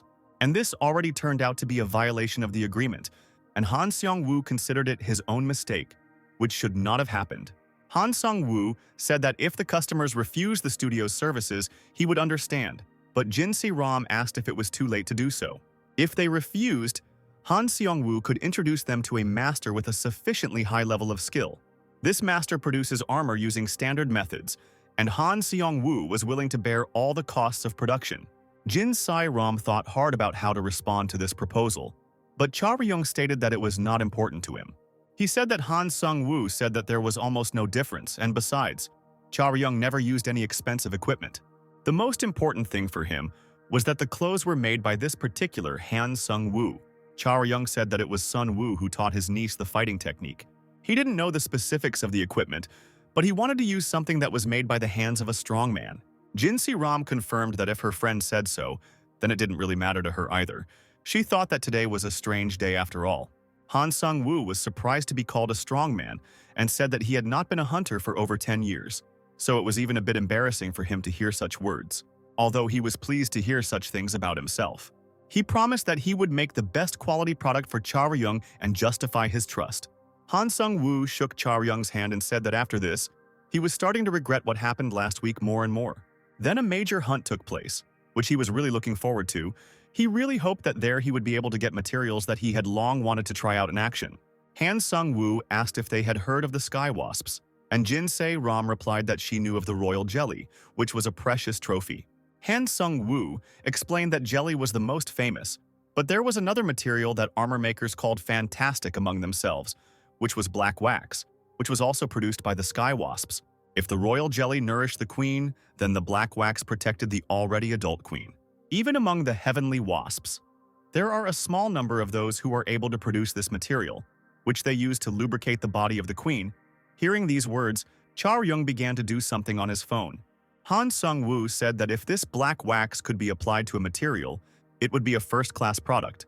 Although he had never seen such a thing in real life, Cha Ryung turned the phone screen towards him and showed him an image, asking if this is what the desired thing looked like. The guy said he had a photo, but since his previous phone was broken, he sketched out a rough drawing. Han Sung-woo leaned forward to take a closer look at the image, asking how that could be, since if Cha Ryung had a photo, that meant he had seen the celestial wasp in person. It all sounded quite dangerous because Cha Ryung could be arrested for smuggling things out of the dungeons. So the guy pointed at Jin Se-ram and said that he saw it at her house. The girl was outraged. But Cha Ryung believed that rich people were very different from ordinary people, so they could have anything. At this time, Im Jae-hwan was in the hospital. He came to visit Yu-sun, but now he was talking on the phone. He said that there was nothing special to do today. He just wanted to visit someone before meeting with his interlocutor. Im Jae-hwan asked if his interlocutor's business would take about an hour, and said that it was good because he himself would be free by that time. His interlocutor was Cha Ryung. When Im Jae-hwan asked if he would come back full, the guy said that he had eaten, but he could join the boss for company. Besides, he was not full. Im Jae-hwan asked what would happen if he offered to pay for it together. Cha Ryung replied that he might suddenly get indigestion, and Jae-hwan agreed with that. Im Jae-hwan told Cha Ryung to call him when he arrived because it was time for him to end the conversation now. The one he had agreed to meet with arrived. Zeke Esserm was standing on the threshold.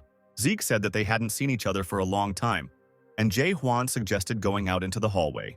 Im Jae-hwan said that Yu-seon had just recently taken a sedative and fallen asleep, and both of them remembered that 11 years ago, a so-called legendary cleanup squad led by one man was disbanded. Im Jae-hwan reminded them not to make noise. Zeke Esserm said they would finish quickly without making any noise. Im Jae-hwan noticed that Zeke was still the same, and his manner of speaking was as annoying as when he was a healer in the Venus squad. These two, who met now in the hospital, once called each other comrades. Im Jae-hwan said that he didn't think he could do it and clutched the phone in his hand. He looked into Zeke's face and said that he was so glad to see him after 10 years that he thought he was going to go crazy. Im Jae-hwan was also a hunter once. He was ranked 5th in South Korea and was the main fighter of the Venus squad. He said, "Shut up and follow me, you bastard." At this time, Jin Se-ram and Cha Ryung came out of the studio building. Jin Se-ram wanted to ask her friend about black wax. She suspected that when she and Cha Ryung first met, the black wax was in that chest. She asked him to warn her in advance next time. Cha Ryung said that he himself didn't know what kind of object it was. He thanked the girl for playing along with him. Jin Se-ram stated that Cha Ryung can't sit still in one place. He will definitely take part in something. She asked if he had time today. Cha Ryung looked at the message on his phone that Im Jae-hwan was already leaving and said that he couldn't go today either. He had to meet someone. Jin Se-ram offered to give him a ride if it was close. At that moment, she also received a call, and Cha Ryung was able to devote time to his own correspondence. "It's getting cooler outside," a voice said behind him. Han Sung-woo approached Cha Ryung and said that it was only September. If it was so cold now, it meant that the year would be cold. and then asked if Miss Se-ram had left. Charyung explained that someone called her, and she stepped away for a while. Most likely it won't take long. Han Sung-woo replied that he didn't come here to talk, but just went out to smoke. He noted that the unusual movements that Charyung demonstrated today were a real breakthrough. Han Sung-woo said that this technique was invented by his brother, Ga-yoon's father, and he himself participated in its transformation. Charyung bowed deeply to Han Sung-woo in gratitude. He said that Song-woo created this technique with his own sweat and blood, and Charyung should have thought of it right away. The guy asked to forgive him for using the technique without the master's permission and promised that it would not happen again. But Han Sung-woo objected that he did not talk about the technique for this reason, and the guy misunderstood him. He explained that the hunter's techniques do not have any copyright. Han Sung-woo said that of course there are almost no cases where this technique is passed on to everyone, but when a person masters it himself, it is not considered a crime. Han Sung-woo believed that if Charyung was able to easily spy on and adopt the technique, it meant that he had a fairly high level from the very beginning. Charyung said that his movements weren't exactly the same, and Han Sung-woo laughed and said that the conversation had gone off track again. He assumed that Charyung didn't have the experience to learn any techniques properly. At first he thought that Charyung only knew the basics. But during the battle, Han Sung-woo looked at Charyung's face and came to the conclusion that such an ardent guy couldn't just somehow learn basic techniques. Han Sung-woo didn't dare ask how or why Charyung had learned this, but he wanted to give the boy advice that he hoped would be useful. He said that Charyung has true talent, and with enough effort and time, he will definitely shine brighter than the rest. Han Sung-woo believed that it would not be difficult for Charyung to enter the hero school and become the best hunter. These words made Charyung laugh. Han Sung-woo said that for now he is talking about Charyung's personal skills. He explained that in this world, especially in the hunter world, no one would just rejoice at someone's success. Charyung stopped laughing and looked at the master in shock. He continued to say that naturally, many would recognize Charyung's abilities and look up to him. But there will be many who will be jealous. They will want to get Charyung, and if that doesn't work out, then destroy him. Han Sung-woo believed that Charyung himself could understand all of this.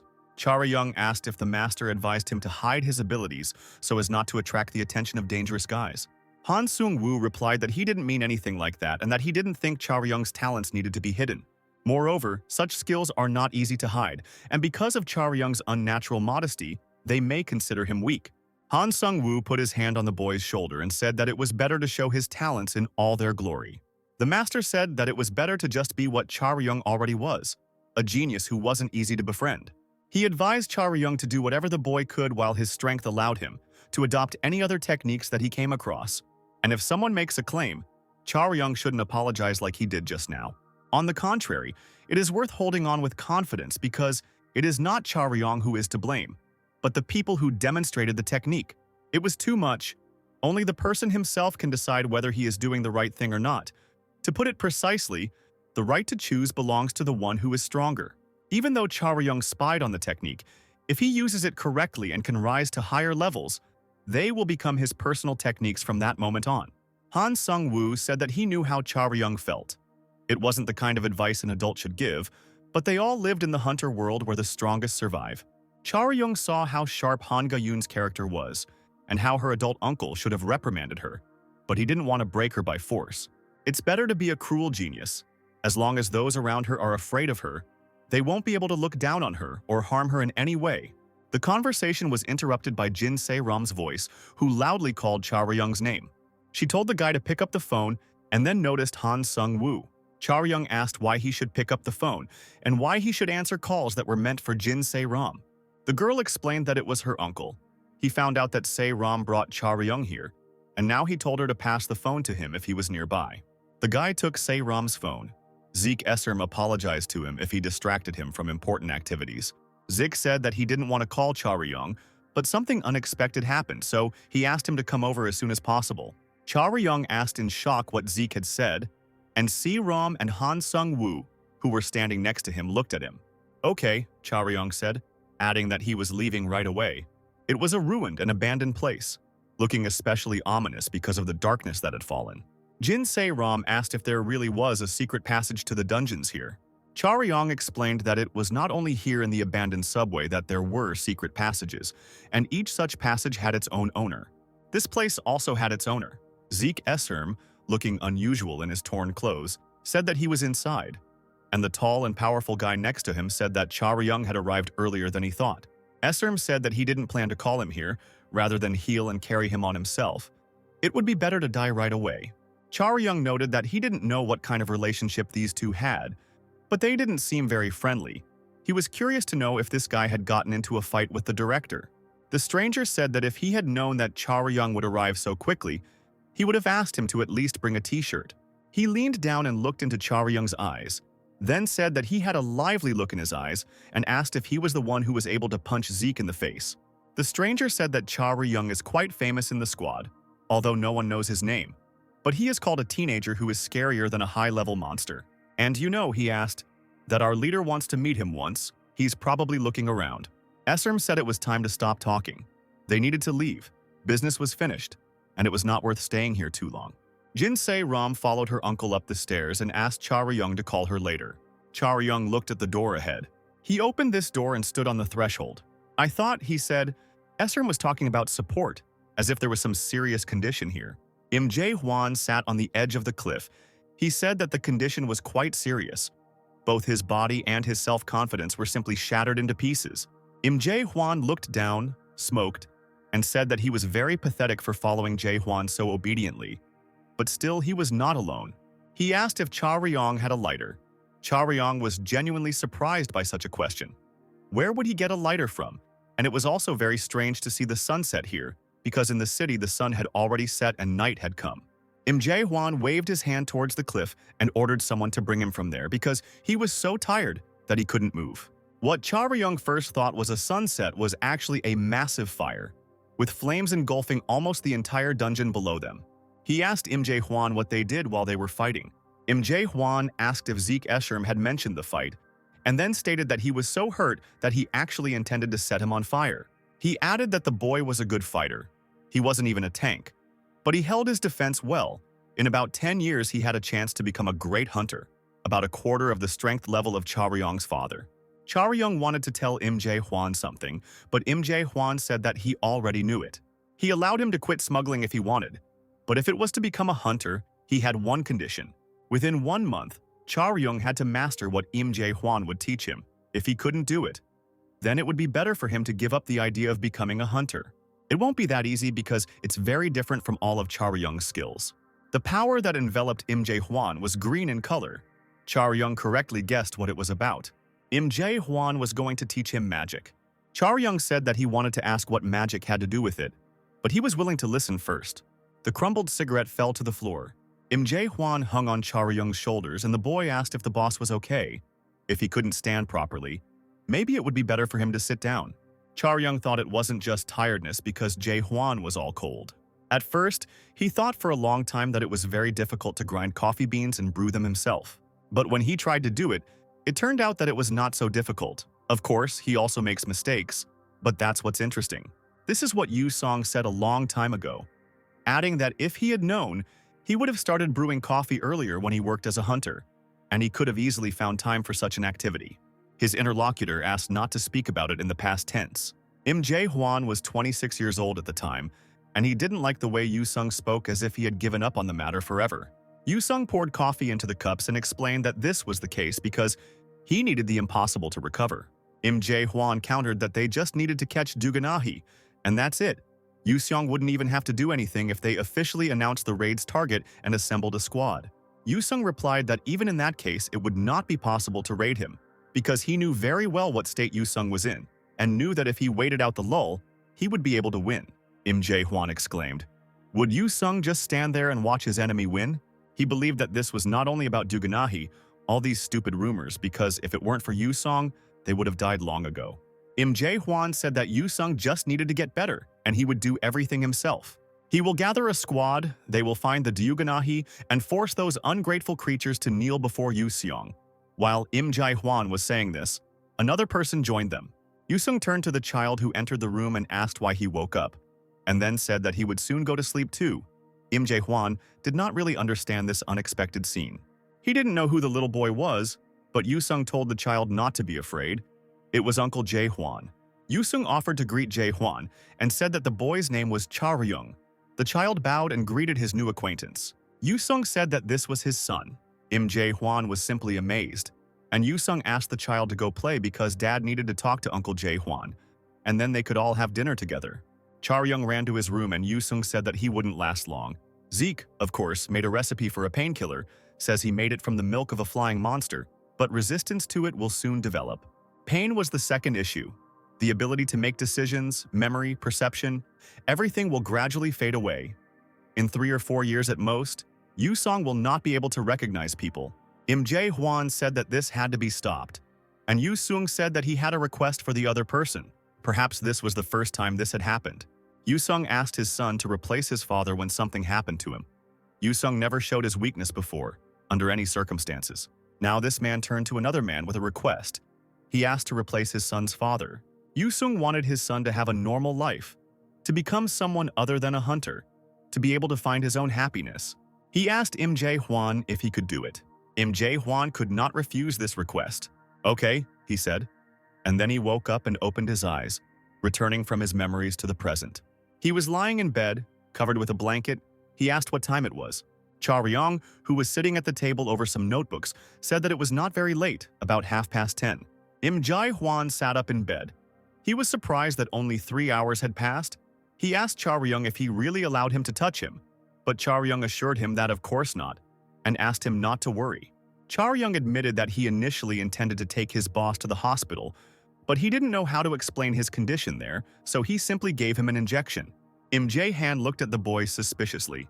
Once he himself gave him a syringe with medicine, it was a gift in honor of the beginning of work. Charyong was 14 years old at the time.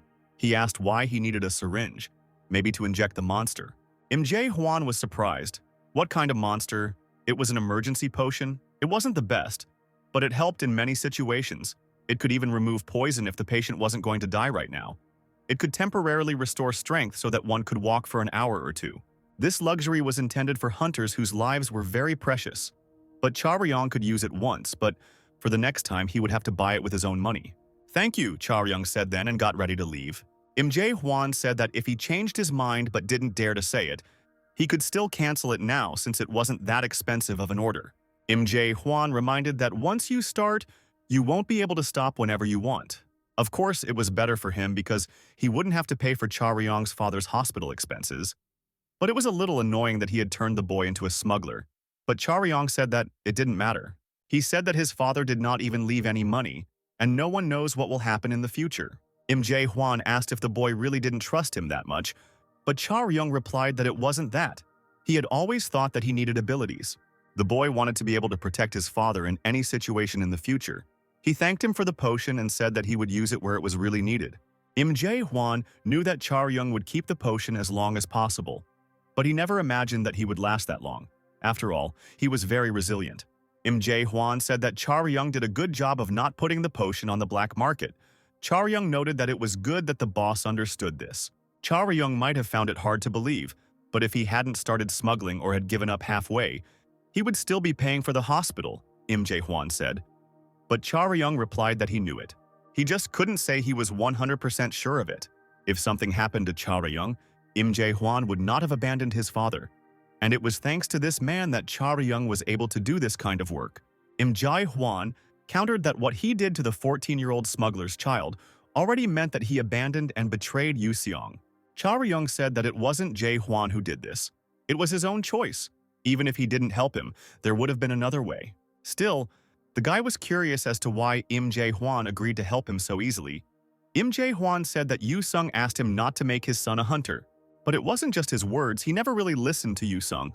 He just couldn't stand to see his son's abilities disappear in everyday life. Im Jae-hwan honestly admitted that he hates this stupid world. He hated those bastards who had driven Yusung to this state. He hated those idiots who believed them and forgot about him. He also hated outside observers who knew everything but justified these base actions. He wished them all a quick death. Charyong asked about this man named Zeke. Im Jae-hwan replied that he would never be able to catch Duganahi, even if his intentions were not sincere. His methods were too naive. Im Jae-hwan believed that not only hunters were suitable for catching the dragon, because these dragons were not stupid. People may know their essence, but they will not allow themselves to be touched so easily. The dragons have made it so that their absence in society will lead to great losses. Of course, Zeke Esserm has his own troops, and both sides are aware of it. But all the others who betrayed Yusun, these scum, they have no idea. Im Huan believed that even if the world collapsed tomorrow, they would not believe in facts that they did not want to acknowledge. He said that as long as Zeke is bound by laws in society, they will only hinder him by helping the dragons. And in the end, everyone will get what they deserve. The same horror that destroyed Yusun 20 years ago will appear again. All those empty shells and creatures, as well as the idiots who happily agreed with them, will be destroyed. These were the reasons why Im Huan didn't advise Charyung to become a hunter. He handed the boy a piece of paper. Charyung looked at his boss in amazement as he said that this was his bank account number, where he had been putting everything he had earned into since day one. Charyung asked why he needed it, and Im Huan said that he had long ago decided to give him the money so that he could start his own business when he grew up. Then he was going to teach Charyung technical knowledge that was even more dangerous and practical than what future hunters studied. Im Huan headed towards the door. He told Charyung to call when his cast was removed. He wanted to teach him magic in a month, and in the meantime, he could prepare for admission, although he personally didn't see any point in it. Charyung said that Huan could have just stood up against it if he really thought he shouldn't become a hunter, but for some reason he gave him another chance. "That's right," Im Huan responded, and noted that these were only Charyung's thoughts, which was not so important. 3 years ago, Charyung also said the same thing. What he wanted to do, both then and now, was the most important thing. And having said this, Im Huan walked out the door. This place was called Dragon Mountain. The woman who got out of the truck with the monsters came here. She asked if they cared at least a little about the meeting place. Couldn't they find at least one decent place to hide properly, since they had enough money? The man holding the book said it was funny to hear that from her. This man had a mask on his face. He did not look at his interlocutor, but said that the collection is held quite often. But the others dropped this topic, although if there is hot water, you can at least wash yourself before leaving. The woman said he was too serious. She asked if they were glued to each other, to live together and die together, take with you, even if alone. The man, still not taking his eyes off the book, replied that he had received a personal assignment, but the woman knew this. She stated that she just wanted to praise him a little, because she already thought that without his guard he would cry from anxiety. She asked if perhaps her interlocutor still wanted to cry but was holding back. The man in the mask finally looked at his interlocutor, and his eyes glowed in the darkness. He declared that if she said one more word on this topic, he would finish her off. The woman laughed, covering her mouth with her hand, and then asked what the timid dog who barked because he was afraid without his owner said. She said that it was very cute when he talked about what he was not able to do. The masked man slammed the book shut and stood up. He said that he would not be punished for beating her because she asked for it. The woman asked him what he was saying. If he wanted to beat her, he could only try. Both stood frozen in front of each other, already surrounded by the glow of energy for battle. But the third person who had just entered the room ordered them to stop. He named the woman Ha Ran. Then he turned to a masked man named Gui Seok. His own white mask covered not half but his whole face, and he said that he did not think that they would fight because it would be better for them to think about business since they had gathered to work together. Because of the two of them, he was now in trouble, and he didn't like the way things were. Gui Seok immediately raised his hands up and said that he had acted like an idiot, almost giving in to the words of some crazy girl. Haran turned to him and asked if he was still alive just because he was stopped in time. Then she exclaimed why the hell her messages were being ignored. The one who came recently asked what she meant. Then he realized that she was talking about the incident that happened 3 days ago. But after that, there was no point in getting involved. The woman's eyes turned blood red. The man asked why he should listen to nonsense that Ha-Ran should go back and kill the entire rescue team. Ha-Ran indignantly asked why he called it nonsense, but he explained that the operation was already successful. They met the danger, and nothing more needed to be done. Gui Seok countered that it didn't seem like much of a successful operation, with only 12 people killed and the situation being covered by all the media. For the last 3 days, the news has been talking about nothing but this. Searching for heroic rescuers, discussing the victims, but not a word has been said about how many cars were seized. The man with the white mask suggested that if it weren't for these two strangers, the association would be in a dangerous situation that they wouldn't be able to escape. The still living defender of the machines with the 5th speed level was very weak, and that is why the machines were captured and the people were killed. They talked to the Yu family and all the media so that everyone would focus their attention on the two unknown heroes and not on their mistakes and cars. Ha-Ran said that she should have gone back and killed them all, but the man with the white mask said that even if hundreds died, they would be known as bandits, not heroes. People would focus not on the association's mistakes, but on catching the villains, especially since this time the association failed to cause any damage. But if similar errors occur again, the association will still collapse one day. Wee Seok said that it turns out they need to keep arranging these accidents. The man in the white mask said that this was the correct conclusion, and they had business for today. Suddenly there were quick steps. A loud voice asked when everyone had arrived here. A young man appeared in the hall, his clothes stained with blood, and in his hands he held a chain and a hammer. He said that if everyone had decided to gather, then they should have at least warned about it, but he hoped that they had not waited for him too long. The man in the white mask said that this guy clearly doesn't like interrupting others compared to his other hobbies. Haran raised her hand and shouted that she hasn't seen Yoon-gyul in a long time. The guy pulled the chain and said that his hobby was doing work seriously. The other end of the chain was holding a bloody body of a man with a bag over his head. Yoon-gyul said that he really enjoyed doing this. Gui Seok looked at the captive and noted that he had a good body. He was one of the hunters who had been at the bottom for a long time, but had risen in the rankings in recent months. He hid all the loot with his accomplices, met with them secretly last night, pretending to be a smuggler, and stole everything. His name was Oh Gang Hyuk. He was currently ranked 97th and was the main tank of the JGY army. Yoon-gyul said that apparently Gang Hyuk was a very scary person, the youngest in the army, but he helped them a lot, stole their money in the shadow, and stabbed them in the back. Haran asked what a shadow was, and was told that it was a secret hideout used by hunters, usually making some sort of base or camp in remote areas. Where monsters cannot penetrate, they set up a place for rest and healing and stock up on food. This is just a definition. Not many armies use them with pure intentions. Since this is an unknown place and people are using it to commit various crimes, Yoon-gyul said that he wanted to have what was just said repeated to him since everyone likes to hear it. Oh Gang Hyuk said there's a party at the Shadow tonight. There will be not only hunters but also civilians, whom Gui Suk called civilians, and then spoke about freaks from the top armies. Yoon-gyul cheerfully asked if they were going to have a corporate party with the smugglers. He said that there was no need to talk about boring things. It was better to continue telling the story without hesitation. Otherwise, Yoon-gyul would kill the prisoner if he got annoying. Oh Gang Hyuk explained that his commander would bring people through connections. Their organizations were different each time. Elites who liked games, or businessmen, celebrities. They get together and drink or take pills that have painkillers or sedatives. And Haran was delighted to hear about this. The man with the white mask guessed what kind of pills these were. Apparently, these were those addicts who were already bored with regular drugs, and they were gathering to find something stronger.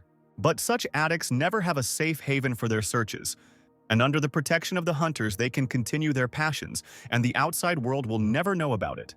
Oh Gang Hyuk said that he couldn't do anything when he first came there. Everything was like that from the beginning, but it's not just his army that's doing this. Yoon-gyul asked if it was cowardice, even though it was too late. But Oh Gang Hyuk apologized and told everything. Was it really necessary to hurt him again? As sorry as I am, I have to send you away, he said, and said goodbye. There will be no one left alive inside that place tonight. All the hunters and ordinary people who abused the liquid medicine died from the monster invasion, and the world will finally know the truth. Gwabuye Seok asked if it would be an army hunt, and Haran stated that as long as it was fun, it didn't matter if it was just the four of them, without any other participants. Yoon-gyul said that this was the first time he saw the leader so passionate about the matter. She asked if he had stayed away before because there was no need to interfere, since he could just kill everyone without any fuss. Recently, it was those present here who were the endless killing machine that the man in the white mask dreamed of. The enemy now will be a very famous army. 2 of them are gold. 8 are in the ranking. They had to be killed and then do whatever they wanted. If the bodies of these people were found, perhaps then the world would wake up to the smell of their rot. The man in the white mask said that their time would soon come. A month later, a taxi was speeding down the road. Yu Chaoryong said on the phone that the cast was removed today, but he still couldn't move his arm normally. He needed nerve rehabilitation. The doctors said that it would take another 1 or 2 weeks for everything to recover. 2 weeks? They asked on the other end of the signal. Fortunately, Chaoryong would still be free for about that long, just when the equipment would start arriving. "Oh!" Jin Se-ram exclaimed. She saw Chaoryong's car and waved her hand, indicating where to park. Chaoryong got out of the car and asked why the girl ordered an expensive taxi if the journey took only an hour, and even came out to meet him. The guy asked if all this would be for 2 days, as Se-ram said. Jin Se-ram sternly said that there was only 1 week left to prepare for the entrance exams, since Chaoryong was going to take the exam this month and train with that chairman, and she herself had to study hard for the tests. Chaoryong turned around and said that he didn't have time to tell you something. When he went to remove the plaster cast, he met one person. Cha Ryung spoke to this man about the entrance exams, and he decided to help because they decided to share their knowledge with each other. Jin Se-ram looked at this familiar Cha Ryung with great surprise. Cha Ryung asked the girl if she would mind if Seok Cheol-gang joined them. There was a beautiful swimming pool in this place. It was also possible to find all the necessary gyms for training.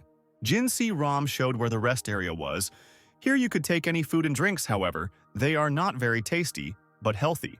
The building also contained a gym, which contained heavy-duty training equipment specifically designed for adventurers. Jin Se-ram looked at Cha Ryung's surprised face and said that the boys' rooms are on the 5th floor. Each of them has a shower, but if you want to take a bath, you can use the spa room on the 4th floor. Cha Ryung asked if this all belongs to her uncle. Jin Se-ram asked why the guy was so surprised. Many of the top adventurers in the ranking stayed here to live and use the equipment for training. The girl said that her uncle often invited his colleagues here to train together, and now she and her friends were also allowed to freely use all the amenities. Then Jin Se-ram glanced at Cheol-gang and asked who he was anyway. Cha Ryung suggested not to be rude because he is the same partner. Jin Se-ram never imagined that Cha Ryung would bring Seok Cheol-gang with her. She asked if Cha Ryung thought that Cheol-gang considered her as a partner. Cha Ryung asked if they had already had a chance to talk to him, but Jin Se-ram said that of course not. Not only did she never have a chance to communicate with Cheol-gang, but it seemed that no one had managed to talk to him during all this time. Many thought that he was very proud and looked down on everyone. Jin Se-ram said that he used to ignore everyone, and now he will ignore her too. Cha Ryung called out to Cheol-gang, who was looking at the weights, and asked what he was doing there alone. He reminded them that they didn't come here to play. Cha Ryung said that his friend could see everything later, and Cheol-gang apologized and explained that there was equipment from a brand that he had long wanted to try. Seok Cheol-gang was very surprised that the friend who helped Cha Ryung turned out to be Jin Se-ram. Cha Ryung asked in the taxi if the two were getting along, and suggested that Cheol-gang just tell him if he felt uncomfortable. Cheol-gang explained that it wasn't that. He didn't have anyone at the school that he could get along with, and Jin Se-ram always seemed so scary and great to him. Cha Ryung suspected that there were two girls named Jin Se-ram in Hero High School because, judging by the description, Cheol-gang was clearly thinking of the wrong one. But the friend explained that he really thought she was great, even though she wasn't very smart or clever, and he noticed that many people hated Cha Ryung's friend since 1st grade. Seok Cheol-gang said that he had never seen Jin Se-ram depressed. She always walked confidently with her head up. Cheol-gang didn't know how she studied, but he thought that Jin Se-ram was incredibly strong in spirit. Cha Ryung reminded him that he had already asked about this, but he asked again how about the three of them studying together for the entire week. Jin Se-ram asked what other classes there were since there was only a month left, and Cha Ryung had to prepare for the entrance exams. The guy replied that that was what he was talking about. Cha Ryung suggested preparing for the entrance exams not by improving your body, but by analyzing and studying the theory, studying the topic, locations, analyzing exams from previous years, reading books as they did before. Well, since they have gathered in such a complex, they can engage in truly practical training. Over the past month, Cha Ryung has noticed himself growing in strength much faster than ever before. This happened because Cha Ryung met very strong people like Zeke Escherm and Han Ga-yoon. They taught him things he would never have learned on his own. Now Cha Ryung would like them to do the same, learn from each other techniques and methods, support each other, of course. If friends have any advice, this method can be useful not only for him, but for everyone. The two of them thought that this could be rephrased as them being outcasts at school. Cha Ryung said that if he studied at the School of Heroes, he would have made reliable friends. He would definitely share his techniques. The guy could not speak for everyone, but it always seemed to him that many in the school help each other. Jin Se-ram admitted that it wasn't that she hadn't thought about it. Cha Ryung told her that especially now, he needed her no less than the exams. Hero High School was really tough. Jin Se-ram recently said that the entrance exams would be much harder than the school exams. Cha Ryung asked if he passed all the entrance exams and Jin Se-ram was expelled from the school. Wouldn't it all be in vain? The girl lowered her head and said that she understood what Cha Ryung was talking about. She could study with them, although it was unlikely that she could teach anyone anything. Cha Ryung asked Cheol-gang if he used magic, and he replied that he only knew the theory for now. But Jin Se-ram, in Cha Ryung's opinion, was good at magic, although she had problems with some techniques. The girl objected that although she was a magic archer, she was not as good at magic as Cha Ryung claimed. Seok Cheol-gang said that he was also not against learning magic. He still wanted to try it someday, only Se-ram was against it. Seok Chul Gang was embarrassed and thought that he had said everything quite naturally. 15 minutes later, Chalgun got a call from the training room, so he went out for a while. Charyung noticed that there were so many things here, more than 20 suits of different sizes. He asked if he could take at least one home. Jin Se-ram asked if Charyung was being so kind to them on purpose that he came up with this threesome of activities with her and Seok Cheol Gang. The girl thanked him while she was studying at the school. She never thought that she would ever work with someone like Charyung and Chul Gang. Charyung said that Jin Se-ram probably already realized that Chul Gang is not such a scary guy. During this conversation, new characters approached the friends. Charyung turned around and asked what they wanted. A girl he didn't know said that it was somehow uncomfortable here, and Jin Se-ram came before her, although she asked to warn him in advance if she was going to use the hall.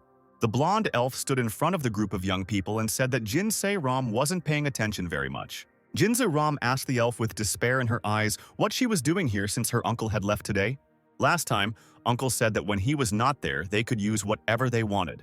The elf asked if he was saying something she didn't know about, or if Jin Se-ram had somehow decided that he treated her better than the others.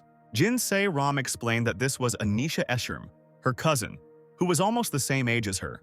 Anisha smiled and said that she was pleased to meet you. Her sister also brought her friend here, and she was very happy about it. She pointed to the guy next to her and said that he was a second-year student at Hero High School, Jang Sang-yo, and also reminded him that Se-ram had already seen him a couple of times. Anisha and her friends were thinking of getting together here on the weekend and inviting the seniors to practice and share techniques with each other. Anisha had arranged to gather with those who had time, and now she was glad that her dear little sister had come too.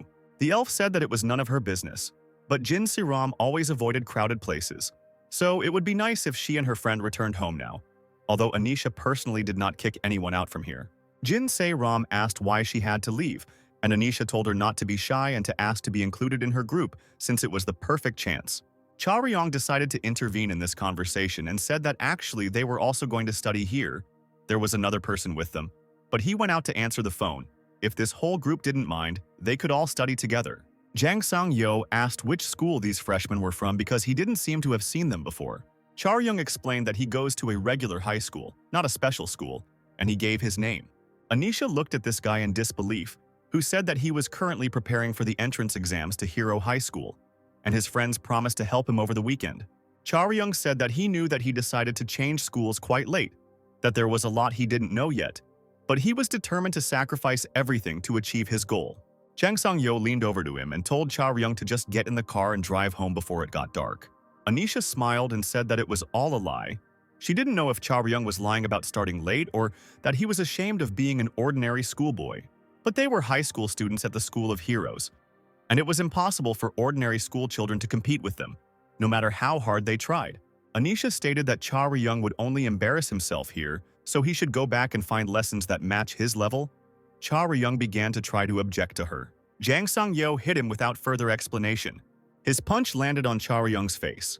It was stupid, but no one even thought that Jang Sang-yo would hit this guy. Even if he wasn't officially a hunter yet, it was still violence against an ordinary person, so he should have gone to jail. He didn't even give him a chance to dodge, punching him right in the nose and disgracing Charyong, so he wanted to make him feel the difference in level between them. Jang Sang-yo thought that the calculation of the strike distance was accurate. He didn't understand why this guy didn't dodge when he could have just stepped back. Perhaps he had stepped forward on purpose, but to do so he would have had to know all his opponent's moves in advance. And now he sat with his hands covering his face and complaining that he had been hit unexpectedly when he had simply tried to get along and be good. Charyong said that he wanted to get along and study together on the weekends, but now he has no choice. Charyong's eyes flashed. He said that now, out of self-defense, he would have to destroy the offender. The training room used by the adventurers has cameras all over the place. They record everything that happens in the room from different angles, and then the adventurers watch the recordings to analyze their movements. Jin Se-ram watched her friend and thought that he just let himself get hit on purpose. Judging by his reaction, she didn't know what he was planning, but now Charyong had insurance against problems if something happened. Everyone saw it, and there is also a recording of how this senior student struck without warning. Jang Sang-yo asked what kind of self-defense they were talking about. Charyong replied that he is a very closed and timid person. If something bad happens, it haunts him for a long time. He becomes depressed and even loses sleep. Jang Sang-yo apologized for hitting Charyong, but he thought that Charyong was making a fuss over something trivial, even though it didn't even hurt him. Charyung shouted indignantly, asking if she heard that first this Sanyo hit, and now he says it's nothing. Charyung asked if he should call the police or the director of the Warrior Academy right away. Jang Sang-yo shouted, "Wait!" He already understood everything, and now he wanted to know what this guy wanted from him. Maybe money, or maybe just to train together. Anisha Esserm also looked closely at the man who was claiming to be defending himself. Charyung stated that he couldn't sleep until he hit Jang Sang-yo back. Jang Sang-yo really wanted to know where this crazy guy came from. He allowed this guy to hit him. Charyung asked if it was really okay. Jang Sang-yo confirmed. He thought that if this problem could be solved that easily, then it was great. In any case, it will be a blow from some weakling. No matter how fast he is, there is a limit to his strength. When Charyung landed his punch, blood would spurt out from Sang-yo's nose. Charyung asked what he did wrong. Jang Sang-yo had retreated a fair distance when Charyung hit him. One of Anisha's companions asked why Sanyo was dodging if he just needed to take the hit. Maybe he did it to play. That's how the situation looked from the outside. But Jang Sang-yo thought differently. He had to dodge, or that image of a broken face that came to his mind a few seconds ago would become reality. Charyung asked if his attacker had intended to evade from the beginning, but now he had caused Charyung severe mental trauma. Just say it straight out, Anisha advised. She told Jang Sang-yo that even if he made a mistake first, it was wrong to try to respond in kind. Anisha believed that the right thing to do was to apologize and make amends, and that violence in this situation was no different from a fight. Jang Sang-yo asked if everyone heard it and stated that he admitted his mistake. Charyung said that it was good, and now Sang-yo could decide for himself whether it would be training or a fight. Jang Sang-yo was still at a great distance from the enemy. He demanded that no one dare look down on him. Charyung was already attacking, glowing from the light that enveloped his body. Jang Sang-yo tried to respond to this with something. His unknown opponent was very fast. Charyung used the flash technique. He deliberately hit lightly. Charyung thought that he had hit once. Should he stop there? His gaze showed. It was enough to hurt the pride of the Warrior Academy student. Now Jang Sang-yo was not in a rush to end this fight. There was a lot of fury in his movements. Charyung had managed to escape for now. Jang Sang-yo claimed that he had caught him, Charyung. He stomped his foot decisively, using the jamming technique. Charyung was too close to the enemy. Jang Sang-yo was surprised by what was happening. Charyung said out loud that there would be several blows to the torso now. With these blows, he knocked the enemy to the floor. The girl from the group stared at them in amazement. The guy asked what happened. Maybe Jang Sang-yo did it on purpose to make the opponent relax. Charyung said that he wasn't even trying to be sarcastic. He was genuinely curious if Sanyo was really a student at the academy. Then, Charyun thought that it would be better to ask if Sanyo really studied there. The feeling was completely different. Charyun himself wanted to do this so that they would cause as little harm to each other as possible. He extended his hand to Sanyo and thanked him for adjusting to the tempo, asked him not to hold a grudge against him, and also that he would take the recording and not distribute it. He wanted to help his opponent get back on his feet. Charyung sincerely said that he didn't like this reaction. He thought it would be the same as with Ga-yun back then. If he knew, he would have simply ignored this guy. He approached Jin Se-ram and told her to remember to save the recording. Se-ram asked what he wanted to do with it. She thought that there was enough shame with Jang Sang-yo.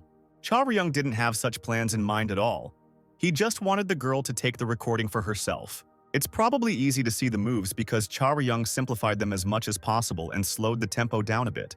Although there are things that are a little disappointing. Jin Se-ram was surprised to realize that Charyung did this so that he would have a recording after the fight. The guy objected that he did it not only because of this, after all, they were the first to look down on and provoke. Jin Se-ram said that it wasn't necessary anyway, and Charyung clarified that it was the one in the dress who was constantly bullying Se-ram. It was obvious to him that it was her, because this elf didn't even try to hide her hostility from the very beginning. Charyung said that yes, he doesn't know what's going on in this school, but according to Chulgang, it doesn't look like he bows to anyone here. Charyung explained that he had no intention of sitting on the sidelines. He was not a very proud person, but he also did not intend to put up with humiliation from anyone. Even if he accepted Jin Se-ram's request, school life was important to him. He didn't think that being an outcast was a good strategy for their future growth. "Bastard!" came a furious scream from behind Charyung. The friends turned around at the sound of this voice. Jang Sang-yo, his face red with anger, rushed towards them. Charyung's eyes widened in surprise. Anisha Esserm admitted that she can't understand the truth. The elf used her magic both to restrain the senior and to intimidate Charyung and Se-ram. Anisha said she didn't invite the elder because of his skills, but she thought he would at least act like an elder. She said he looked like he was still far from her. Jin Se-ram felt that even at such a great distance, it was becoming difficult for her to breathe. Everything was the same. Anisha was releasing energy without caring at all about its consumption. Se-ram noticed her friend. Something was happening to him, and she hurried to call out to him. Jin Se-ram asked what was wrong with him. Yu Charyung looked at his own hand, which was engulfed in purple flames. 3 weeks ago, Charyung opened a package at his home. It was a box from Hansen Medical Center. Seeing what was inside, Charyung couldn't help but let out a wow of admiration. What was in the parcel was some kind of garbage. The pendant with the blood of Enkil looked especially ridiculous. Charyung was sure that it was now unusable, because its peculiarity was that if the owner's life was threatened by magic, it would absorb it. Charyung felt it activate in his pocket back then. Maybe that's why Charyung remained intact. But the power that filled his body, did it also come from the blood of Enkil? Charyung didn't have any other explanation either. He didn't think that there was some incredible power hidden inside him, like in the comics. The price of Enkil blood was more than 2 billion. It was not surprising if it had such a feature. Suddenly, an idea struck Charyung. He thought about the 2 billion and didn't understand where he had thrown the pendant. 3 weeks later, in the training hall, Charyung looked at his hand and had no doubt that the feeling was the same as then. But why did the purple power activate now? It didn't do so because of the blood of Enkil. "Hey you," Anisha Esserm called out to him. She wanted to know how much the guy got from her sister. She assumed it wasn't a very big amount and offered him to change his sponsor. No matter how much Se-ram gave, Anisha could always offer 3 times more, including paying compensation for breach of contract. Jin Se-ram yelled at her cousin to stop talking nonsense. Anisha noticed that this was not nonsense at all. On the contrary, she thought she had made a very reasonable conclusion. Regardless of his character, he was able to defeat a second-year student from the hero school. The only strange thing was that Charyung himself was not a student there yet. Not to mention his name was unknown. Anisha guessed that Charyung couldn't focus on the entrance exam because of his part-time job, but that could be ignored if there was money. Anisha assumed that money was her sister's biggest advantage. If not, what other advantage could she have? Talent, connections, or reputation? Anisha listed, and Se-ram's hands clenched into fists. The elf continued to make assumptions, and now she asked about patience. Charyung said that he hadn't seen it himself, but they said that something strange had stuck to Jin Se-ram and was ruining her school life. He didn't know for sure, but that person seemed to be offended by Anisha's sister.